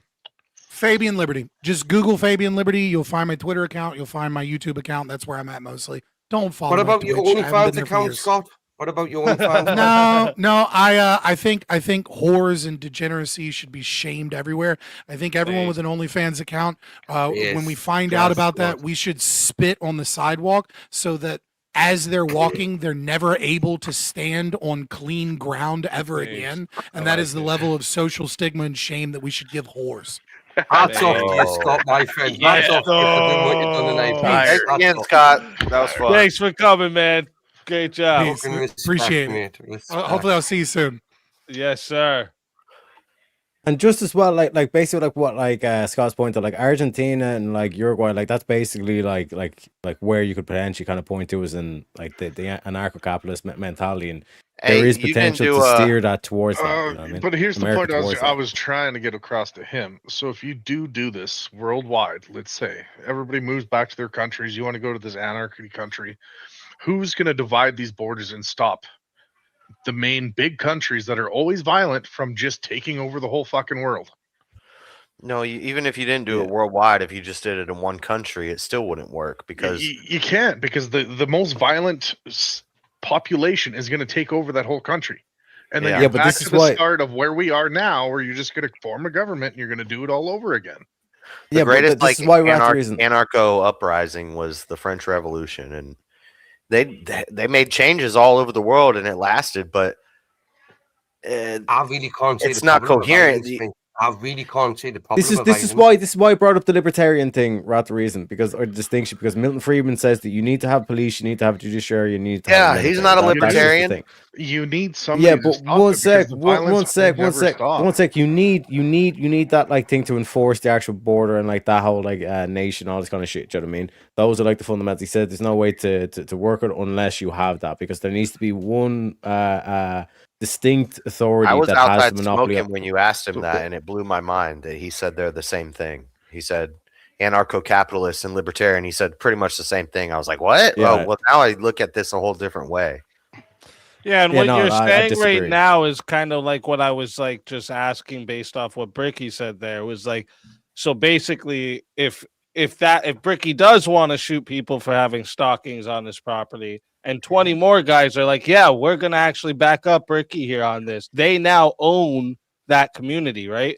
Yeah, unless you're going to push on and take over. Unless you're going to fight them all, right? Yeah, right. So like, it's like, that's what I was trying to ask. Like, I wanted to get to that. And as far as I know, this whole panel believes in forced doctrine. Friends are willing to fight. Me and my 20 other friends actually. He believes in forced doctrine. He even said it. We will fight. He gave Andrew that argument. Right? No, hang on. Yes, we will fight. Okay, for our rights. Okay, but we don't mind giving you a small pocket of the community, right? Okay, over in the dark corner, you know, where it's very smelly and shitty, right, where you can live, right? Okay, but realistically, survival of the fittest, people. Kill or be killed. I've got no problem with going back to them days where if you didn't pull it, you shouldn't. I'm ready. Right? Seriously. I don't have a lot of guns, but I'll take yours. A lot of weak-minded individuals where they think, oh, we shouldn't do this. We shouldn't do that. Fuck that shit, right? Let's have a fight. Let's have a fight. Winner takes all. It's as simple as that. If I lose, I lose. I'm willing to do that. But if I win, you're my bitch. And that is the exact reason why. Back to the dueling days, you know what I'm saying? Fucking just, hey, meet me in the town square 4 o'clock. Right? This is our motherfucker. Or I just want your food. So King, welcome. You know? Okay, so it seems like the chat agrees. Who on the panel's ready to hear the intro song for the Nowhere Prep debates coming? Oh, let's hear it. Who's ready for that? If it Wait, sucks, I'm gonna let you know. All right, you tell me if it sucks. You tell me if it sucks, and I'm gonna put this up. It's not a long one either. I'm gonna put this up too, just so it goes with it. Okay. Yeah, GS can relate to that. It's not a long one, GS. Like, shit. All right, here we go. No prep, no warning, no time to think. Walking cold, stand your ground, say what you believe. No script, no notes, no place to hide. I already like it. Red actions drop. The room goes live. Is the beat gonna drop? No prep. Okay. Two minds enter, one stance breaks. No prep, no prep, no prep. No topic, no opponent name. Just pressure, just fire, just debate. No prep, no prep. No warm up, no safety net. You showed up, now defend it. This is no prep debate. This is no prep debate.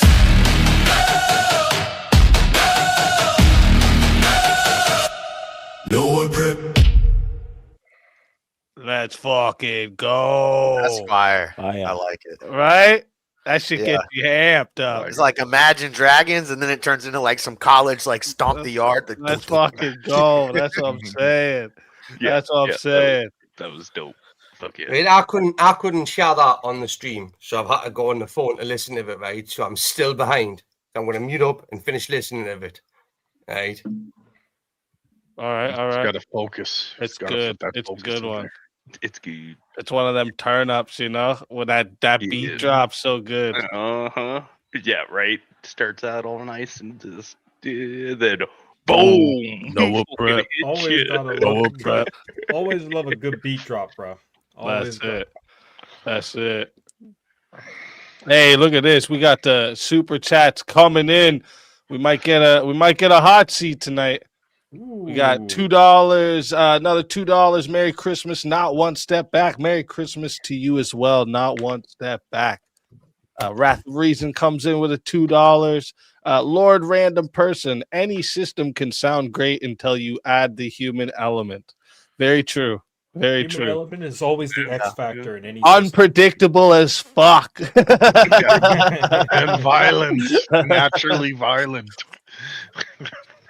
Yeah, you think everyone wants to go along with something that sounds great until they just say, you know what? This ain't that great. That's what I was trying to.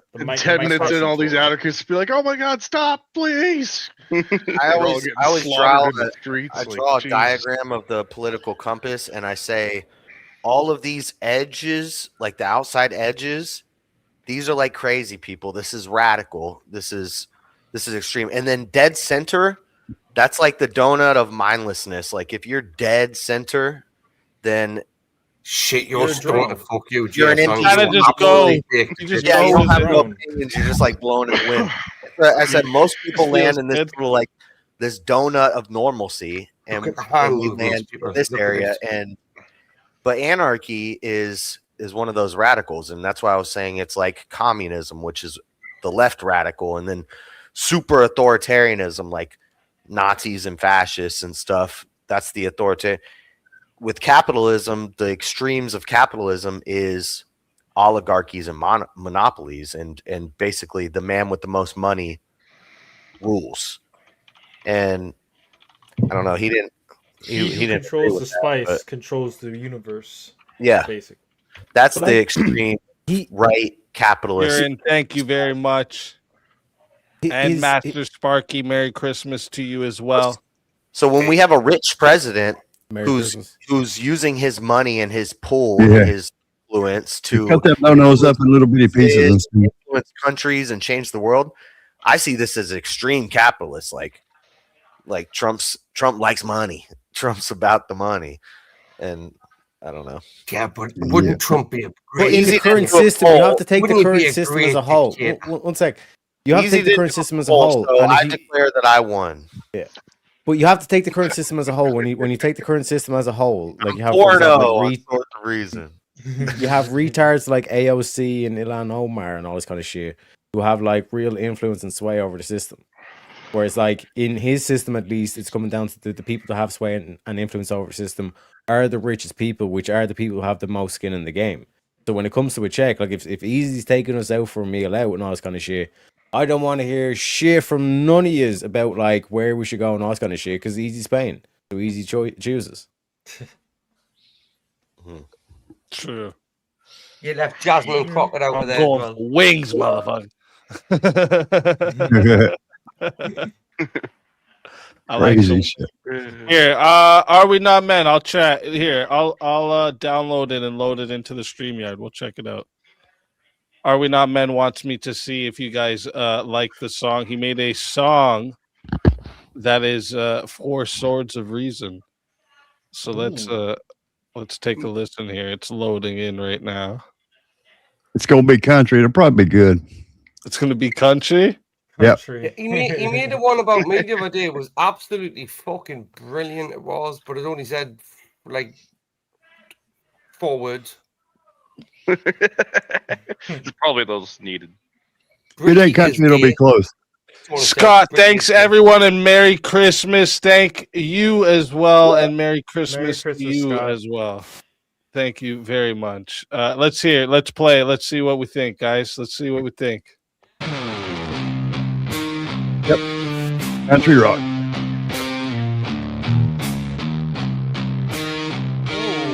I really like that progression. Oh, wow.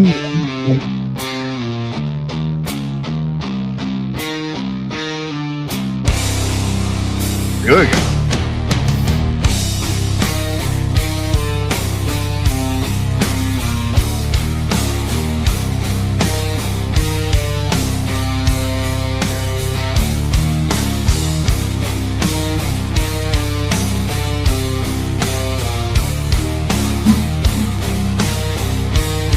So if your head's not bopping, there's something wrong with you. Yeah. He got it. Tongues like blades, no place to hide. Every word a loaded gun, crowd holds breath, war's begun.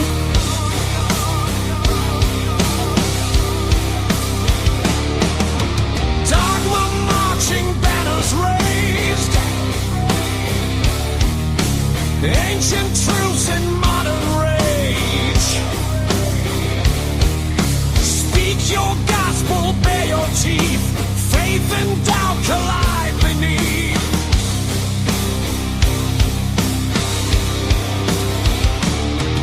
No blood is spilled, but scars remain. Yeah. Every answer forged in pain.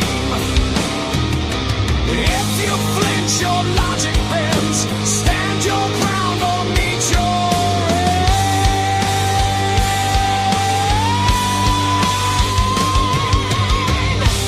Swords of reason cross the line.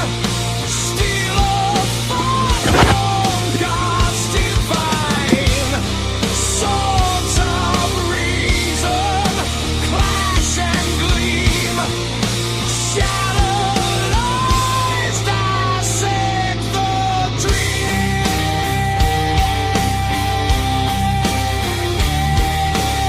That'll make a man want to party. Pretty damn good. Microphones like execution blades. Every pause a debt unpaid. History screams through human skin. Who decides who gets to win?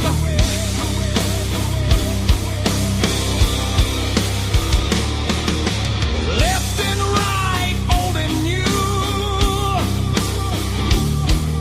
Sacred lies and facts askew. Truth is not a crown you wear. It's the wound you're forced to bear.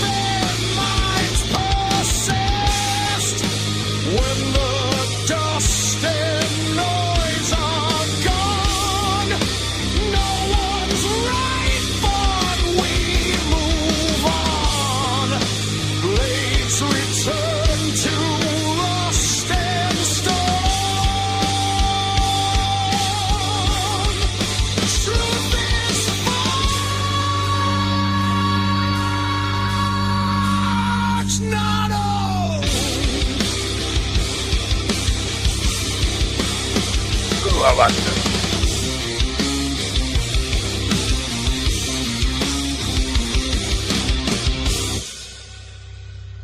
That made me smile. All right. I jammed it. That's good. I jammed it. Yeah, that's fire. I like it. I'd fucking I like it. with that. Just The opening, Show.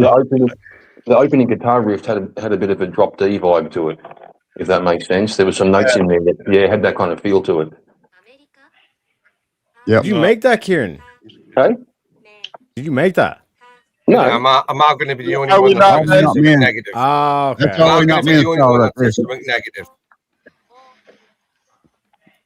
Did drag How do on we for a get bit, it didn't it? trans- Did drag on for a little bit, didn't it? Are we not, men?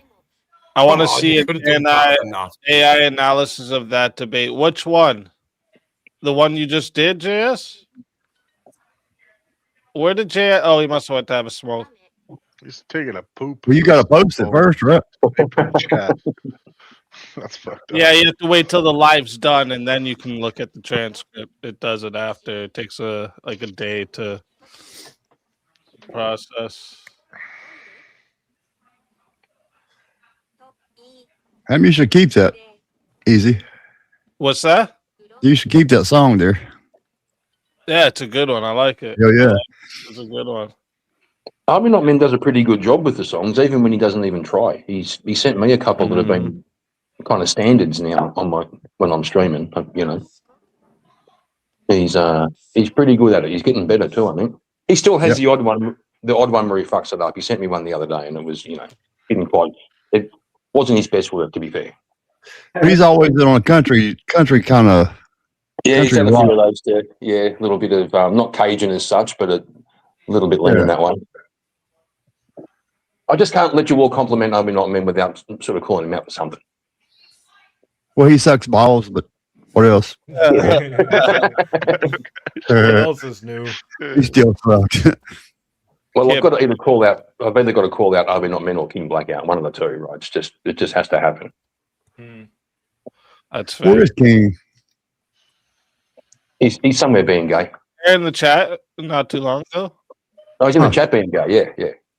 And just to let everyone know, we hit the goal for the hot seat. So in the next 10 minutes, we're going to start up the hot seat. All right. We let me see, 2, 4, 6, 8. We have room for one more. If anyone wants to join. Unfortunate, there's no trench this time around to blow up that bar like last time. Bro, French and Kieran were on my panel afterwards. It was, bro, shit show shenanigans, to say the least. Hey, bro, that guy was crazy, man. Like, I tried my best to reel him in, but that was just mental.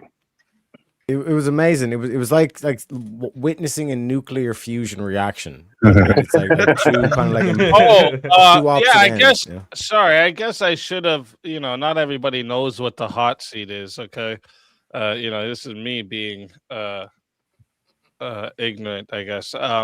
What the hot seat is, okay, is it's a segment I do here where with these open panels sometimes it's 4 rounds of questions. The first 3 rounds have 4 questions. The last round is 1. The first round is a trap card round. It's questions that are designed for everyone to roast each other.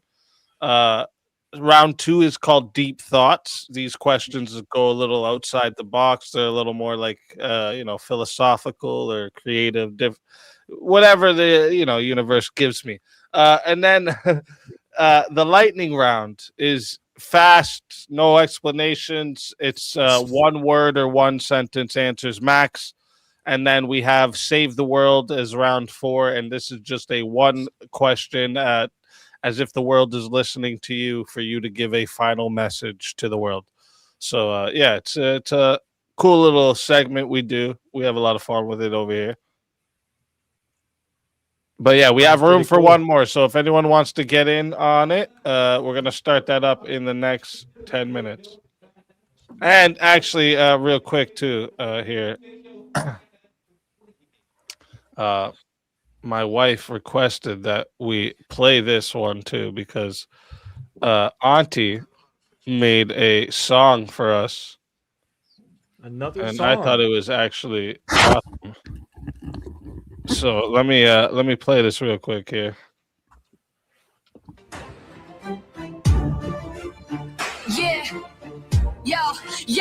Yo, salute the pistachios. Cracking shells in the scene. Speakeazy and its queen. Building dreams so pristine. Community's the army. Loyalty's the code. They like the path forward. Heavy weight on the road. Masters of verbal combat. Chaos in the ring. But behind all the madness, they got love that they bring. From debates to the beats. From the art to the flow. They inspire every fighter, every fan in the show. We salute the Pacheco. Breaking barriers, no fear. Every Friday night, the whole squad cheers from the chat to the stage. Did Avarice make this? Respect to the Pacheco legend. No, it's Auntie. We salute the Pacheco. Barriers, no fear. Every Friday night, the whole squad cheers from the chat to the stage. All the love don't fade. Respect to the Pacheco legends are born and made. Speakeazy with the mic, razor sharp with the pen. His wife holding steady, backbone to the end. Tattoo, ink bleeds, beats cut like a knife. Together they're the heartbeat, the pulse of this life. Communities united, we ain't just fans, we fam. Every shell cracked open, yo, it's part of the plan. They gave us a platform, a place to belong. So we spit appreciation in the form of this song. No gimmicks, no tricks, just the truth in the mix. Every rhyme that we spit, every vibe that we fix. From the chaos of debates to the art they compose. We forever ride or die for the Pachecos. We salute the Pachecos. Breaking barriers, no fear.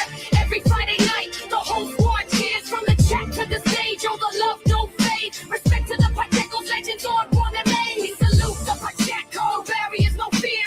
Every Friday night, the whole squad cheers. From the chat to the stage, all the love don't fade. Respect to the Pachecos, legends on born and made. So here's the anthem, the tribute, the flow. From the community's heart, just so they know. Speakeazy and its queen, yo, the love is colossal. Forever we appreciate, salute the Pachecos. Huh. That's fucking awesome. I love it. You know, I appreciate that big time. I appreciate that big time. That's awesome. Sorry, bro.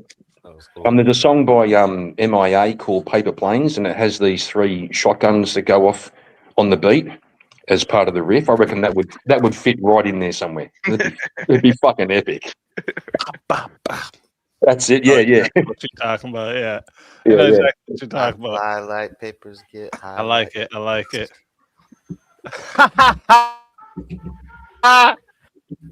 The reason sends in 5 to here. That's a favorite over here. I love it. Now that's a dude. Yeah, man. They call me the long way here and man. Fake Australian down by the beach. Down by the beach, with my cowboy hat on and Bud Light reach. They ask me if I'm gay, I say no way. While me wave the rainbow flag. Only some days me dress in drag. I don't know why they wouldn't think I'm straight. I think the only thing we can say, why is here? I think the only thing we can say, why is here and gay? I think the only thing we can say, why is here gay? Why is here and gay? I think the only thing we can say, why is here and gay?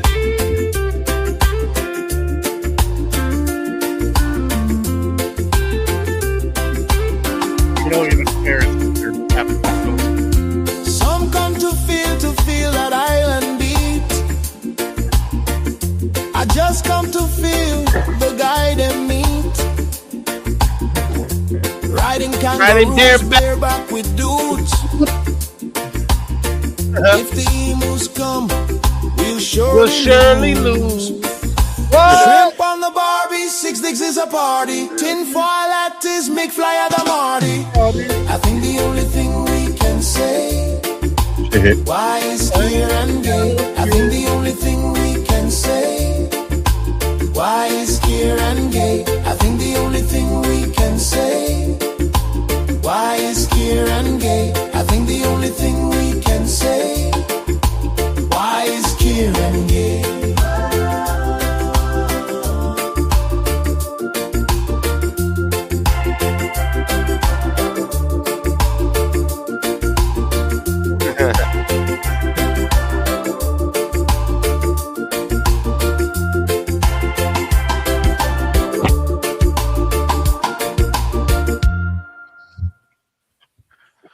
You know, Speakeazy. I'm not even lying. This morning when I got up and I'm getting ready for work, I'm walking around the house.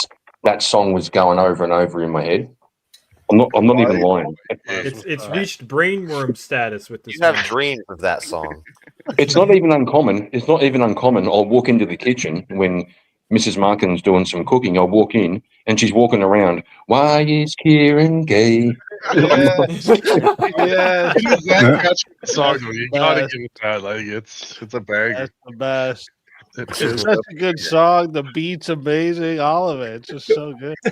Even the fact, Picture Mrs. Markin walking about the kitchen now. Why you see that? And like, and the fact too, like we wrote that with the chat. Like the chat and all of us wrote that together. That was what's crazy about it. So good. even the fact that there's only like one line of backup vocals. It's like it's just like Sublime. There's just like there's these three backup singers there just to say one line towards the end. It's cool. Love it. So three backup singers with the same question. Why is Kieran gay? So good. So good. Yeah, exactly. Yeah, exactly. We all put that track together with the chat.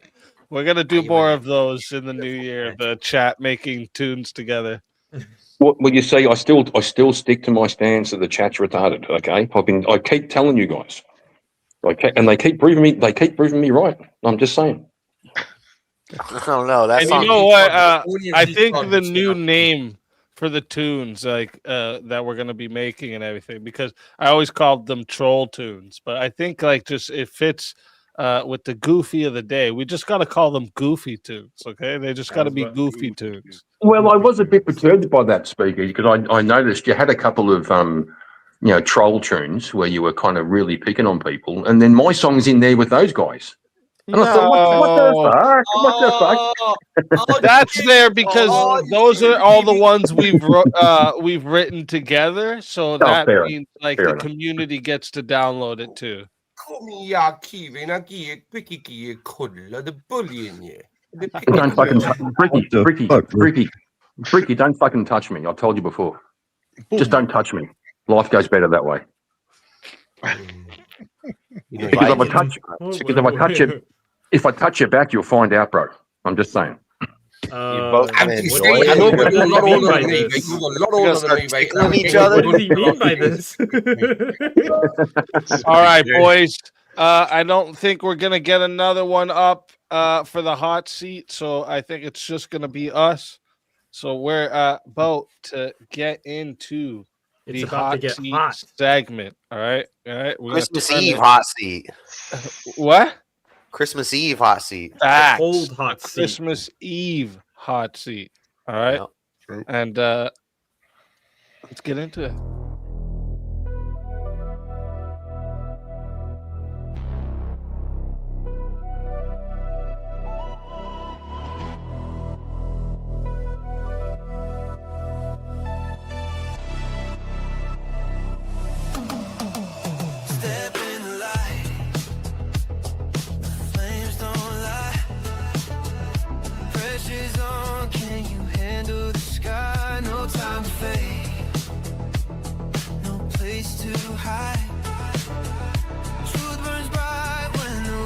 Collide.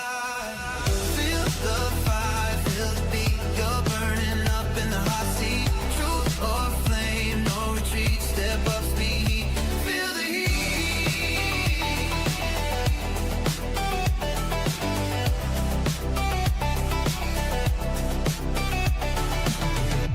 Clock's ticking, clock's dripping, lights so loud. One shot, one truth, make you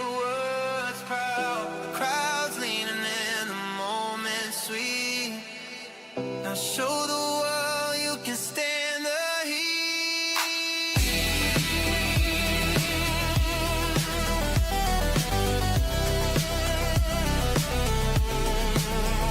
Smoke in the air.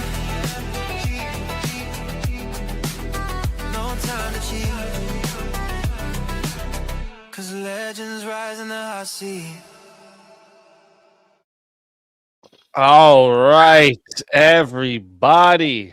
That is a waste of resources to burn computers like that. Yeah, Should you know, save we the got to do what technology, we but- got to do, okay? We got to do what we got to do. I like the Neo Weekend vibe of that song. Metaphorical. Like it? That's what's That up. was Hunter's laptop right there. It's like the weekend. That's evidence. We shouldn't get rid of evidence, man. Shit. But welcome everybody to the hot seat. Okay, this is what we call the final gauntlet of the night. The segment where pressure goes up, the answers get tighter, and the truth comes out, whether you're ready or not. All right. Uh-oh. Round one is going to be the trap card round. These questions are designed for us to force roast each other. Okay. Short answers, no dodging, no ducking. All right. No monologues. All right. And there can be a little bit of back and forth, but when I say for the next person, we move on to the next person's answer. Round two, deep thoughts. We switch gears a little bit. Questions go a little outside the box, philosophical, creative, weird, whatever I get in. All right. You get, again, same thing.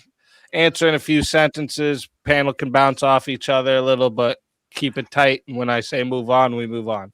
Round three, lightning round. This is fast, brutal, no explanations. You answer in one word, one sentence max. And if you hesitate, chat's gonna roast you. I'm just gonna let you know now. And then round four Chat has is no power here. round four is save the world. All right. So that'll be the final round. Each of you are going to get a question. It's a moment to give a message that you deliver to the whole world if everyone was stopped and listening to you at the moment. All right. With that being said, let's get into the first round. Okay. Round one is trap card round. All right. And what we're going to start off with here is who on the panel, all right, is most likely to eat up all the kids' Christmas chocolates. Who's most likely? And we're gonna start a couple this different one. answers you could say. We're gonna start this one with dogs. I say Teriak. He's a greedy little leprechaun. He is. He'll eat all them children's chocolate. Yes, he will. Why would I be eating their chocolate if I got my Lucky Charms? You know what I'm saying? Are the Lucky Charms filled with chocolates, though?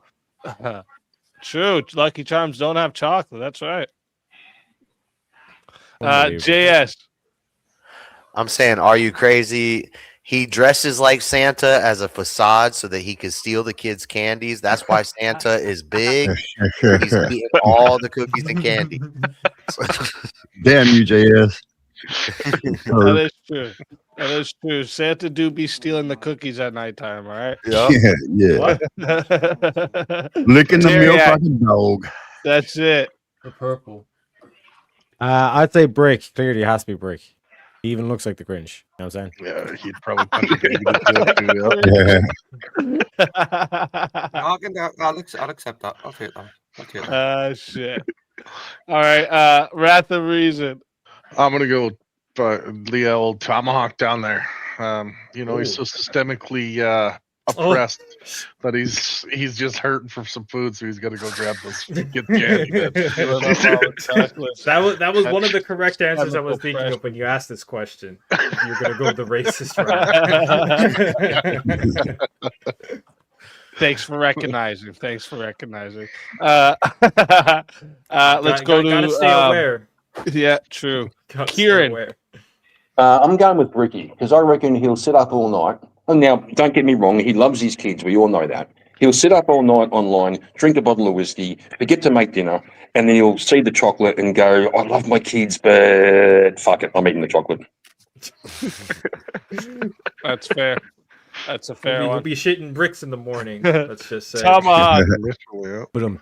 I'll just say, are you crazy? For the similar reason of he looks like Santa Claus, so he can't get enough of them cookies, and those cookies are chocolate chip, so he just needs more chocolate chip cookies to fill out the Christmas spirit. Chocolate. I'll be liking the cream. Chocolates. I do like some chocolate chip cookies too. Oh, bitches. Are you crazy? Well, damn. Everybody done picked on Santa Claus. I'm gonna have to say JS because he's a little pervert. Because I've been hanging around. Wow. What? There's an explanation behind this claim, bro. Santa Claus?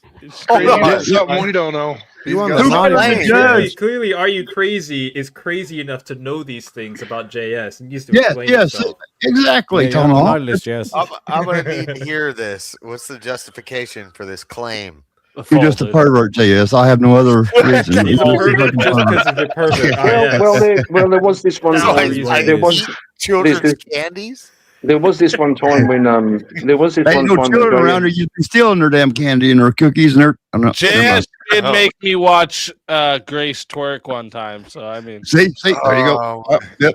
Hey, that's pretty perverted, JS. What's the deal with that, bro? What's the deal with that? I should say attempt to twerk because Attempted. she I don't know what she was doing. You thwarted it? She looked You like said she no? was having a seizure or something. I don't know.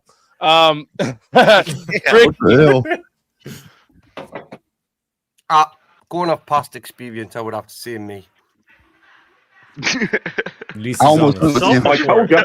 I told you. I fucking knew it. I fucking knew it. I told you. And I'm going to leave it at that. I'm going to leave it at that there. That's fair.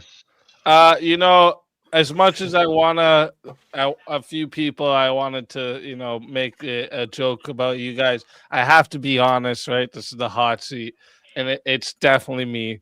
All right, I literally just today I bought extra like the Christmas chocolates, the Ferrero Rochers and the Lindors and all that because I know I'm gonna go jack my kids' chocolates if I don't buy extra. You bastard. I have to buy extra or else I'm gonna eat theirs. Okay. Was this the same mentality you had during trick or treating during Halloween? You just saw all the candy that the kids were having. You just was saying, no, you don't put out the candy. I did it on stream. No shame in that. I don't care. I said, wife, bring me up one of the kids' candy bags so I can rate it. It's cool. Yeah, make sure all the chocolate's okay, kids. I could see Speakeazy. These candies are unsafe, and it's like all your favorite. I could see Speakeazy standing little hole in this on his front wrapper. door. I see Speakeazy standing on his front door. This is the best one. You wouldn't like this one. No. But more to the point, I would see Speakeazy standing on his front porch, standing on the front porch of his house with the candy, with the candy bucket. These kids are gonna come up with their big candy bags and whatnot. They're gonna try to take a piece of candy from this candy bucket. No. You got to give me 3 pieces, and you can have 1. That's it. They gotta give me 3 good ones. The kids will ask why. Is that because I have I have all of the ultimate candy. What you see in this bucket is the ultimate candy. And so, in order to get the ultimate candy, you have to give me 3 of your candies for you to get this ultimate candy. At which point, the kids will be like, "Oh yeah, I would like the ultimate candy. Oh yeah," and then they'll give Speakeazy 3 of their candies, whatever their candies will be. The chocolates. They'll be. Chocolates. All right, next question for the panel. All right, you ready? Yeah. Next question for the panel. Who on the panel, all right, is most likely to start a fisticuffs at a family Christmas dinner? All right. There's one right answer and several okay we're gonna answers. start this one. We'll start this one with Bricky. Me. Yeah, I don't see anything wrong. Honesty is great. That's a tradition, right? Okay, so fuck you. It's a tradition. That's fine. I like the honesty. Are you crazy? Yeah. Who is most likely to start a fisticuffs at a family Christmas dinner? I'm gonna say that freak over there, old mate, Karen. Just got that feeling about him. I'll start one with you right now. Oh no! I'm coming over. Oh no, man! I'm coming to get you. Fucking, you'll meet Smith and Weston. Don't worry. You got a fucking few minutes because I got to work. You good? Come on over. I'm going to work. Oh no! I can't fight right now. I'm going to work. Tomahawk, what do you think? I'd say JS because he'll talk them into a fisticuffs match. He'll just reason them into a fisticuffs match. You mean he'll fucking annoy them? He'll fucking annoy them to the point. He fucking annoy He'll just annoy them with questions. He'll annoy them with arguments, and then they'll just be like, you know what, fuck it, and then they'll just start fisticuffing. Damn. That's fair. I try to How get does my he know brother you to so well, box. JS? I don't want to Kieran. Look, I can't provide any evidence or any logical reason, but I'm going to go with dogs. There's something about that guy. I just reckon. Maybe it's the name. Yeah, It's a good start. Yeah, He's got that dog in him. That's why he calls himself dogs. Well, he's always kind of chill and he's always kind of chill and laid back. I just reckon if you push his buttons, he'd pop off, right? Facts. That's fair. I agree with you. Wrath of reason. I mean, the logical answer is Bricky in the panel sense, but I got to go with myself because I'm 2 for 2 in the last 2 years. So, so there's evidence of this. My answer just changed. I can't get empirical data behind this claim. I have a different answer now. That's fair. Me and my brother don't get along well. Like I said, it's a lot of people would say that Bricky's the clear winner, but I don't know, between like Kieran and JS and then the Wrath of Reason, you know. Tough one. It's a tough one. So I probably have everybody. to. I probably. What do you mean everybody? I eliminated like half the pound. What the fuck you talking about? That's what I'm saying. Australians, man. That's what I'm saying. Well, fucking pick I one. probably have to say Kieran, purely because their Australian dinners, like they invite over like kangaroos and shit. It's like Dr. Doolittle and shit over there. So Yeah, but That emu crashes the party. They never left in. ever Every since the accusation. emus won that war and started doing the hybrid government thing, things just went to shit. I'm not They've gonna been lie, man. salty We need ever to turn it back since. into a prison camp. That's fair. There's JS. the only- It's not me. My family's pretty aligned on like most of our beliefs, so we don't argue too much. But shit. I was gonna say Tomahawk because he black. You gotta watch those guys. the violent stereotype argument. I gotcha. Well, you gotta watch those guys. The Jesse Lee Peterson fallacy. Don't want to be doing any any racial profiling, but you know the stats are the stats, bro. The stats don't lie. Over 50% of the crimes committed by us. Yes, the monopoly on Dogs. crime. Gotcha. What do you got for us, dogs? I'm gonna say Bricky. Irishman, man, you fucking start having a good time, and then good time. Or Britishman, sorry, yeah. It would have been funny if you stuck with Irishman. It would have pissed I him should have off. just stuck with it. Yeah. Actually, all those white people look the same. I wouldn't worry about it. I fucking heard that. It's okay because all those white people look the same. Don't worry about it. For me, I would say that it's actually probably I'd have to agree. It's probably Brick because I think Brick would just like one thing would be said and he might take it, the wrong way, and he'd just start fighting. I'm not sure though. Like you could I'm not sure about that because you can pick on Bricky's mama, his grandmother. You can pick on anybody, and actually he'll outdo it. Exactly. He'll outdo you on that. So what would you possibly say that would make Bricky get upset? If you're in me face doing it, and I can actually get my hands on you, then it's a whole different concept, my friend. I'm not going to use verbal attacks anymore. Okay, I'm going to use the empty 2.6 of whiskey is already drinking. That's what I'm saying. He'd bite you, bro. Yeah. I change my answer. Listen, I've got all my fucking teeth. Believe me. Now I'm all right. Now here's the next. Here's the next question. All right, who on the panel is most likely to re-gift a gift on Christmas? All right, who's most likely to do this? And we're gonna start this one with Kieran. It's me. I don't give a fuck about presents and shit. Like, I really don't. I'm too old. Like, someone says, "What do you want for Christmas?" Nothing. I've got everything I want. So if you give me like a care package with like chocolates and wine and shit, I'm regifting that. I'm going to save money. You wouldn't want a wine? He's honest. I like the honesty. Okay. Tomahawk. I'd say Bricky. For similar reasons as others before me have said for the other topics. There's just something about him. I guess it's the Irish. Or whatever part of Britain. He's not fucking Irish. He's not Irish, bro. Told you, lads. Whatever fucking part of Britain he's from, I don't know. But there's just that accent is so thick and so heavy that it just gives me the vibes that he's just gonna be like, you know what? Whatever this present is, I don't want it. He's from like Go take it Liverpool back. or some shit. He's not from Liverpool, you retard. And Tomahawk, what do you think? Whatever. When I hear the word Liverpool, I think of people that talk like Brit. Yeah. I'll be back. I gotta take a call. Oh my. All right, no worries, no worries. We'll go back to Are You Crazy for this one. Bricky, you're next. I'd say GS because he's too weak to say anything other than that he's like the gift, right? He's too stingy to buy another one. That's fair. That's fair. Dogs. Say JS for the same reasons. Bricky nailed it. Bricky nailed it. JS.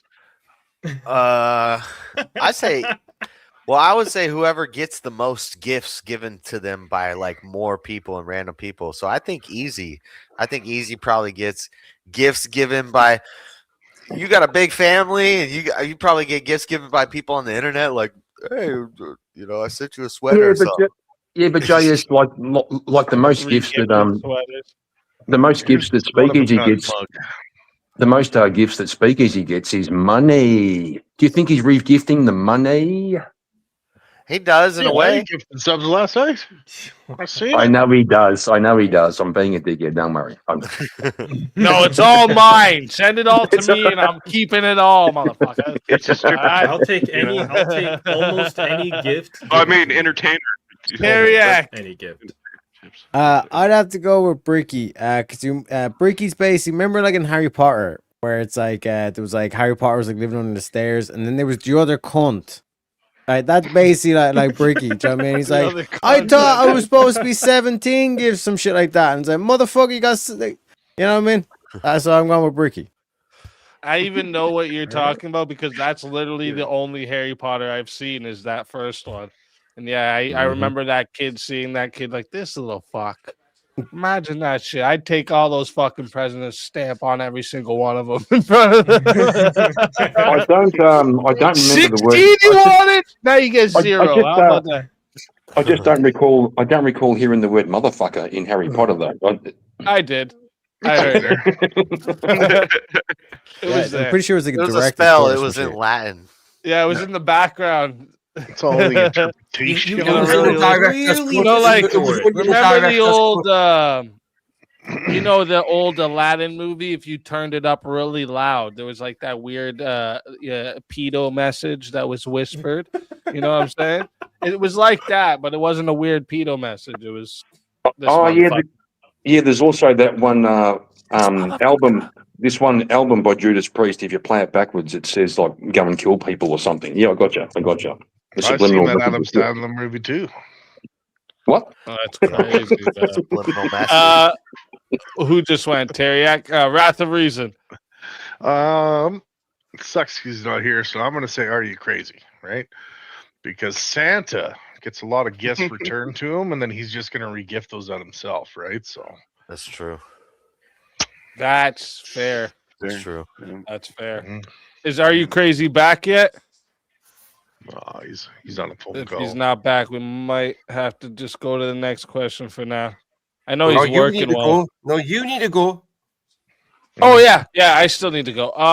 Did you answer who's the last most one? likely to re-gift? Yeah, I did. Who's like? No, there's one more after this. Who's most likely? Oh, here's Are You Crazy? There you go. You go first. Who on the panel is most likely to re-gift a gift at Christmas? Well, I'm going to have to go back to my little buddy up there, JS. I hear he's always saying, I ain't paying for shit. Ever. Ever. Ain't going to do it. If he That's fair. re-gifts but the thing is, if he re-gifts a gift, he'll have to pay for that wrapping and then pay for sending it back. So, Hell, he don't No, even he won't bother. even open the gift. He Yeah. just won't even open the gift was itself. saying, He'll just pass it Well, on. he'll just return the sender. Yeah, but JS has Changes an the name. amazing. JS has an amazing strategy. The way to avoid having to buy gifts is to have no friends. That's Right, simple. right. I don't. The problem is I don't give gifts. Every gift I get given to Also me, I sound already told the strategy. person like this is what I want, and so I already know every gift I'm gonna get. So, but That's actually not a bad idea. I guess if I got a bunch of gifts, I probably would re-gift them. That's what I'm saying. It's See, genius, but he's that's I'd why it's probably brick. return It should be them. I would brick because return it's them, or I'd genius. find a way to sell them. I was just about to see. My answer was just gonna because I couldn't figure it out at first. I was trying to think, who'd actually, and then I was just gonna say, well, Tomahawk because he's black, but What? Don't want gifts. Don't give me I mean, gifts. stealing That's and nothing. regifting are two different things. I mean, I like. But now, okay, No. now it's JS. Okay, he just admitted that shit live in action for all of y'all that he's regifted your gifts. All right. See, okay, so if I were to guess Speakeazy's reasoning, his first reasoning for why he would say it was me, it's because I would look at a gift, anything that's given to me, I'd just be like, no, I don't want the gift given to me. I need to take it for myself. No, it's because the first reason. Well, You can interpret that as you will. Yeah, but Tomahawk, Before I my re-gift it, I'll Jamaican find a way family to sell members it. have definitely regifted some shit to me. I'm Yeah. yeah. You know when Hey, it's really Tomahawk. bad when you buy them something and they re-gift it right back to you. They forget. They say here, or maybe even the next year. Next Tomahawk, year you get for the real. same thing in return. That's the best. You just keep Yeah. passing around the same thing. That's Yeah. great. Tomahawk, It's you like missed, a present Tomahawk, you missed the present telephone. Tomahawk, you missed the best argument. When Speak said I would choose Tomahawk because he's black, you could have said, bro, so are you. Right? Yeah, but what's the white passing? So He's half black. White, He he's gets white. to pick and choose when he wants. Wait. to. Right, Speak. that's it. Speak. Are you a ginger? Are you a ginger? No. Is anybody here gingers? My Yeah. wife is. Yeah. Allegedly, Your wife I is have black, some Irish according to and black some part of people my and family the at wider some time. society for some reason. Did That's you not right. know that? Has No, I nobody here definitely- heard of that? I definitely got to look into that shit. That's hilarious. Apparently, and this is like something that kind of goes under the radar in society for whatever reason, but due to all the shit that gingers get, gingers apparently know what it means to be black, and quote unquote have had the black experience because they're the one like Caucasian race that gets shit on by everyone. Yes. Yeah, this for bit whatever like reason. Actually, forget It's- Caucasian, black, Asian. That's just you know, ridiculous. you can't offend but anybody. it's You a can't real offend- thing. For whatever is. reason, is. gingers have the it's a same real thing social in standing as CRT. black people, so therefore Yeah. gingers are black. Correct. My ginger. That's true. Yeah. Like gingers are the last That's race. some, Like the last. that's some sociology and some CRT and some. No, it's fucking true, bro. No, Gingers are the last Tommy people. Gabble, it's okay to pick predates on. CRT. Yeah. It predates CRT for whatever reason. You look at Aryans, you look at blondes, and blonde, blue eyes. Those are the All kings right. of crop whites. We're but getting for off some track. reason, Yeah, we're going gingers- way off board here, guys. Let's get Well, what let's do you get mean? back. Let's rein it in. Was there? Go wait, back. was that the third one or fourth? I think that was number 4. Third. Yeah. Or that was 3. I think it was Okay. 3. Number 3. Okay, That was you number might. 3. Yeah, I think you're right. I think it was number 3. So for number 4, okay, this is what it will be. Okay, who on the panel most likely believed in Santa right into high school? All right, let's start here with. We're gonna start with Wrath of Reason for this one. This one I got to go with Bricky because he probably had no idea where he was and who he was at that time. That's It's fair. probably abused and stuff. Yeah, drugs and alcohol. Comes from a bad household, a bad environment, as someone would say. Oh, I gotta go last on this one. Brick's just getting it all tonight. Terry, Are you trying to insult me? No. No, this one is like like Brick can't be the one because like Brick would like literally kind of like he'd cop it, but then he'd like try to continue it on all this kind of shit. But he'd cop it really young and convince everyone else on all that kind of shit. This one, a toss up. It's a toss up. I'd have to go maybe Wrath of Reason, probably. You know. You said that the question is they went into high school believing in Santa? Yeah. Yeah. So I'm just stupid. Yeah, I gotta answer this one last, or I'm gonna influence decisions. But you think so? Okay. Okay. I'll let you go last then. Dogs. I mean, it's obvious. It's Are You Crazy? I mean, he's trying to match his looks and everything. I mean, What the fuck, man? Still What the hell? The man hasn't been in high school because he is, man. He's living this shit. I am Santa Claus. What the hell? How would you remember? I'm changing my answer to dogs because he's attacking Santa Claus now. You know what I mean? Yeah. That sounds like a lot of pent up rage because he. That is you know what I'm saying? unforgivable. You don't attack. He is pure of heart. You do not attack Santa Claus. Next we'll go Kieran. I was kind of torn between Wrath of Reason and JS because if you're into reason, you'll probably figure that shit out early, right? You'll say Santa can't fly around the entire Earth in one night. JS, he'll believe anything. So but I have to come down to probably Wrath of Reason smarter than JS. So I'll say JS is the one who believes it longer. I'll take it, I guess. That's fair. That's fair. Oh shit, we got another join in the hot seat. Uh-oh. Oh shit. Let's Oh, shit. Oh dear Lord. It's Mohawk Man. Right there's the pool that believed in damn Santa Claus. No. I saw a poll really quick, and I just had to come clear up some things. Are you taking my property from me, Speakeazy? You made a song? You taking my Rob Noor intro song? No, you made one? I didn't know you made one. Let's hear it. What do you mean? This is the Rob Noor show? You haven't heard that? No, I haven't. Oh, no. Yes, I did. Yes, I did. Now I know what you're talking about. No, it's for the other Rob Noor show, okay? The other Rob Noor show. You know, that's what I do is I make those songs for you guys. That's you're taking my job. Speakeazy. Fuck, man. Don't worry, I will only make the one. Okay, I will only make the one. You're gonna take my job. No, I can't do your job. Trust me. I already have too much of my own job to do. I can't. It's not machines. Machines are not taking a job. I definitely can't. Speakeasy is not a machine. But since you have joined us, you're in round 4. I mean, question 4 of round 1. All right. Who on the panel, Avarice, most likely believed in Santa Claus up until even going into high school? For an adventure. That was fast. You want to think about it? That was fast. I fucking love you, man. Want to think about it a little bit, bro?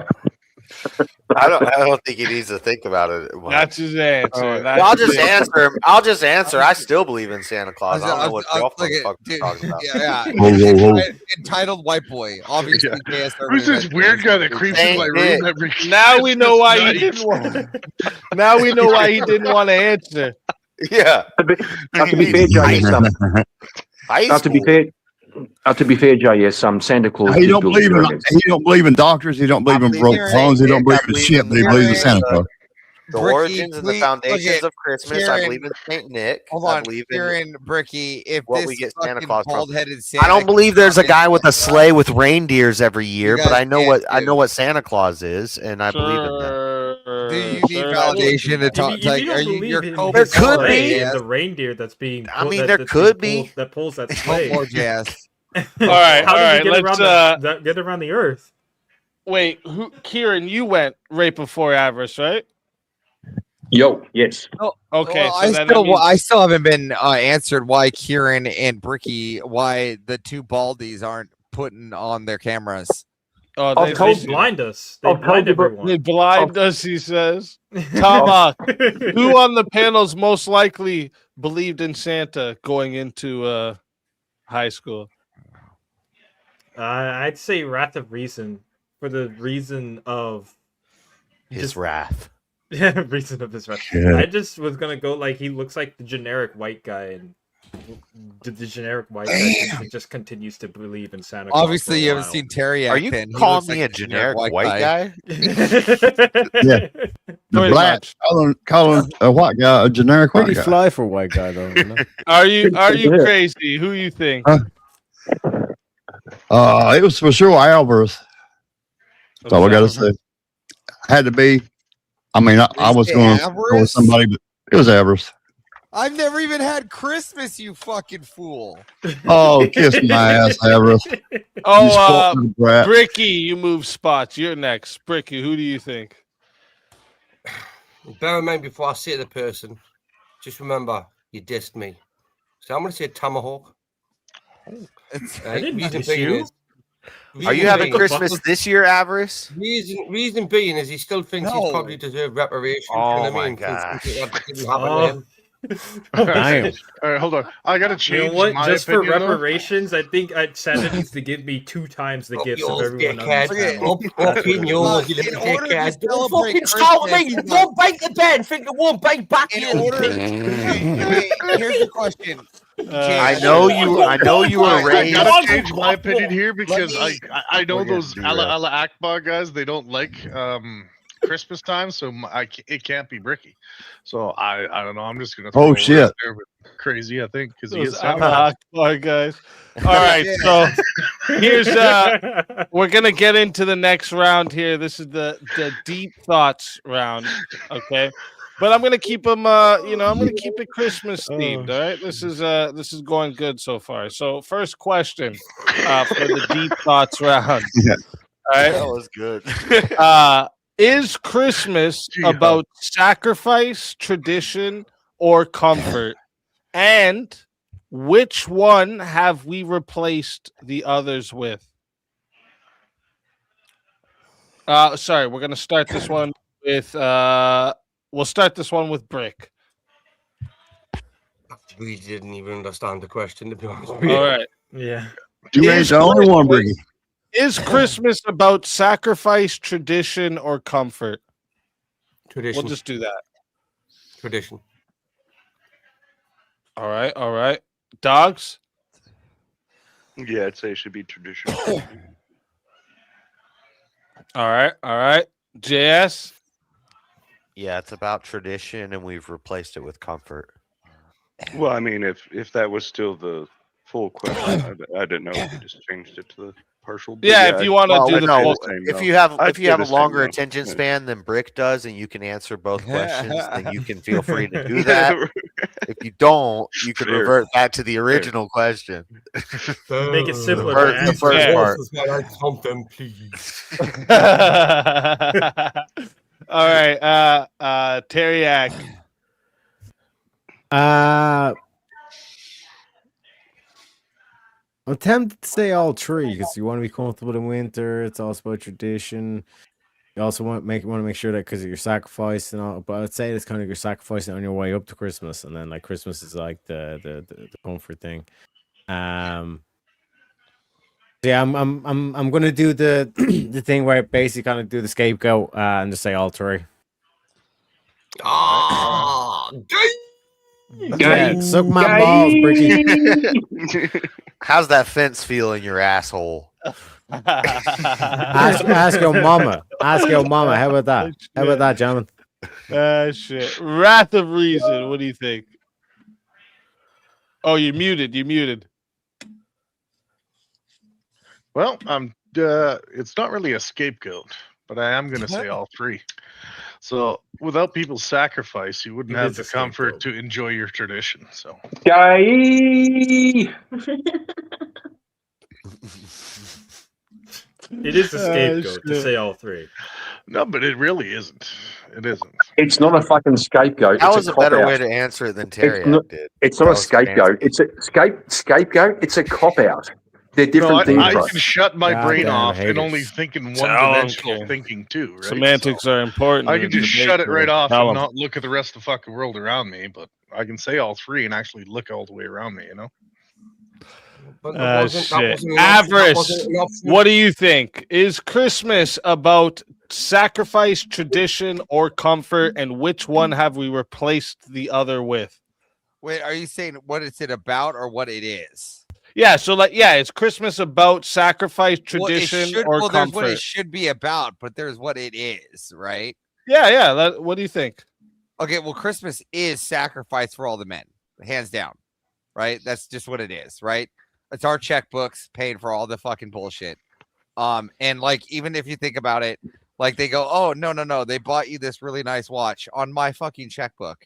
What are you talking about? I bought myself a watch. But what should it be about? I could have bought this on Tuesday. What are you talking about? So it's sacrifice for men, right? And the women get comfort, right? So the women get comfort and men get sacrifice. This is the two they get. That's what we made it. It should have been it should have been about tradition, but it's not anymore. Women have subverted it so that they get comfort and men get sacrifice. And my checkbook has shown that. Also, my time has shown that. I have to buy everybody a gift.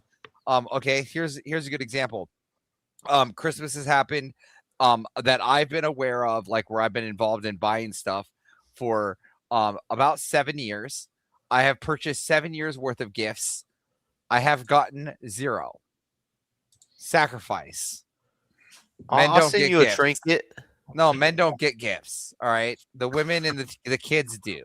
Men don't get gifts. We get a hot chocolate and a new pair of socks, which we should have bought ourselves anyways. You know what's funny is they were doing a Christmas marathon of Saturday Night Live, and one of the skits was about how women don't get gifts. They get a robe, and the whole family gets. And they did a rap song. They're like headphones. Women. I'm just saying. They manifest days to get themselves gifts. There's women out there that believe they get push presents. I'm not saying it's true. I'm just saying that's what like Saturday Night Live was putting out. Well, you're saying it's the opposite. Avarice is saying that the tradition has become comfort and sacrifice. But Yeah, comfort it's on a the, good. comfort No, it on was the a side base. of It was a women base and take. sacrifice on the side of men. I'm just pointing out that the media was putting out a thing that said the total opposite, which I think isn't true. Like Saturday Night Live, they're like, oh, the women have to sacrifice everything on Christmas, and the men and the kids get all the gifts. And anyway, never mind. All right, I will concede the day I get a new computer, PlayStation, Xbox. In all right, you heard him, boys. You know what he wants. He gave you his Christmas and you list. didn't have to pay That's for the it. Christmas list. Everybody's got to be Santa now. Okay, next will be Kieran, and also sorry, Trench. I didn't even notice you sent a $5 super chat. Thank you very much. I'm not reading that. you should have Trench is in the back, so if someone wants to kick someone off and make room for Trench, you can. It's 50 to kick someone off, and if you want to bring someone back, it's 50 to bring someone back. But let's continue on here. Kieran, what do you think it's about? Okay, first of all, I want to thank Avarice for the Red Pill TED Talk. I've been taking notes, brother. If you, like, I'm no fucking Einstein, but I'm pretty sure the life of Christ was about sacrifice. And so I'm going to say it's about sacrifice, and we've turned it into comfort. That's a good I like it. Tomahawk? I'd say that Christmas started about sacrifice because of the Lord Jesus Christ and how he gave his life for the world, which became tradition as we continue to tell that story to our families and our families' families. But nowadays, because of all the consumerism and the fact that we don't seem to like tradition for whatever reason, except for this group here. This group is great, but on the whole, society has become more about consumerism. It's become comfort, but it started off as sacrifice for the act itself, and then it became tradition for talking about the act, and then it became comfort because we don't really talk about the act like that these days. I like it. I like it. All right. That's what's up. Are you crazy? What do you think? Thinking about the same thing they are. It's it used to be tradition, still should be, but we have traded it for comfort and a credit card, pretty much. And a credit card. Yeah. I mean, people just don't get together anymore. They just don't. That was true. That was the tradition part. And it was a sacrifice sometimes just to do that. Everybody cooked a little something, and had a big meal. And Yeah. I was actually talking to my wife about that the other day. How I remember when I was younger, the Christmas get together used to be huge. Right? Yeah, everybody. All the sides of the families all showing up and everything. But people start fighting. All Family the members inbreeds start and blacks and everybody showed up. It seems like it's a bit like weddings. Like family members who stay apart for the entire year have some reason to come together, and then you find out why you stay apart. Yep, exactly, Karen. Exactly. And you add a bit of wine, like champagne at 10 o'clock in the morning. Like a champagne breakfast for Christmas. That's the comfort thing I'm talking about. We've taken a really serious like. As far as I know, Jesus gave up his life. He suffered for us and so his birth should be revered. But instead, we have champagne breakfast. It doesn't make any sense to me. Yeah, no, I get it. Yeah, I'd actually. So my answer would be exactly like what you said, Kieran. Big W for that. I would say that the whole idea is the beginning of Christ's sacrifice. That the sacrifice is what it if you were to rank those three because some of you said all three, and I'd kind of agree with you, but if you were to rank them, right, it was mainly about the sacrifice, and then the tradition came from that, right, and then the comfort came from the tradition of that. Right. So it actually was all involved, but we've changed it to a materialistic comfort, not comfort in our soul. It's like what Are You Crazy saying, where we got together with our families. We sat around the dinner table. We thanked God for our meal. We had a spiritual gathering there, where now it's just about materialism. Oh, I got the greatest presents for everybody, and that's what it is, right? It's what it's turned into. No, this is where I want to say, wouldn't the feeling of comfort and everybody being together, everything want to create that tradition? So wouldn't comfort come before tradition? Not if you're talking the spiritual aspect, which is where the sacrifice takes precedent. Because the tradition of coming together and worshiping for the sacrifice, that is what brings the comfort, because you're all coming together. It gave you, this is what gave people reasons to come together before, but now that doesn't even mean anything to anyone anymore. I think I was thinking materialistically when I said tradition was because when I think Jesus died, he did the sacrifice, but he didn't do that to start Christmas. No, but he did it to but you can draw comfort. You can draw comfort from the fact that but I'm agreeing that the sacrifice. Well, I was in the middle of making a point when you let him finish. Let him finish. Trying to make a quick little point. When you guys said sacrifice and you said that's the true meaning of Christmas, I was like, yeah, damn. I was thinking materialistically when I say tradition is the origins of Christmas, because really it is. So you guys are right. It's the sacrifice first, and then the tradition, and then I think the point is that what Jesus did, and don't listen to me, I'm just a retard, but I think what he did was he bore the burden that humans couldn't bear. The human experience is so fucking messy and so fucked up that we can't resolve our issues. And what he did was literally died for our sins. That's the sacrifice he made. Yeah, it's the start of the saving sacrifice. Exactly. Yes. That's why it starts with that. I think it's deeply, when you think about what Christmas even is, it's actually about humility. It's about descent, right? The saving sacrifice. Yeah. And the tradition that comes from that is the tradition of giving thanks to the Lord for his sacrifice for us. And over the years, the reason why it's turned into comfort is we stopped thanking Christ for the sacrifice that he made for us. Exactly. On that day. Exactly. Like, imagine if a family got together at a Christmas dinner and they sat together and really thought about the sacrifice he made. Like they had tears because of the sacrifice he made for us, which we couldn't bear.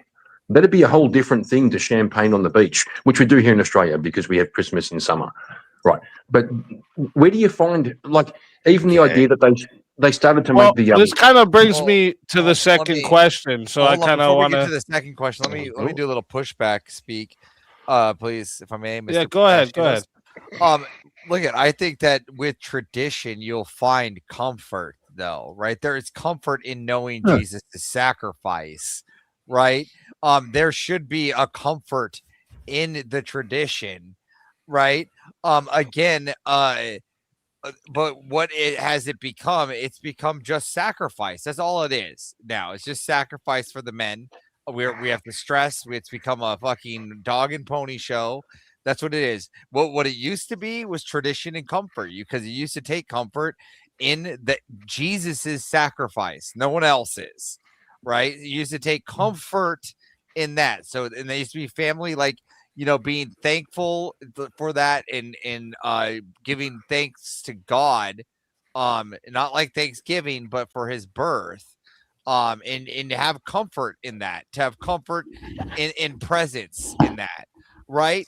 But it's become, and I say that honestly, and I might like a comfort and hope, not like a cozy comfort, not the. Well, even that. Yeah, but also like the sacrifice. But sacrifice in Christ is not the sacrifice of men having to go to work to buy gifts. I'll take it to an extra step further. I'll even say it was comfy by the fire with hot chocolate, even to a farther end, right? But at the end of the day, with sacrifice, you could say yes, it's not the same sacrifice.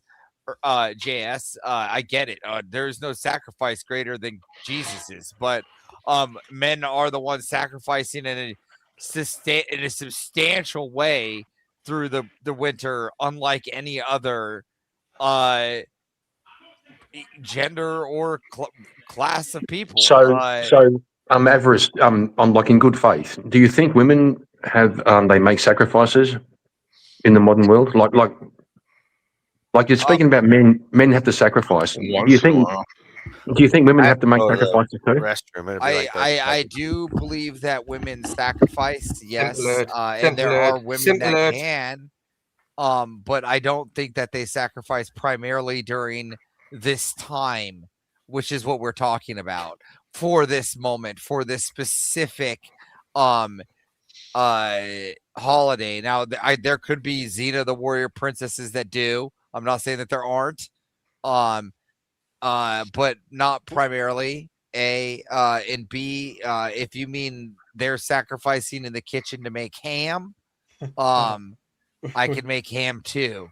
I get it. That would have been my question. Is like, what would even be considered a sacrifice on the part of the woman? What would be a sacrifice? I'll answer it. She decides to submit to her husband. That's a sacrifice. It's a sacrifice. Yeah. No. Why? Yeah. How would that be a sacrifice when that? Aaron, this doesn't even answer your question. You said, does women have to sacrifice in modern society? No, I didn't. Yeah, you said have to. Yes, you did. Well, I didn't mean to. Okay, well that's fair. But I just wanted to add on to Avarice's point real quick. Like, usually, like this is the first time. Well, just wait. I just wanted to finish there quick. What Avarice is saying is, in society, right, it requires men to sacrifice. Where it's pretty built now to, like, if women chose not to, they really don't have to. That's the difference. I think that's what Avarice is pointing out here.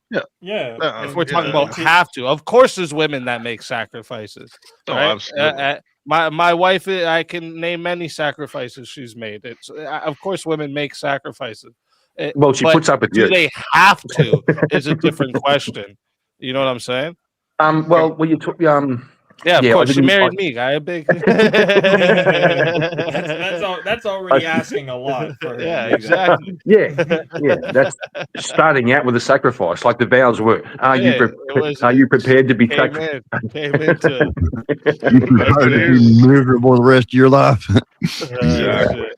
And like to add on to Avarice's point, like for a sacrifice, like here's a sacrifice. This is the first Christmas I've been home in 13 years. Right? I'm usually Damn, out dude. working in minus 53 fucking weather, working my ass off so the family can have a Christmas. So now All right. this is the first time I've been able to actually enjoy it, and it's Let's get to the second question here. It was based off something you guys said. I kind of changed what I had here. Would Christmas still matter if it had no gifts, only time with people? Yeah. And let's start it with we'll start it with you since you answered first. Wrath of Reason. yeah, sorry, yes. Gifts are just materialistic. Just getting along and getting together with your family, and actually being with them around this time of season it's priceless, right? It's something that can't be replaced. I like it. Teriak. Yeah, pretty much same thing. Like even like when you think back, like to when, let's say, the West wasn't as materialistic. Like that was the whole thing of like the sacrifice. That it's like when families don't have a lot, they need to sacrifice, put money aside to have the Christmas. So, and like oftentimes like that's the kind of more, you know, the more jolly experience. That's what's up. I like it. JS. Yeah, I'll take it farther. I'll say even if you're not spending time with people, it still has a meaning. And like I've had a lot of Christmases where I'm alone and I didn't get no gifts, and it always meant something to me. It was always like, this is I never got depressed. I never got seasonal depression, and because there's a meaning to it. It's a tradition. It has a meaning based off that sacrifice. And so yeah, but definitely without gifts, just family being together is gonna be awesome. But even if some people won't have family around either, and they can still but it's still the spirit, right? They can still respect Christmas, and that's what's up. I don't like when people get all depressed at Christmas time, but I understand they do, and I get it. But cheer up. Yeah. Straight up, exactly. No, I get what you're saying. I can understand it, right? Them looking out and seeing people celebrating with family and not having that, and kind of missing it maybe. But yeah, I would say the same thing. Keep your chin up. Yeah. Dogs, what do you think? Yeah, I'm just gonna have to say the same thing. Yeah, I think it'd be better in the long run. Yeah. I like it. Bricky. I'm gonna say no. As a father of four, I believe that I don't need any gifts on Christmas Day. Personally, I'm happy spending time with my family. But as a man, I could not live with myself. The one thing that gives me pleasure is watching my children and my relatives open up and receive gifts that I've bought for them. Right, okay. And if I wasn't able to do that, I would just be a really big disappointing day as a man. For me personally. I mean, I get what you're saying. I don't need gifts to feel like the comfort of spending it with my family. But if I wasn't able to do that for me children and other people, then it wouldn't sit well with me. But that's just me. I get what you're saying. Yeah, I've had the times where I couldn't afford the gifts I wanted to give, and I was like, shit, I get what you're saying. Just want to say, Bricky, like the tide. That's the first thing you've ever said that makes me kind of like you. I'm not going to lie. This fucking guy makes me kind of edit that bit out, please, and just take we gotta edit that out. We'll edit that out for the video. Kieran has to continue to keep up the appearance. So that comment didn't exist. That comment didn't happen. True. Avarice, what do you think? What was the question? Would Christmas still matter if it had no gifts at all, just time with people? I mean, I guess it. For sure. I mean, I've never had gifts, so yeah, I guess it doesn't matter. Gifts don't matter. This is like to to be honest, this will be like the first Christmas I'm going into where I'm like in a family. So I'll like no more this Christmas. But like last Christmas, I was just Average. You need to put up a tree and stockings. You got a baby now. You're doing Christmas, dude. Do you know why we do all? You know why we do all the stockings and the trees and the lights and stuff? It's for the kids. It's so that we have something to make them remember every year. And then what we use is that as a tool to teach about Christ's birth. Like that, it's come on. It's indoctrination in the purest form. It's true though. Actually, like I went to a Catholic school when I was younger, and like every year at Christmas time, there's the play. We all do the play where someone's playing Mary, someone's playing Joseph, the three wise men. That's what I was. I was one of the wise men when I was in the play. Like that's they remind you of this every year. I love it. I do love that. Even in public schools, they don't even know what they're doing, but they're accidentally like. So you always put up a tree and we're trying to move away from that now, but they're teaching about Jesus. Okay, I'm just You'll have fun with it. You'll have fun with it. I just want to. My question though is, you want to put up a tree and a stocking? Yes, get a tree. Hold on. To indoctrinate a 3-week-old. Well, next year. Okay. Yeah. Started early, bro. Well, you can start at 3 weeks. You can start at 3 early, weeks. bro. What's that movie with Jet Li where Jet Li's like what I'm saying, monster? But what I was saying, if you get them young, the possibilities are endless. All right. Your 3-week-old is going to be staring at a lit up tree and is going to connect that with its birthday every year because you have a Christmas baby. Yeah. So what I'm saying is this is the first year like I'm actually matter to the family, like my in-law family, the one that celebrates Christmas. You know, because I mean, before this, I was in a cult that didn't even do any of this, right? So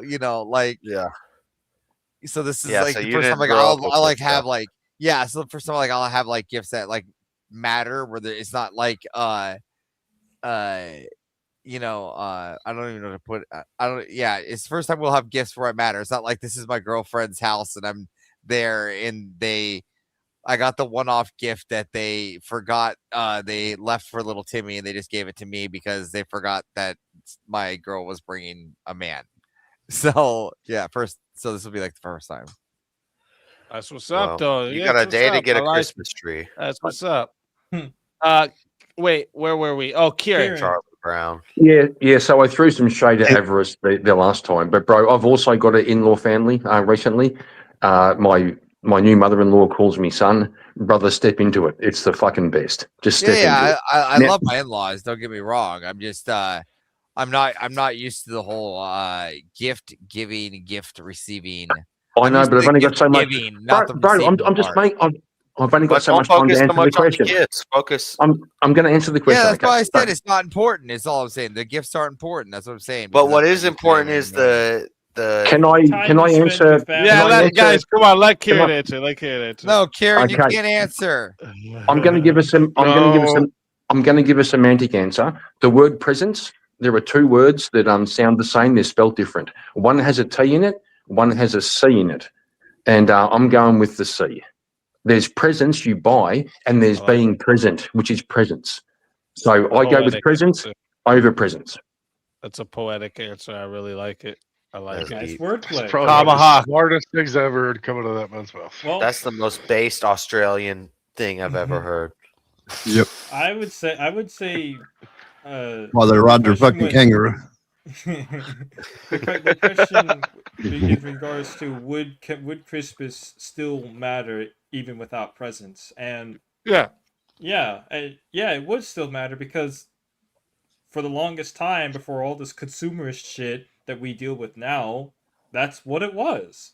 We had before presents, we had, as Kieran said, we had presents, which was everybody was together, everyone was together, the whole family was together, and we were spending Christmas as one big, group of people being comfortable in one home for a special occasion, celebrating tradition and the sacrifices made throughout the year, as well as the ultimate sacrifice by Jesus Christ.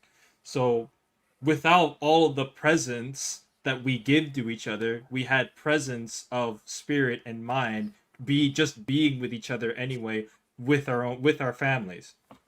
It may not be what society focuses on today because everyone's all about giving presents to each other, but that's what we had before, and we can still have again. We just gotta bring it back. Isn't that what the three wise men done though? Gave gifts. Can you imagine if the three wise men turned up empty-handed and went, "Oh shit, I forgot." Brick, I could argue the other side too, that presents is actually an integral part of the tradition and of Christmas. Because I was thinking about that because of that, right? Yeah. The three wise men thing. Shit, Are you crazy? What do you think? I didn't say that. I didn't say that. Just edit that bit out again. And charity being a I'm all for the damn family. Yeah, don't need any presents. You just need yourself. Take your ass to your family. Hug them, whether you hate them or not. Just do it. And if you notice, everything good goes back to the church. Facts. Really does. Facts. I would say, it's definitely. I would actually even go a further step and say that it would be better. It would matter more without the gifts. If the tradition of gifts was never added in, it would actually matter more because we would simply be valuing the like at Thanksgiving, right? People aren't exchanging gifts, but we extremely value that. Imagine them putting the phone down too. Put the phone down too. I mean, that would be something. Is Jesus's parent, Mary and Joseph, they didn't have any money or any abundance to give to him as a gift. It was other people who came to praise him who brought him gifts. So it wasn't like the whole family giving everybody gifts thing. Right. Yeah, it's exactly. a new thing. It was a new thing, and which is why. Trench. I see both sides. Trench Deacon sends in $20 to say, but y'all need to stop being pious and sad. We will never fully return to tradition. The secret and blessings come from rejoicing. The women clothed in the sun, stars, and moon will birth he who strikes his head. Thank you for that, Trench. That sounds like some hippie gobbledygook.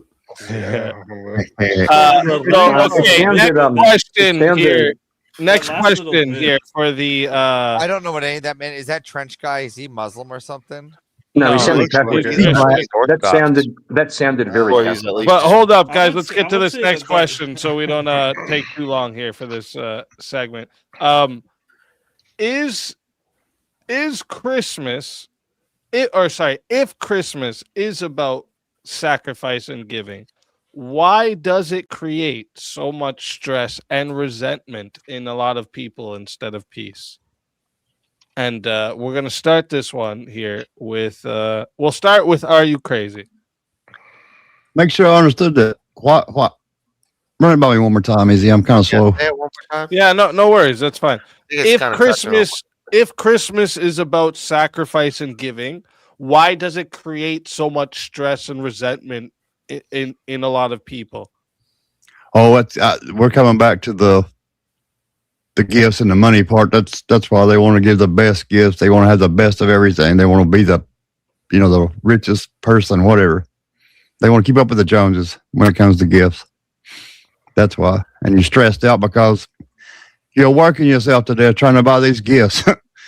You know what I mean? Just calm the hell down. A hug's worth more than any gift. Yeah, 100%. 100%. That's what you want. Nobody's going to care about gifts in their last days, right? Tomahawk. I'd go past that. I would go past the materialism aspect and just say it's about ego, and there's a competitive aspect to it. When people besides wanting to get the biggest gift, besides all that, I want to say it's that ego portion of humanity where where anyone would want to go, I gave more, I sacrificed the most, therefore I should feel good, or people should feel good about the way that I sacrificed the most on this great day. The stress comes from competing with each other needlessly, so to argue needlessly, competing with the fact that everybody is sacrificing, but I need to sacrifice more than the other guy. It's ego and competitiveness. It doesn't have to be materialistic. All right. I like it. Kieran? If you could you repeat the question for me? Yeah, it's if Christmas is about sacrifice and giving, why does it create so much stress and resentment in people? Because people miss the point. For some, like imagine why do secular people celebrate Christmas, right? That's what the fuck's going on. So that they miss the point. They miss the whole focus, which should be on the life of Jesus and the birth of Jesus. If you aren't doing that, you're just turning up to fight with your family. Fair enough. Avarice, what do you think? Because the answer is in the question. People don't like sacrifice. That's actually a really good answer. That's a great answer. Humans do take the path of least resistance. That is a very human trait.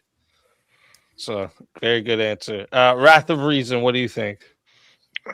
My answer was actually just right in line with Tomahawk. It was just going to be internal conflict. You always want to be perfect. You always want to be the best at what you do. You always want to have everything right. So it creates that competitiveness between cultures. That's where you end up. You guys said it better than I did, but that's what I was trying to get at. That's what it was, competition. Yeah. All right. Teriak? Yeah, that aspect of ego, I think, striking the chord. Basically, this whole thing of like, rather than like Christmas should be kind of like down, kind of like winding down and into the new year kind of thing. So it should be a thing of like reflection and kind of appreciation of what we have and all this kind of stuff as well. So yeah, I'd have to agree with with Tomahawk. All right. JS, what do you think? The stress and the resentment. I don't think it comes from the sacrifice and the giving. Like, I think it comes from people are angry. They're angry at Christians. They're angry at. They'll sacrifice and give. They'll just call it something different. Their stress and resentment comes from. They don't like God. They're mad at God. It's like pagan, and everybody hates Christmas. And then I don't know, depression. People get depressed, but that's different. But the stress and resentment comes from hating Christians. What? You're fucking crazy. Well, at least somebody said it. Fuck. You're fucking. This is like the ramblings of a fucking homeless. How much have you drank? Not enough. I didn't want to be the one that said it, but how after many said it, natties have what you? the hell are you saying, dude? Like, Hold on, calm down, Urkel. Calm down. How many natties have you been through? You fuck. I'm drinking Blue Moons. Yeah, and I haven't even finished the 12-pack yet. Got it. You stepped up your alcohol content from a 2% natty to an 8% Blue Moons. You're getting drunk. They're about the same percent. You're crazy. I got it. Well, I got it. I'm in Florida. I'm at lower altitude. I'm altitude training. Oh, is right that now. what it is? Oh, is that what it is? Your son, that was the dumbest answer from the. What do you mean? That's true. I get drunk faster. No, it goes the other way, man. No, I'm talking about your stupid. It's not about the sacrifice. Oh, wait, yeah. Bullshit. That's fucking true. It would answer. go the All other right, way. so wait, who just went? Sorry. Fucking homeless. JS, yeah. Rock dollar world. JS right with there. the ramblings of the Christian hate metric, the Christian hate angle. Because people hate. You know what? People hate Christmas because people hate Christians. That's what we hate ourselves. That's why it builds. We go into our houses, hate on ourselves, and self-hating Christians. God damn it! How dare us? Trench also sent in another 5 to say yes, very sad. But what about raging against the dying of the light?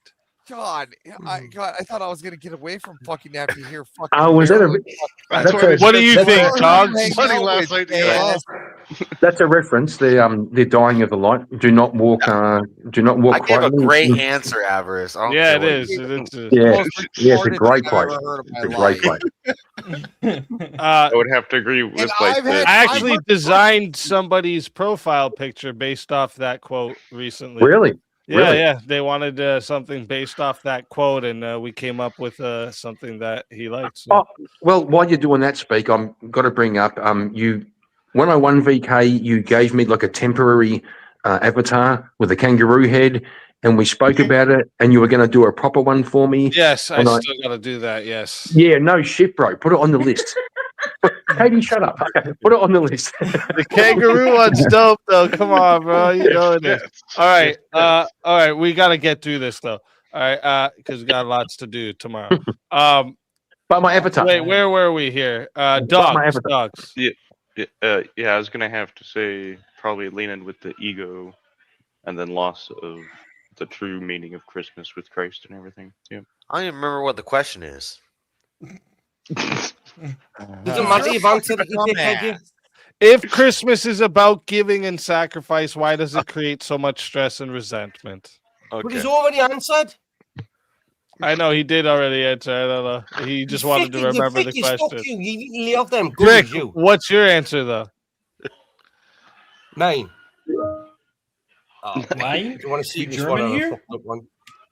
Do you need the question repeated, I think the people that feel pressured and shit like that are not really truly religious. When basically you could have a family of 12 children and give them one small gift from each child that was homemade, okay, and they would be happy because that's where tradition comes back into it.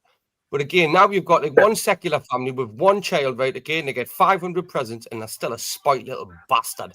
Right? Actually, Bricky, you're right. Bricky, Like that Harry Potter could, kid we were talking about earlier, like that. I could advocate that if you're going to do presents at Christmas, they have to be homemade with your own hands. Don't buy shit. I like Make that. something. Yeah, that'd be cool. That's a good one. Everyone has to just make presents from now on. You're not allowed to buy them. Damn, I thought I was authoritarian. You guys are talking about regulations. Make your own material. That's it, bro. We're putting our feet down. My answer would be basically like similar to what you said is like it's people feeling like they're not enough because they want to be able to do what they see other people doing at Christmas. And it's because we've got away from what the true meaning of Christmas is. That's a bit like when that's what I was going to ask you, guys, for our last question. Does the way we celebrate Christmas today bringing people closer together, or does it just distract us from being alone? Well, this is easy. Wrath of Reason. The way we celebrate it nowadays, I'd say it's a distraction from being alone because there's not much of the traditional being to it anymore. Everybody, ever since the old lockdowns, right? I think the care and the tradition has actually gone away, and just people don't see it as they used to. It's not that memorable time of year. Okay, Teriak. I think it's both in a way where it's like the distraction from being alone. You said both again. You fucking puffed that. Pick a side, you puffed hater. These motherfuckers hate us because they ain't us. You know what I'm saying? It's both. Because they don't think. It's all three. It's all three. It's both. Pick a fucking side. This guy. I'm telling you, we're going to turn Australia into a prison camp. But it's both because in terms of like, in essence, you have to be able to distract yourself from being alone because there is that whole call to the void and all this kind of shit. You know what I mean? But equally, like the individual is not, it would not exist if it was not for the group. That, like, for example, like your family and all this kind of shit. So, like I said, like, that's why it's a tradition. That's why it's a ritual and all that stuff to bring people together. But in terms of modern day, materialism's taken over, and both, right? It's basically distracted. Yeah, so both. All right, all right. JS, what do you think? What was the question? Oh my god. You see what I'm saying? And they're I gotta ask, criticizing my Does answer. the way, They're not questioning. hold up, does the way we celebrate Christmas today bring people closer together, or does it just distract us from being alone? Both makes a lot more sense now, doesn't it, you dickheads? Well, hold on. Well, it's going to depend on the person, but for me, it brings us closer together. It's a time every year I go see my family. We hang out. So even if people aren't like, even if people don't recognize the true meaning of Christmas and Jesus and his sacrifice and all that stuff, even if it's a move toward the religious, it's like getting together. But I mean, pagans do that shit too. So, but yeah, it brings us together. Not just to avoid being alone. Sometimes it's good to be alone for the whole year and just see people once a year. Dogs?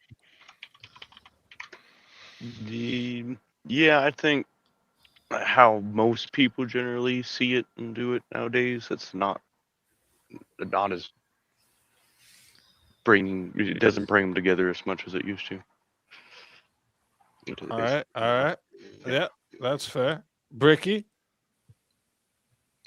Personally, I couldn't give a shit, man. I don't mind being by myself or being with people. Doesn't really bother me. Yeah. These motherfuckers forgot the question again. No, does it bring people closer together, or does it make people feel more? I personally don't give a shit, right, if I'm on my own or I'm with other people, okay? But at this current moment in time, I love Christmas Day when I can sit for them 30 minutes watching the kids pull all the wrapping paper off the presents and then watch the wife pick it all up, right, okay, while I fall back to sleep afterwards. So, it brings me closer together, or it takes us further, but that doesn't really bother me at all. Or is it distraction from being alone? There is I don't mind being alone, Terry. I don't mind being alone. I'm very comfortable being by myself. On Bricky's point, for like as a man, it is awesome when you're full of Christmas dinner, like Christmas lunch, and you're lying back, you're loosening your belt, and the women are running around washing the dishes, picking up all the wrappings. That's when you feel like you're alive, right? Come on, Bricky, tell me I'm wrong. Yes, Teriak, yes. You sit back, all the men sit back, we're full of fucking turkey and what do you guys have, like cranberry sauce or whatever? You loosen your belt and have a little nap. And when you wake up, the women have all picked up all the rubbish, all the wrappings, and they wash the dishes. That's life's good. Life's good that way. So when you're asleep, that's when you feel alive. These motherfuckers are the biggest time wasters on the fucking planet.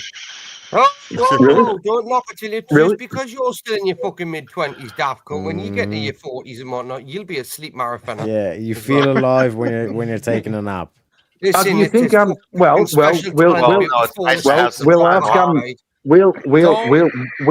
ask Everett. Not only some time off, you hang on, bro. Teriak.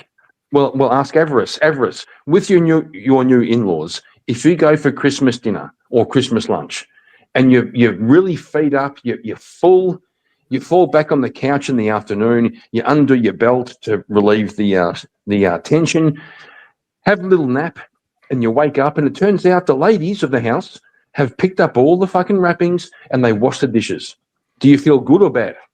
I mean, that's just them doing their job. I don't know. There we go. That's not like good or bad. Listen, I was a bad person to ask this example. Listen, you're just saying that the women should be doing their job. Okay. That doesn't mean it's Christmas, right? No, bro. Listen, if she bought you socks for Christmas, okay, but she cleaned up all the crap on Christmas Day, would that kind of compensate? Would that compensate? What are you talking about? She cleans up the crap every day. What are you talking? I don't understand the logic here. That's obvious. Yeah. He's got you bent over a barrel, Kieran. Who was next to answer? Because I think Easy listen. What you're saying is that my wife cleans up the mess. That's literally her daily task. What I don't understand what you're asking. You're saying that my wife is doing her daily task during Christmas. I never spoke about your wife, bro. No. But what I'm saying is like what you're saying is that like you should be excited that your wife cleaned up like normal. Is really a normal thing. All right, sorry guys. I don't know what happened there. It just everything just give her a fucking cookie. disconnected for me. It was fucked. It looked like you were coming out of the shower, or like some shower like door and whatnot. That was a really like a interesting- dick pic was on screen for a second. Yeah, okay. Anyway. Comes up with this shit. Okay, where were we? Sorry, where were we? I think it was Bricky. Bricky just answered. Yeah, Bricky just answered. Okay, so then that means we're at Avarice. Sorry, I got distracted from the last yelling. No worries. Does the way we celebrate Christmas today bring people closer together or distract us from being alone? Oh, neither. I think that Christmas today enacts more feminism. So I don't want to be alone. Right. All right. Get you. Kieran? I think Christmas can make you feel more alone the way we do it today. Because you can have people you want to talk to, like family members, sisters, brothers that you'd like to reconnect with, and you get together and you all pretend it's like a family thing, and you go away and say, I never said the thing I wanted to say. We just kind of pretended we're all cool. Okay. This is a very subjective question. Tomahawk? Well, between the two, I would say it's more of a distraction these days because, as I think someone else mentioned, I think it was Karen, we're all kind of just going through the motions these days to like, oh, Christmas is here, and that's about it. And we take that one moment, but we don't like appreciate it as much as we should. It shouldn't be a distraction. It should be a time of celebration and time of celebrating life and death, mainly with your family. But with all of the way that we focus more on consumerism, not necessarily materialism, we tend to bash, being material as like this wholly bad thing, when it's really the consumerism aspect that has really rotted away the meaning of being together on Christmas. Wait, do you have a problem with me buying Gundams? No, I agree, I brother. didn't say I had a problem with buying Gundams. It's not the material aspect. It's the consumerism. No, brother, of just I waited a whole focusing year on for the totally- this thing. I totally agree. You go to Christmas, you spend $50 to buy a family member a present. They spend $50 to buy you a present. You both could have kept your $50, right? But are you talking? Right. I respect the Gundam thing. I like to do a Lego set I every year. respect the Gundam thing too. My Are you crazy? clothes have Bionicles all over them. Those are like some This of the guy original rocking the Gundams and shit. Bionicles. Are you crazy? What do you think? I think if we could get to where we're not doing it out of a feeling of responsibility and do it because you want to, like get together with the family, not do it because you feel like you're obligated or have to, but do it because you want to. When you get to that point, you're going to be much happier. If you can get to that point, I think everybody can. Yeah, back to that point. Yes. Yeah. No, I A lot agree of the with stuff, you. a lot of the stuff, a lot of the problems that we're talking about, the holidays and most of society today, is just shit we've moved on from, but can easily come back to. We're talking about what was, when we could easily not easily, but like we could just. The solution is just going back to what worked. We're seeing that shit isn't working. Let's just go back to what worked, and then society is better for it. It worked for a good reason, I believe. Real quick, sorry, I didn't realize I had a couple super chats there to get to. First off, 20 pounds comes in from Shazzy. Thank you very much. Merry Christmas, Speakeazy and Alicia. Love you all. We love you too, Shazzy. Thank you very much. And Merry Christmas to you as well. Trench says, I hear chat got a big disavow.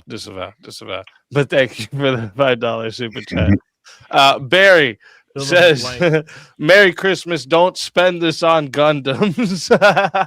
No, I would say do Thank spend you, it Barry. on Gundams because Gundams are cool as shit. 10 pounds from Shazzy. Always give your best. Thank you very much, Shazzy. I appreciate There's one that more big coming time. in there. Oh shit, we got another one. Yeah, it's coming in there. Oh shit. Need to bounce by asking for 1 minute to talk and let Trench in. All right, we only have one more round and then the last round, but we can let Trench in for it. It's just a lightning round. Though, so I figured it there's no crosstalk or nothing. I don't, you know what I mean? In the next round. No. But what you can say something if you want. Yeah, go ahead. Well, yeah, basically all I wanted to say is just coming in the last few months, getting into this community has been freaking amazing. The community that supports you and the community that supports all these streamers here is just, you guys are insane. And the last point I want to say is if you ain't running with Speakeazy next year, you're going to be left with the dust because this man is blowing the fuck up. So take it easy, gents. We'll see you possibly before the new year. If not, God bless That was you cool. all. That was cool, but Merry Christmas. Merry Christmas, brother. Raph. See you, man. Merry Christmas. God bless. I was so going to insult him, but I changed my mind. What a nice Congrats. guy, Karen. What a nice guy. How generous of you. Yeah. Shut up. All right, next round here is the lightning round. Trench can come up for the lightning round, but this is here he is. He only gets but remember, one- this is boys. I want to remind you all: lightning round, one word or one sentence only for the answers. This will so be we can very get hard through for it quickly. Trench. And then we got the last, the Save the World round, and then I'm sending you all over to Teriax because, like I said, we got lots to do tomorrow, and I'm hoping to get in a stream for you guys tomorrow during the day as well. So, yeah, lots. But It's a TikTok invasion for this. No, I'm kidding. so first question for the lightning round: real tree or fake tree? Obviously, Christmas trees. I'm talking about. All right. Which do you prefer? I thought it was a pumpkin And tree. we'll start with Tomahawk.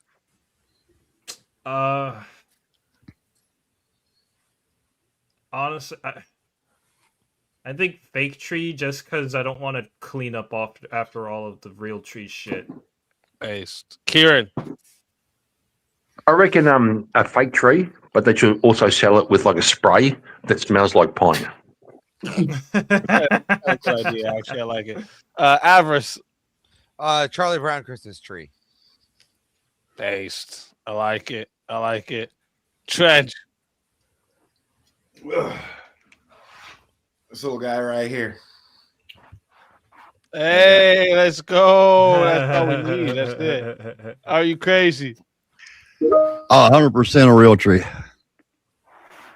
Like the real one. That's Yeah, the smell, the mess, the smell, and you got to teach your kids about it. Go out, take your son, say if you got a son, take him out there and give him a saw or something. Yeah, straight pretty cool. Pretty cool. What's up, Bricky? Fake. All right, word. Dogs. Yeah, real tree. I think real tree. Going and getting a tree is just kind of part of the tradition. Yep. What's that tradition about though? Oh no! Wait! No! Wait. Lightning round. JS. Oh, he's about to say it's pagan or some shit like that. Fuck that. Okay. Real tree. Ideally, I have a fake tree, and I love my fake tree, but real tree is the way to go. Says the Ideally, yeah, that makes sense. Yeah, Teriak. Yeah, ideally you'd want the real one, but like just turn it into like maintenance, all this kind of stuff. Fake one, you know what I mean? That makes sense. For One day we me, get yeah, taller, it's Teriak can go get as one. much. I think ideally is a real tree. I'm just not at that moment in my life, so the fake tree is helpful. All right. Yeah. So you mean so the you mean fake tree is very helpful. Dude, okay? after you've cleaned up like 7 fucking dead trees, it's like a fucking Holocaust. You don't want to do that shit anymore. Speakeasy. All right, Couldn't next. you, Oh, go ahead. Speakeasy, Quick. Couldn't you make the sacrifice to clean up the Christmas tree at Christmas, brother? Well, it's not about the cleanup. It's all the time involved to go get Sacrifice. it. No one's all talking that shit. about There's a baby lot of Jesus shit that and I just sacrifice. don't have the What do you- time. what I'm the- sacrificing that time for other shit so I can one day have the No, time. you to go burn it. chop You down burn those it. trees. You burn it at I'll the chop New down Year. the neighbor's trees too. Come on, Yeah, you boys, burn it one after. minute, one Exactly. second. Burn it at the New Year's when you bonfire. say when you say fake tree, All right. is it okay to be a green fake tree or a pink fake tree? Like, No, is come it on. Stop trying to ask different questions, Kieran. Stop derailing. Lightning round, guys. Everyone shut up. Best Christmas food. All right. Best Christmas food. Are you crazy? Damn, eggs and bacon every day, all day, Christmas too. All right, I'm let's eating go. eggs and bacon Rick, Throw some gravy in there too, by the way. Yeah, I'm eating eggs, eggs and bacon, and bacon gravy. right now. Puddings, Yorkshire puddings. Oh, okay. Okay. I like it. Dogs?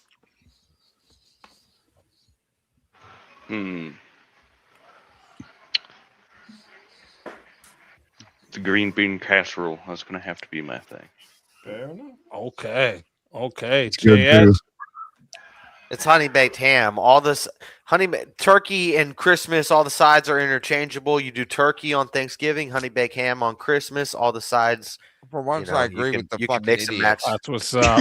I'm a fucking like genius. it. Teriyaki. You said he was homeless, you idiot. Like nice juicy turkey, but it has to be done right, especially with like butter and all this kind of stuff, and then like very thick like bacon. Oh baby. You know what I'm saying? There's definitely a I way like to it. make turkey. Trench. Fucking gotta be y'all right making as me well. fucking hungry first and foremost. Yep. That's why I grabbed a snack. Okay. And the I'm only eating eggs appropriate and thing. bacon. Oh, there we go. I'm eating eggs and bacon right now. I fucking hate you, Evers. Oh, I'm Dude, sorry. I got a box of fucking pizza right here, bro. I'm like, That's what's up. what's your favorite Christmas food? I mean, roast beef, dude. Mm. Ain't nothing like some roast beef. beef. Let's go. Avarice. Good. Oh, I'm with JS on the honey baked ham, like a nice glazed ham. Like I mean, that's what Spiral like, cut. turkey. Spiral. Oh yeah, spiral cut. Oh yeah, Ooh. fuck yeah. Fuck yeah. Kieran. Mine's going to be a thing my Irish mum used to make called trifle, which is a big bowl full of jello. You put tinned fruit and a little bit of cubes of cake in the bottom. Then you put a layer of custard and then a layer of cream. That sounds gay. And a whole Yeah. shit ton of brandy. I searched it up last Super time gay. he talked about it, and it looked good. It did look good. Yeah, don't- Tomahawk. Also, don't call my mum gay. homemade rolls. Those are the absolute best. Sorry, what'd you say, Tomahawk? My mom's homemade rolls. Homemade rolls. That's what's up. Those are the best food. What's a fucking for roll? Christmas. What's a roll? I want Bread to roll, you thick cunt. roll, you motherfucker. I want to agree with Avarice and JS on the ham here because that's definitely like my favorite. But there's a thing my grandma does with pretzel. It's these little square pretzels, a Hershey's chocolate and white chocolate swirl. Hershey's Kiss gets placed on top of it. Gets put in the oven for a little bit till the chocolate's all ready to melt. Presses an M&M into the top of each one, and then the chocolate hardens like that. It is the fucking best snack in the world. I can eat those for days. Okay, best Damn, thing. Grandma She does killing it. every Christmas. Yeah, but I Every think Christmas. I do So think good. calling Hershey's chocolate it's a bit of a stretch, bro. It's It's funny. the Hershey's Kisses, you know. It's not. the It's little- not fucking chocolate. It's some fucking weird shit. That's not It's chocolate, so bro. good. It's You know the, Gabriel and peanut butter Bitch. cookies, the peanut butter cookies with the Hershey Kisses in top. Oh, My brother wanted those, and my mom's like, to make those, it's like so much stuff. I'm just gonna cheat, and so she just bought like the peanut butter cookies, and she just like cooked those and like mushed a damn a thing into it. good trick for you all since we're talking about crazy snacks. You get brownie mix, you put them in like a muffin tray, and place an Oreo in there too. So you pour in the brownie mix and then you put the Oreo in, and the brownie will form around the Oreo, and it ends up being on the inside of the brownie after. So fucking good, man. But bro, do you know what the amazing. problem? Do you know what the problem with a lot of baked things? It's like it's so dry and all this kind of shit. But I remember like when you mentioned Oreo there was like 18th time I was shit with that gap party, and one of the girls had baked like That's these what God made milk Oreo for. these Oreo muffins, butter like with on all the the Oreo frost on top with cream and all this kind of shit. When you bit into the Oreo, it was like wet with the Oreo stuff as well. It Yeah, was that's the what best happens to the muffin. Oreo there. The Oreo's like all Yeah. soft on the inside. It's so good. It's so good. But even all the right, muffin itself, I it was crazy, distracted bro. us. My bad. Next but Terry, question. This is a funny one, and I want to know the answer. Sure. Mariah Carey, Oh no. Christmas Queen or seasonal menace? Seasonal menace. All right. And Me and my mom were just talking about this yesterday. This is that's funny. Great. That's great. Tomahawk. Since you answered first, we're gonna start with you. What do you think? Seasonal menace. At this point, it's all over the place. It's the only fucking song that they ever play on the radio, that they ever play on all the Christmas channels. It's all you fucking hear. Menace. Seasonal She menace. makes $2 to $3 Kieran. million dollars a year recurring. Just Yep. Yeah, mate. that's just from the song. Working That's one just day of the revenue from year. the song. Kieran, what do you think? I'm going back to the original Mariah Carey before she had all the work. She was kind of cute. Couldn't give a fuck about Kinda? this. That's what she looked What? like. Kinda. Yeah. Did you understand Are the you spirit gay? of the question, dude? Are you gay? Like, come on. Why She are was you like, gay? she was Come on, probably- Kieran, answer the question. Christmas Queen or seasonal menace? Seasonal menace. There you go. Thank you, Kieran. That's fair. Avarice? I don't. You're gonna hate me. I don't know these songs. What's the one with the? You don't know this song? All I Bro. want for Christmas is Hey, you. hey. That was Sorry, a lie. dude. I Avarice don't just want a lied. lot. Hold on. for Christmas. No, Okay, Everest hold on. was born underneath the fucking rock, dude. That's why he Okay, hasn't heard the song. so what's the one that they're doing with the school with the gong? Maybe that is the most dangerous cult. When they're trying to line up the gong. Is that What? the menace one? I have No. not. What are heard you of this talking about? whatsoever. What are you talking about? You know, I like don't- All right, Avarice. You know what I'm talking Avarice, about? just skip They're Avarice. waiting for the He drums, doesn't they know, do the bro. drums. Avarice He doesn't know. know He's Mariah ignorant. Carey. You It's know what okay. I'm talking about? That's fair. They do the- He's with Avarice the. is just ignorant. He I doesn't listen know. to Consensus on this blues. one. I listen to blues. Leave me alone. Hey, blues is good too. uh, Trench. like, Trench, what I do you hate y'all. think? There's a. I mean, this is there's a Americana. Shut up. This is Americana. And when you No, hear fuck this you, I'm song, gonna you bring it up. stand up and you salute. You face east and salute. No, Wait, so is he going Queen? Wait, bro? East? What? We're the West. You're going Mariah What? Carey or Queen? Is that She's what I'm saying hearing he's right Mariah now? Who said Carey- anything about a queen? I said this is Americana. No, Well, the question is, That's not the question. where are you guys Bro. not answering the questions I'm asking? What's wrong with you? What Answer the question I'm asylum asking. did we Mariah- get this stop, fucking stop, panel stop, from? Stop. Mariah Carey, Christmas Queen or seasonal menace? Fucking queen, salute. Okay, that's Which that Kick was him off. Christmas Someone Are kick him you off. crazy? Someone kick him off. Fucking simp. She's a damn menace. Are you crazy? Someone She's kick a him off. damn menace. Get rid of her. Damn menace. Yes. Yes. Fuck that Damn bitch. menace. Yeah. Ricky. Piece of shit. Christmas Queen. Sim. Simp. I like it. Dogs. Oh, Are I you was gay? muted. These Somebody- motherfuckers, seasonal- man. What's that sound effect? I just heard like dun, dun, dun, Dun, dun, dun, dun. dun. Dogs, what do you think? Better not be Seasonal jerking it.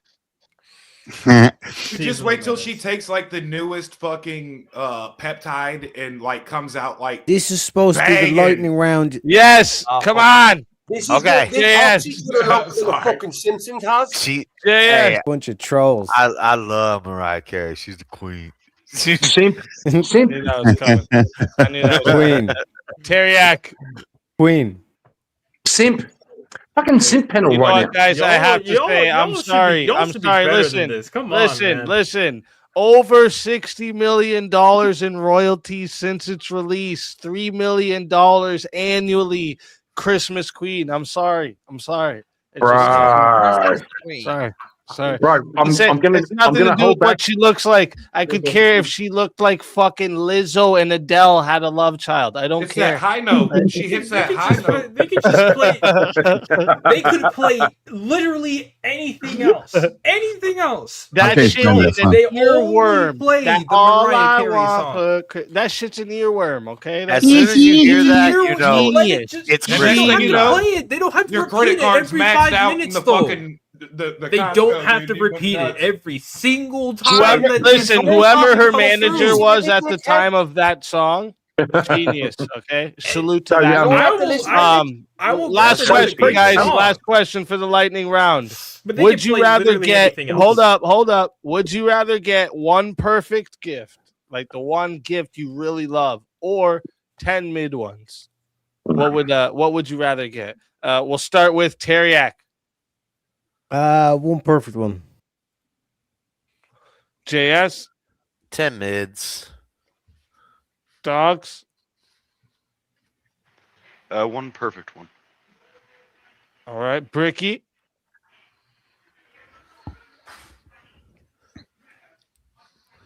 Bricky. Sorry, one perfect one. Oh, are you crazy? Yeah, it'd be one perfect one. Yep. All right, Trench. I prefer crushing my enemies and hearing the limitations of their women and children. These Fuck, dude. motherfuckers. Answer the fucking question. That's the perfect gift. What are you talking about? Okay, he wants one perfect gift. One perfect Average. gift. Okay, thank you. What about me? What about me? You skipped over me. Half of yous need professional help. I didn't get to you yet. Oh, sorry, bro. Sorry, bro. Sorry, bro.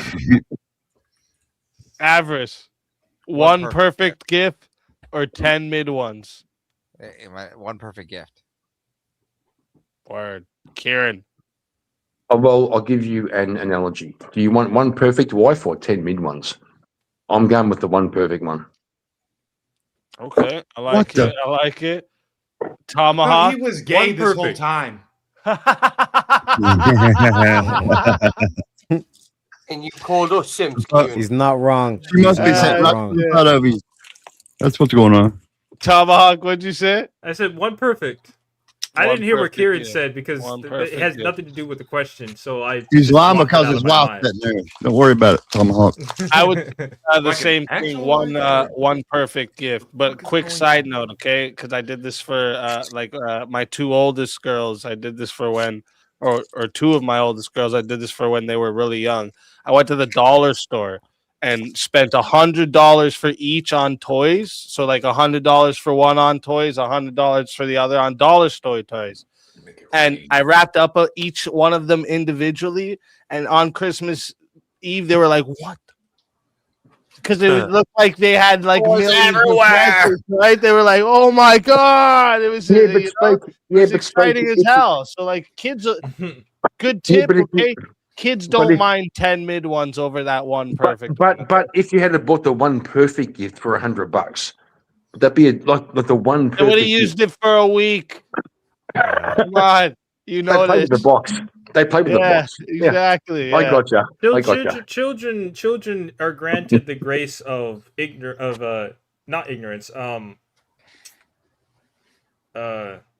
Anyway, if my 15-year-old has like $100 models that are from like 3 years ago that They're still granted in the grace. fucking They're box. granted the grace I of know what you're innocence. talking They don't know the difference between what a perfect That's how gift it is and what goes. a mid gift is. So getting them any gift is good enough for them. So it's all perfect to them. So that's why it works on them. But if you were to go to someone who's actually discerning, it'd be one perfect gift because it's actually the thing that they want versus 10 mid ones, which are kind of the thing that they want.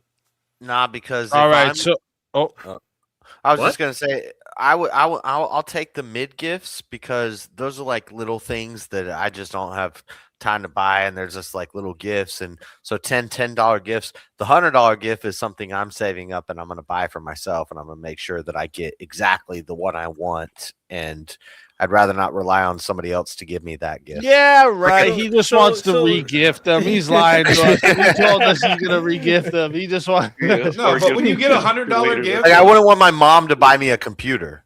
Yeah, no, I get what you're saying. No, but no, I love it. My grandma does like socks and like toothpaste and weird little shit every Christmas, and I love it. So when I'm you like, guys yo, are I don't gotta thinking go get socks now. That's sick, yo. when you guys are thinking of like I love one that perfect shit. gift, And you she guys gives are me a pair of pajama pants every year. And there's this one pair she gave me. I still have it from like mad years ago. They're so soft, bro. They're my favorite pajama pants ever. Dude, pajama pants are the greatest. I fucking love them. They're some of the greatest. I don't sleep in them, but they Uh, definitely feel good to walk yeah. around in. But Look at you last guys are question, you guys are last thinking question. too small with the perfect gifts. Just so you guys know, like you guys went like computer. I was thinking like F1 car, like or some like very expensive. That wouldn't be the perfect Or a gift pill for that like someone, eliminates for everybody. feminism. That's That's not even the perfect better. gift for everyone. But my wife Here's brings the me last the question, skulls though, of my guys. We're in enemies, the dude. last I'm round. about that This shit. round, It's the hard- round it's the hard 4 here. Hold up, guys. Round 4 here. This is the save the world, but I'm gonna keep it within the Christmas theme we've been doing tonight.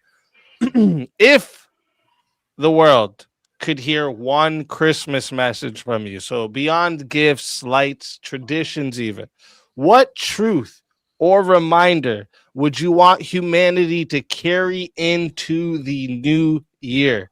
Okay. And we're going to start this one off with Tomahawk. The world we're listening to me right now, and it's about Christmas. I would tell the world, Merry Christmas. That's it. I like it. I like it.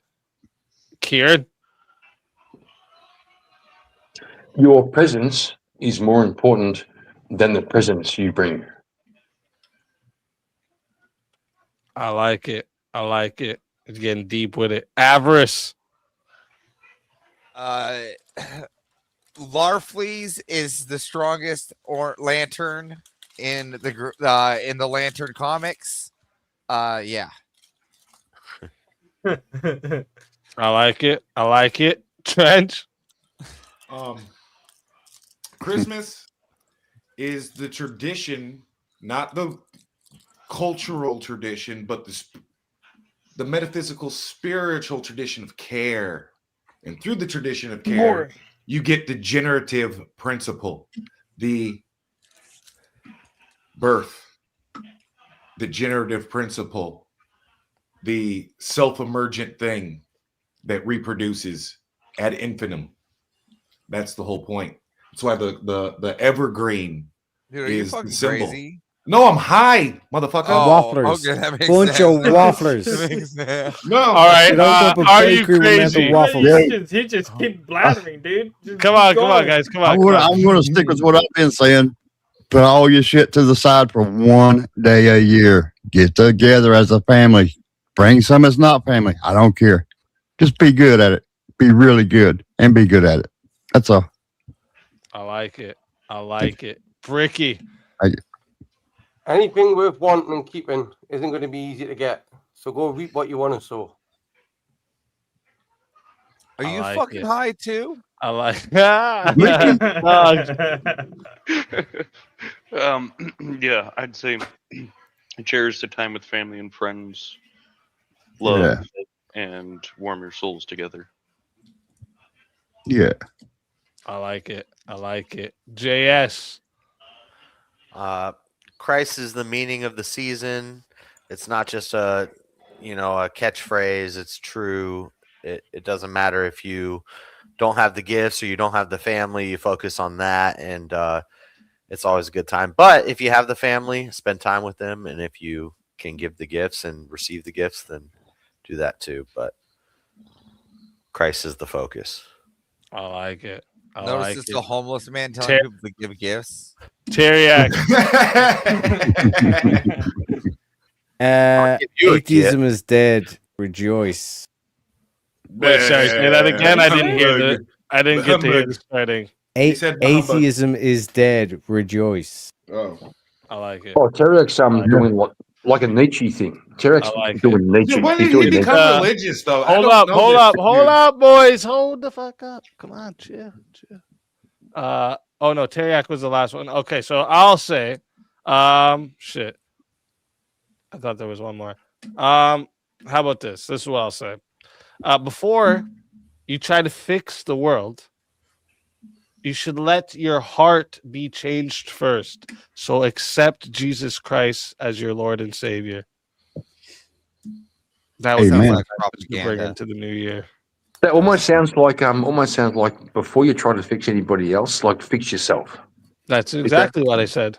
And fix Beautiful. yourself by coming to Jesus Christ.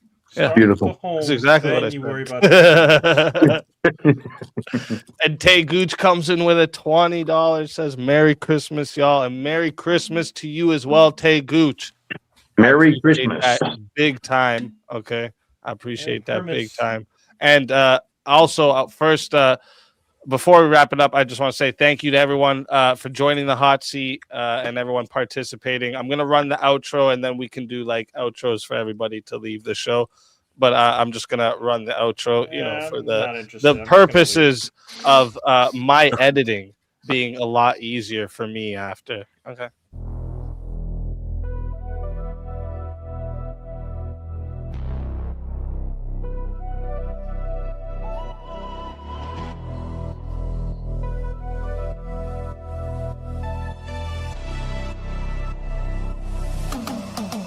Step in the light. Flames don't lie.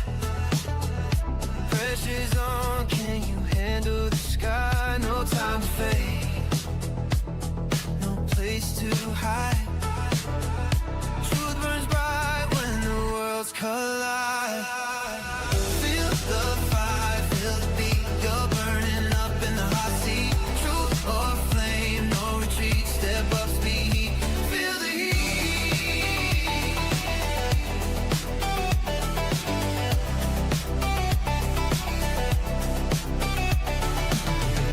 Clock's ticking, clock's dripping, lights so loud. One shot, one truth, make your words proud. Crowds leaning in, the moment sweet. Now show the world you can stand the heat.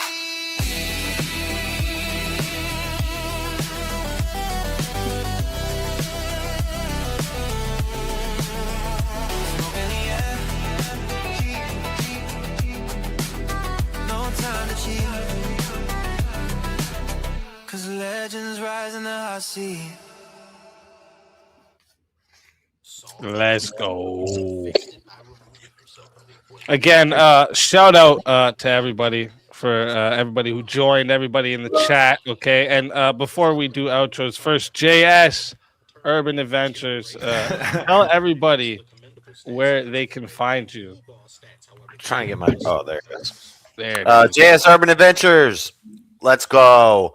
We're He doesn't 4-0 do on Urban Swords of Adventures. Reason. I won the debate. I do Urban Adventures. But I also do streams and talk news shows, current event shows, streams, debates. But I do also do Urban Adventures. I'm on an Prove it. Urban Adventure right now. That's what's up. Yeah, That's what's go up. subscribe. Yeah, straight up. Go subscribe. Does fight reviews, Bible studies. He forgets that he does a lot more than he just said, but Yeah. I do all kinds of stuff. I do everything. Whatever That's I what's like, up. I do it. That's what's up. And does anyone have anything for the chat quick before we wrap it up and I send you guys over to Teriak? You're streaming, right?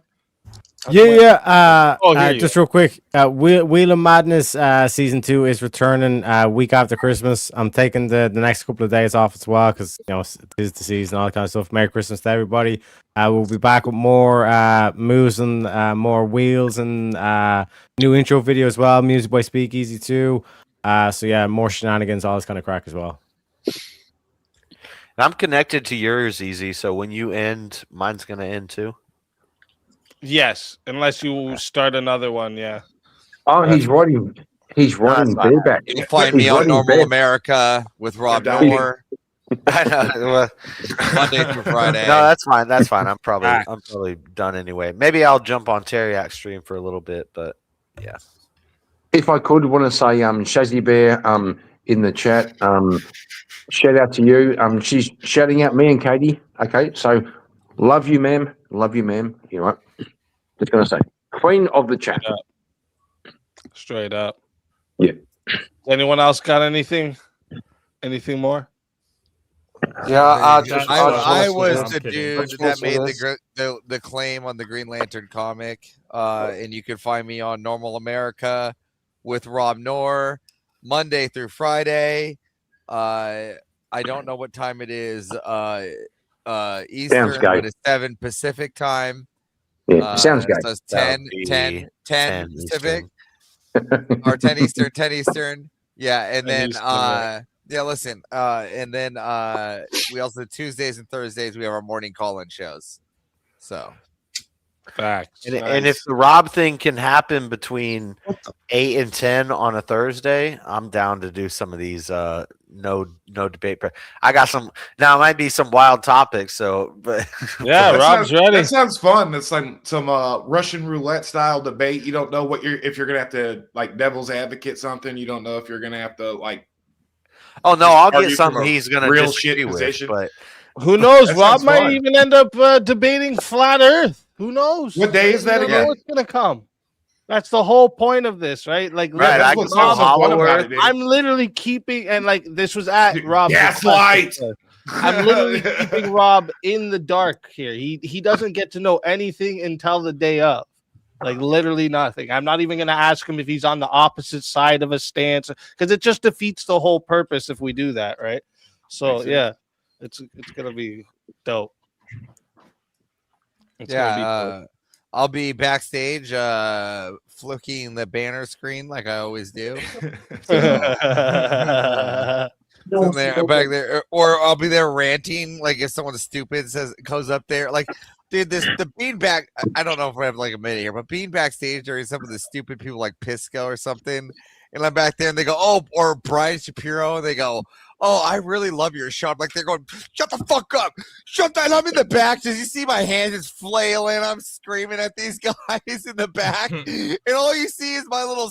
I don't know if you know how StreamWord works, but in the back you get if you have in the seat, I get to see all you guys, right? So I get to see all you guys.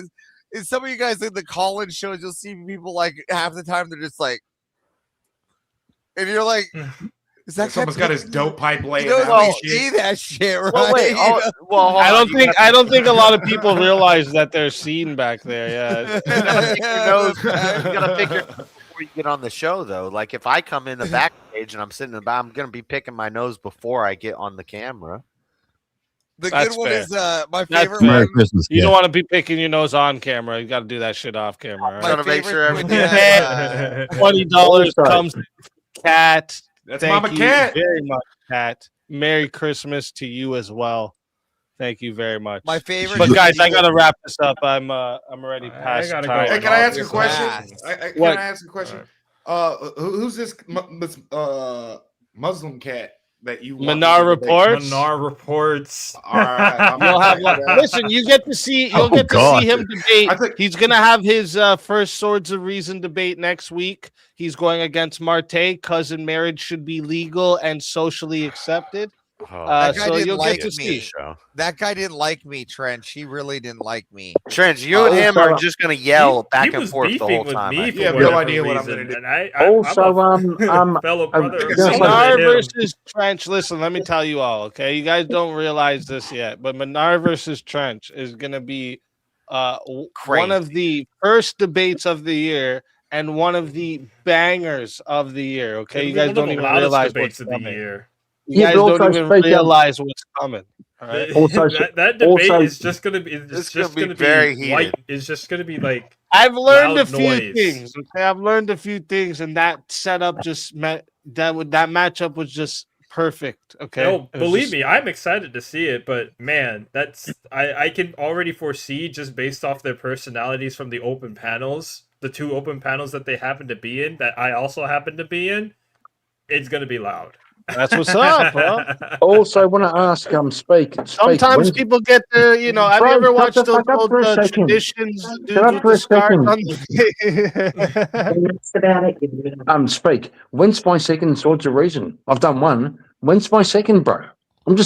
I'm here in the corner. He laid you off, dancing, but- Karen. Just face I'm it. here in Kieran, the- Laid you off. I'll tell you actually a trick. All right, if you want one quicker, give me a topic you really want to debate, so I can strictly go find one of that I topic. told Because you, right I now, told what you. I'm doing right is I have a big list, and the list is at 33 people right now. I have a big list of people. I'm just picking individual and like picking the topics and matching up. If you want something, yeah, send me the topic and it'll make it a little easier for me, and I can definitely just go straight for that. Yeah. So, if we could, could I please make it about me for a minute? Not No. about you. No, we don't want to hear an Australian go on. Let me All get you're on gonna say your is, fucking I'm show. gay. Let me I'm stand trying on to- your dick for Okay, 3 Kieran, seconds. fine. We can make it about you. I'm gay. Nothing. It's a fucking banger. Real though, I gotta wrap up, guys. I gotta wrap up. Okay, bro. I'm trying to But- debate every 2 weeks this year. So That's if it. Easy, That's if it. Easy can set it up every something, I'll do Hey, it. let's go set it Getting up on wild Teriak's this year. channel after this. We're getting Me and wild you, this year. we- Yeah, I'm we gonna had something send you the other guys day. over. Send you guys over to Teriak's. Thank you all for coming up, and God bless you guys. Merry If I Christmas. don't God bless. see you- Yeah, if I God don't bless see you all. tomorrow. Merry Merry Christmas. Christmas to you all. God bless you all. Good night. God bless you all. God bless you as well, Kieran, and good night to everyone. And chat. Okay, you guys, absolutely amazing. First off, smash the donut goal again. All right.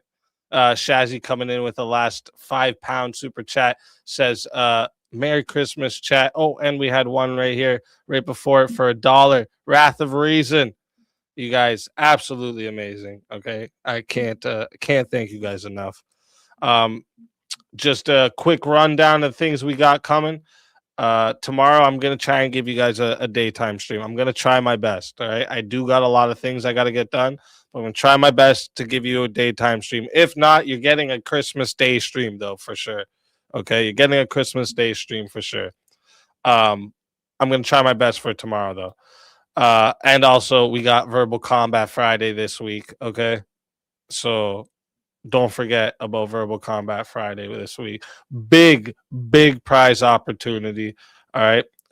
Also, let me see what else we got next week. We got on the 29th, we got Marte versus Minar. Cousin marriage should be legal and socially accepted.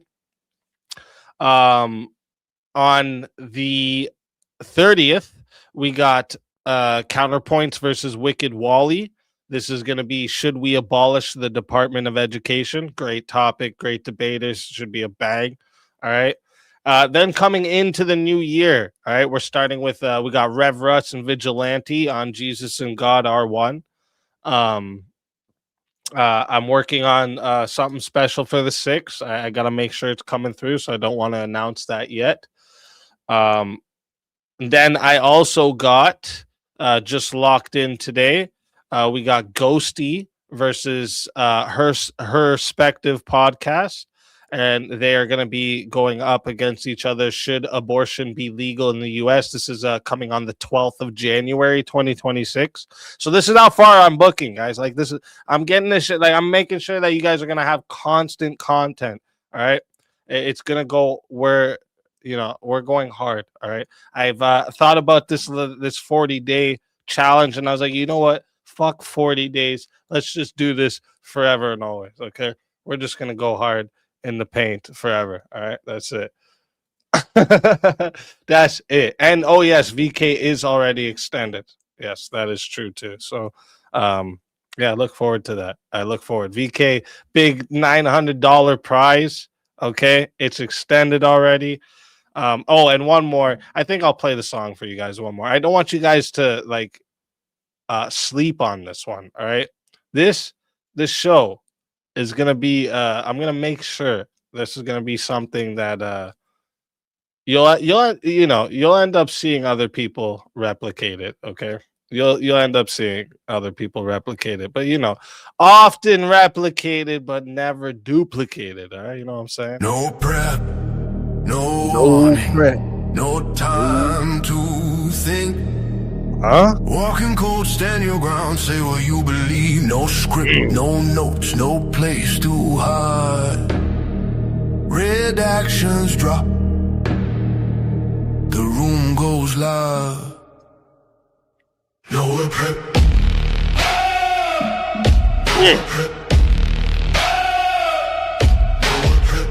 Two minds enter, one stance breaks. Nowhere prep. Nowhere prep. Nowhere prep. No topic, no opponent name. Just pressure, just fire, just debate. Nowhere prep. Nowhere prep. No warm up, no safety net. You showed up, now defend it. This is no prep debate. This is no prep debate.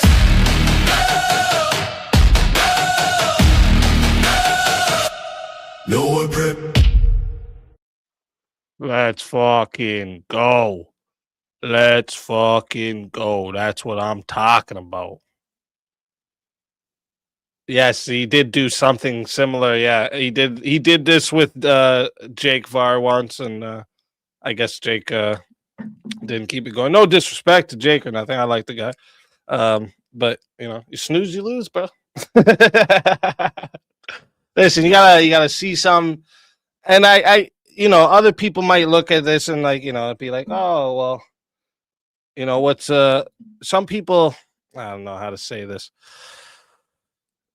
Let me actually give you guys a tip. If ever someone comes to you with some type of opportunity and you don't have like a financial gain and you got to put some work into it, all right?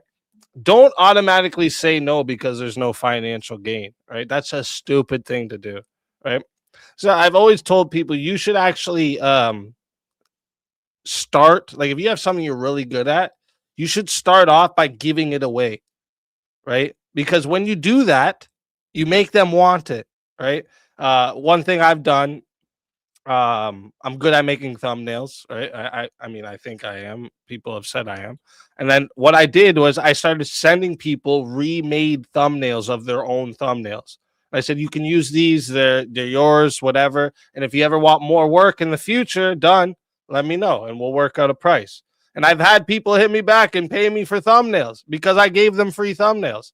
So it's definitely something, if you're good at it, right? If you're really good at something, give it away for free at first. I know it seems like counterproductive. It's not. It's really not. Get your work out there, make people want it, and then, you know, they'll bring it in. Go to someone like, you know, you go to someone that's big you give them something they need, right? If you're looking at someone's big channel and you say, you're like, I'm good at video editing. Go fucking chop up like 7-10 minute videos for them. And when they see how fucking good they are and how good they perform after they post them, they're going to say, yo, what would it take for you to keep doing this for me? That's it. It's simple. It's simple. You know what I did when I first started? Because I do like painting on the side, right? Like painting inside people's houses, right? $100 a room, simple, easy side money. You know what I did when I first started doing that? I just started painting people's shit for free. I told them, listen, I can paint. I'm good at this shit. Don't worry about it this time. I'll show you what I can do. I started doing this, and word of mouth got around of how good I can do it, how clean I was. Everything looked nice and spot done. And then they started fucking paying me for it.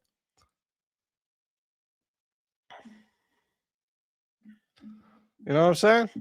How much are your life coaching appointments, and why aren't there any?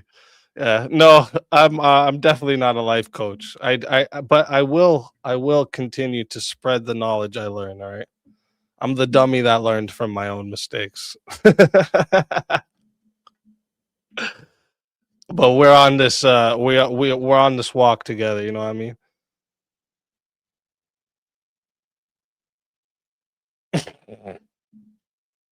You should never answer the door. Fuck them door-to-door salesmen. Listen, you guys absolutely amazing. Okay, again, can't thank you guys enough. Shout out to everyone who came up and participated for the after panel and the hot seat. Shout out to the main debaters of tonight, JS, Urban Adventures, and FabianLiberty. Again, they're both in the description. Make sure you go give them both a sub, okay? They deserve it. They came out and gave you guys good content tonight. So definitely go show them some support for that. And I just want to make sure I did set the raid to go over to Terriax there for you guys. Yep. All right. Let's send you guys over to Terriax. So you guys have a great night over there. Even if you're not going to stay, just hit the like. If you're not subbed, hit the sub and then dip. You know, it doesn't cost you nothing. Yeah. Consider it a Christmas gift, you know, like and sub. You know what I mean?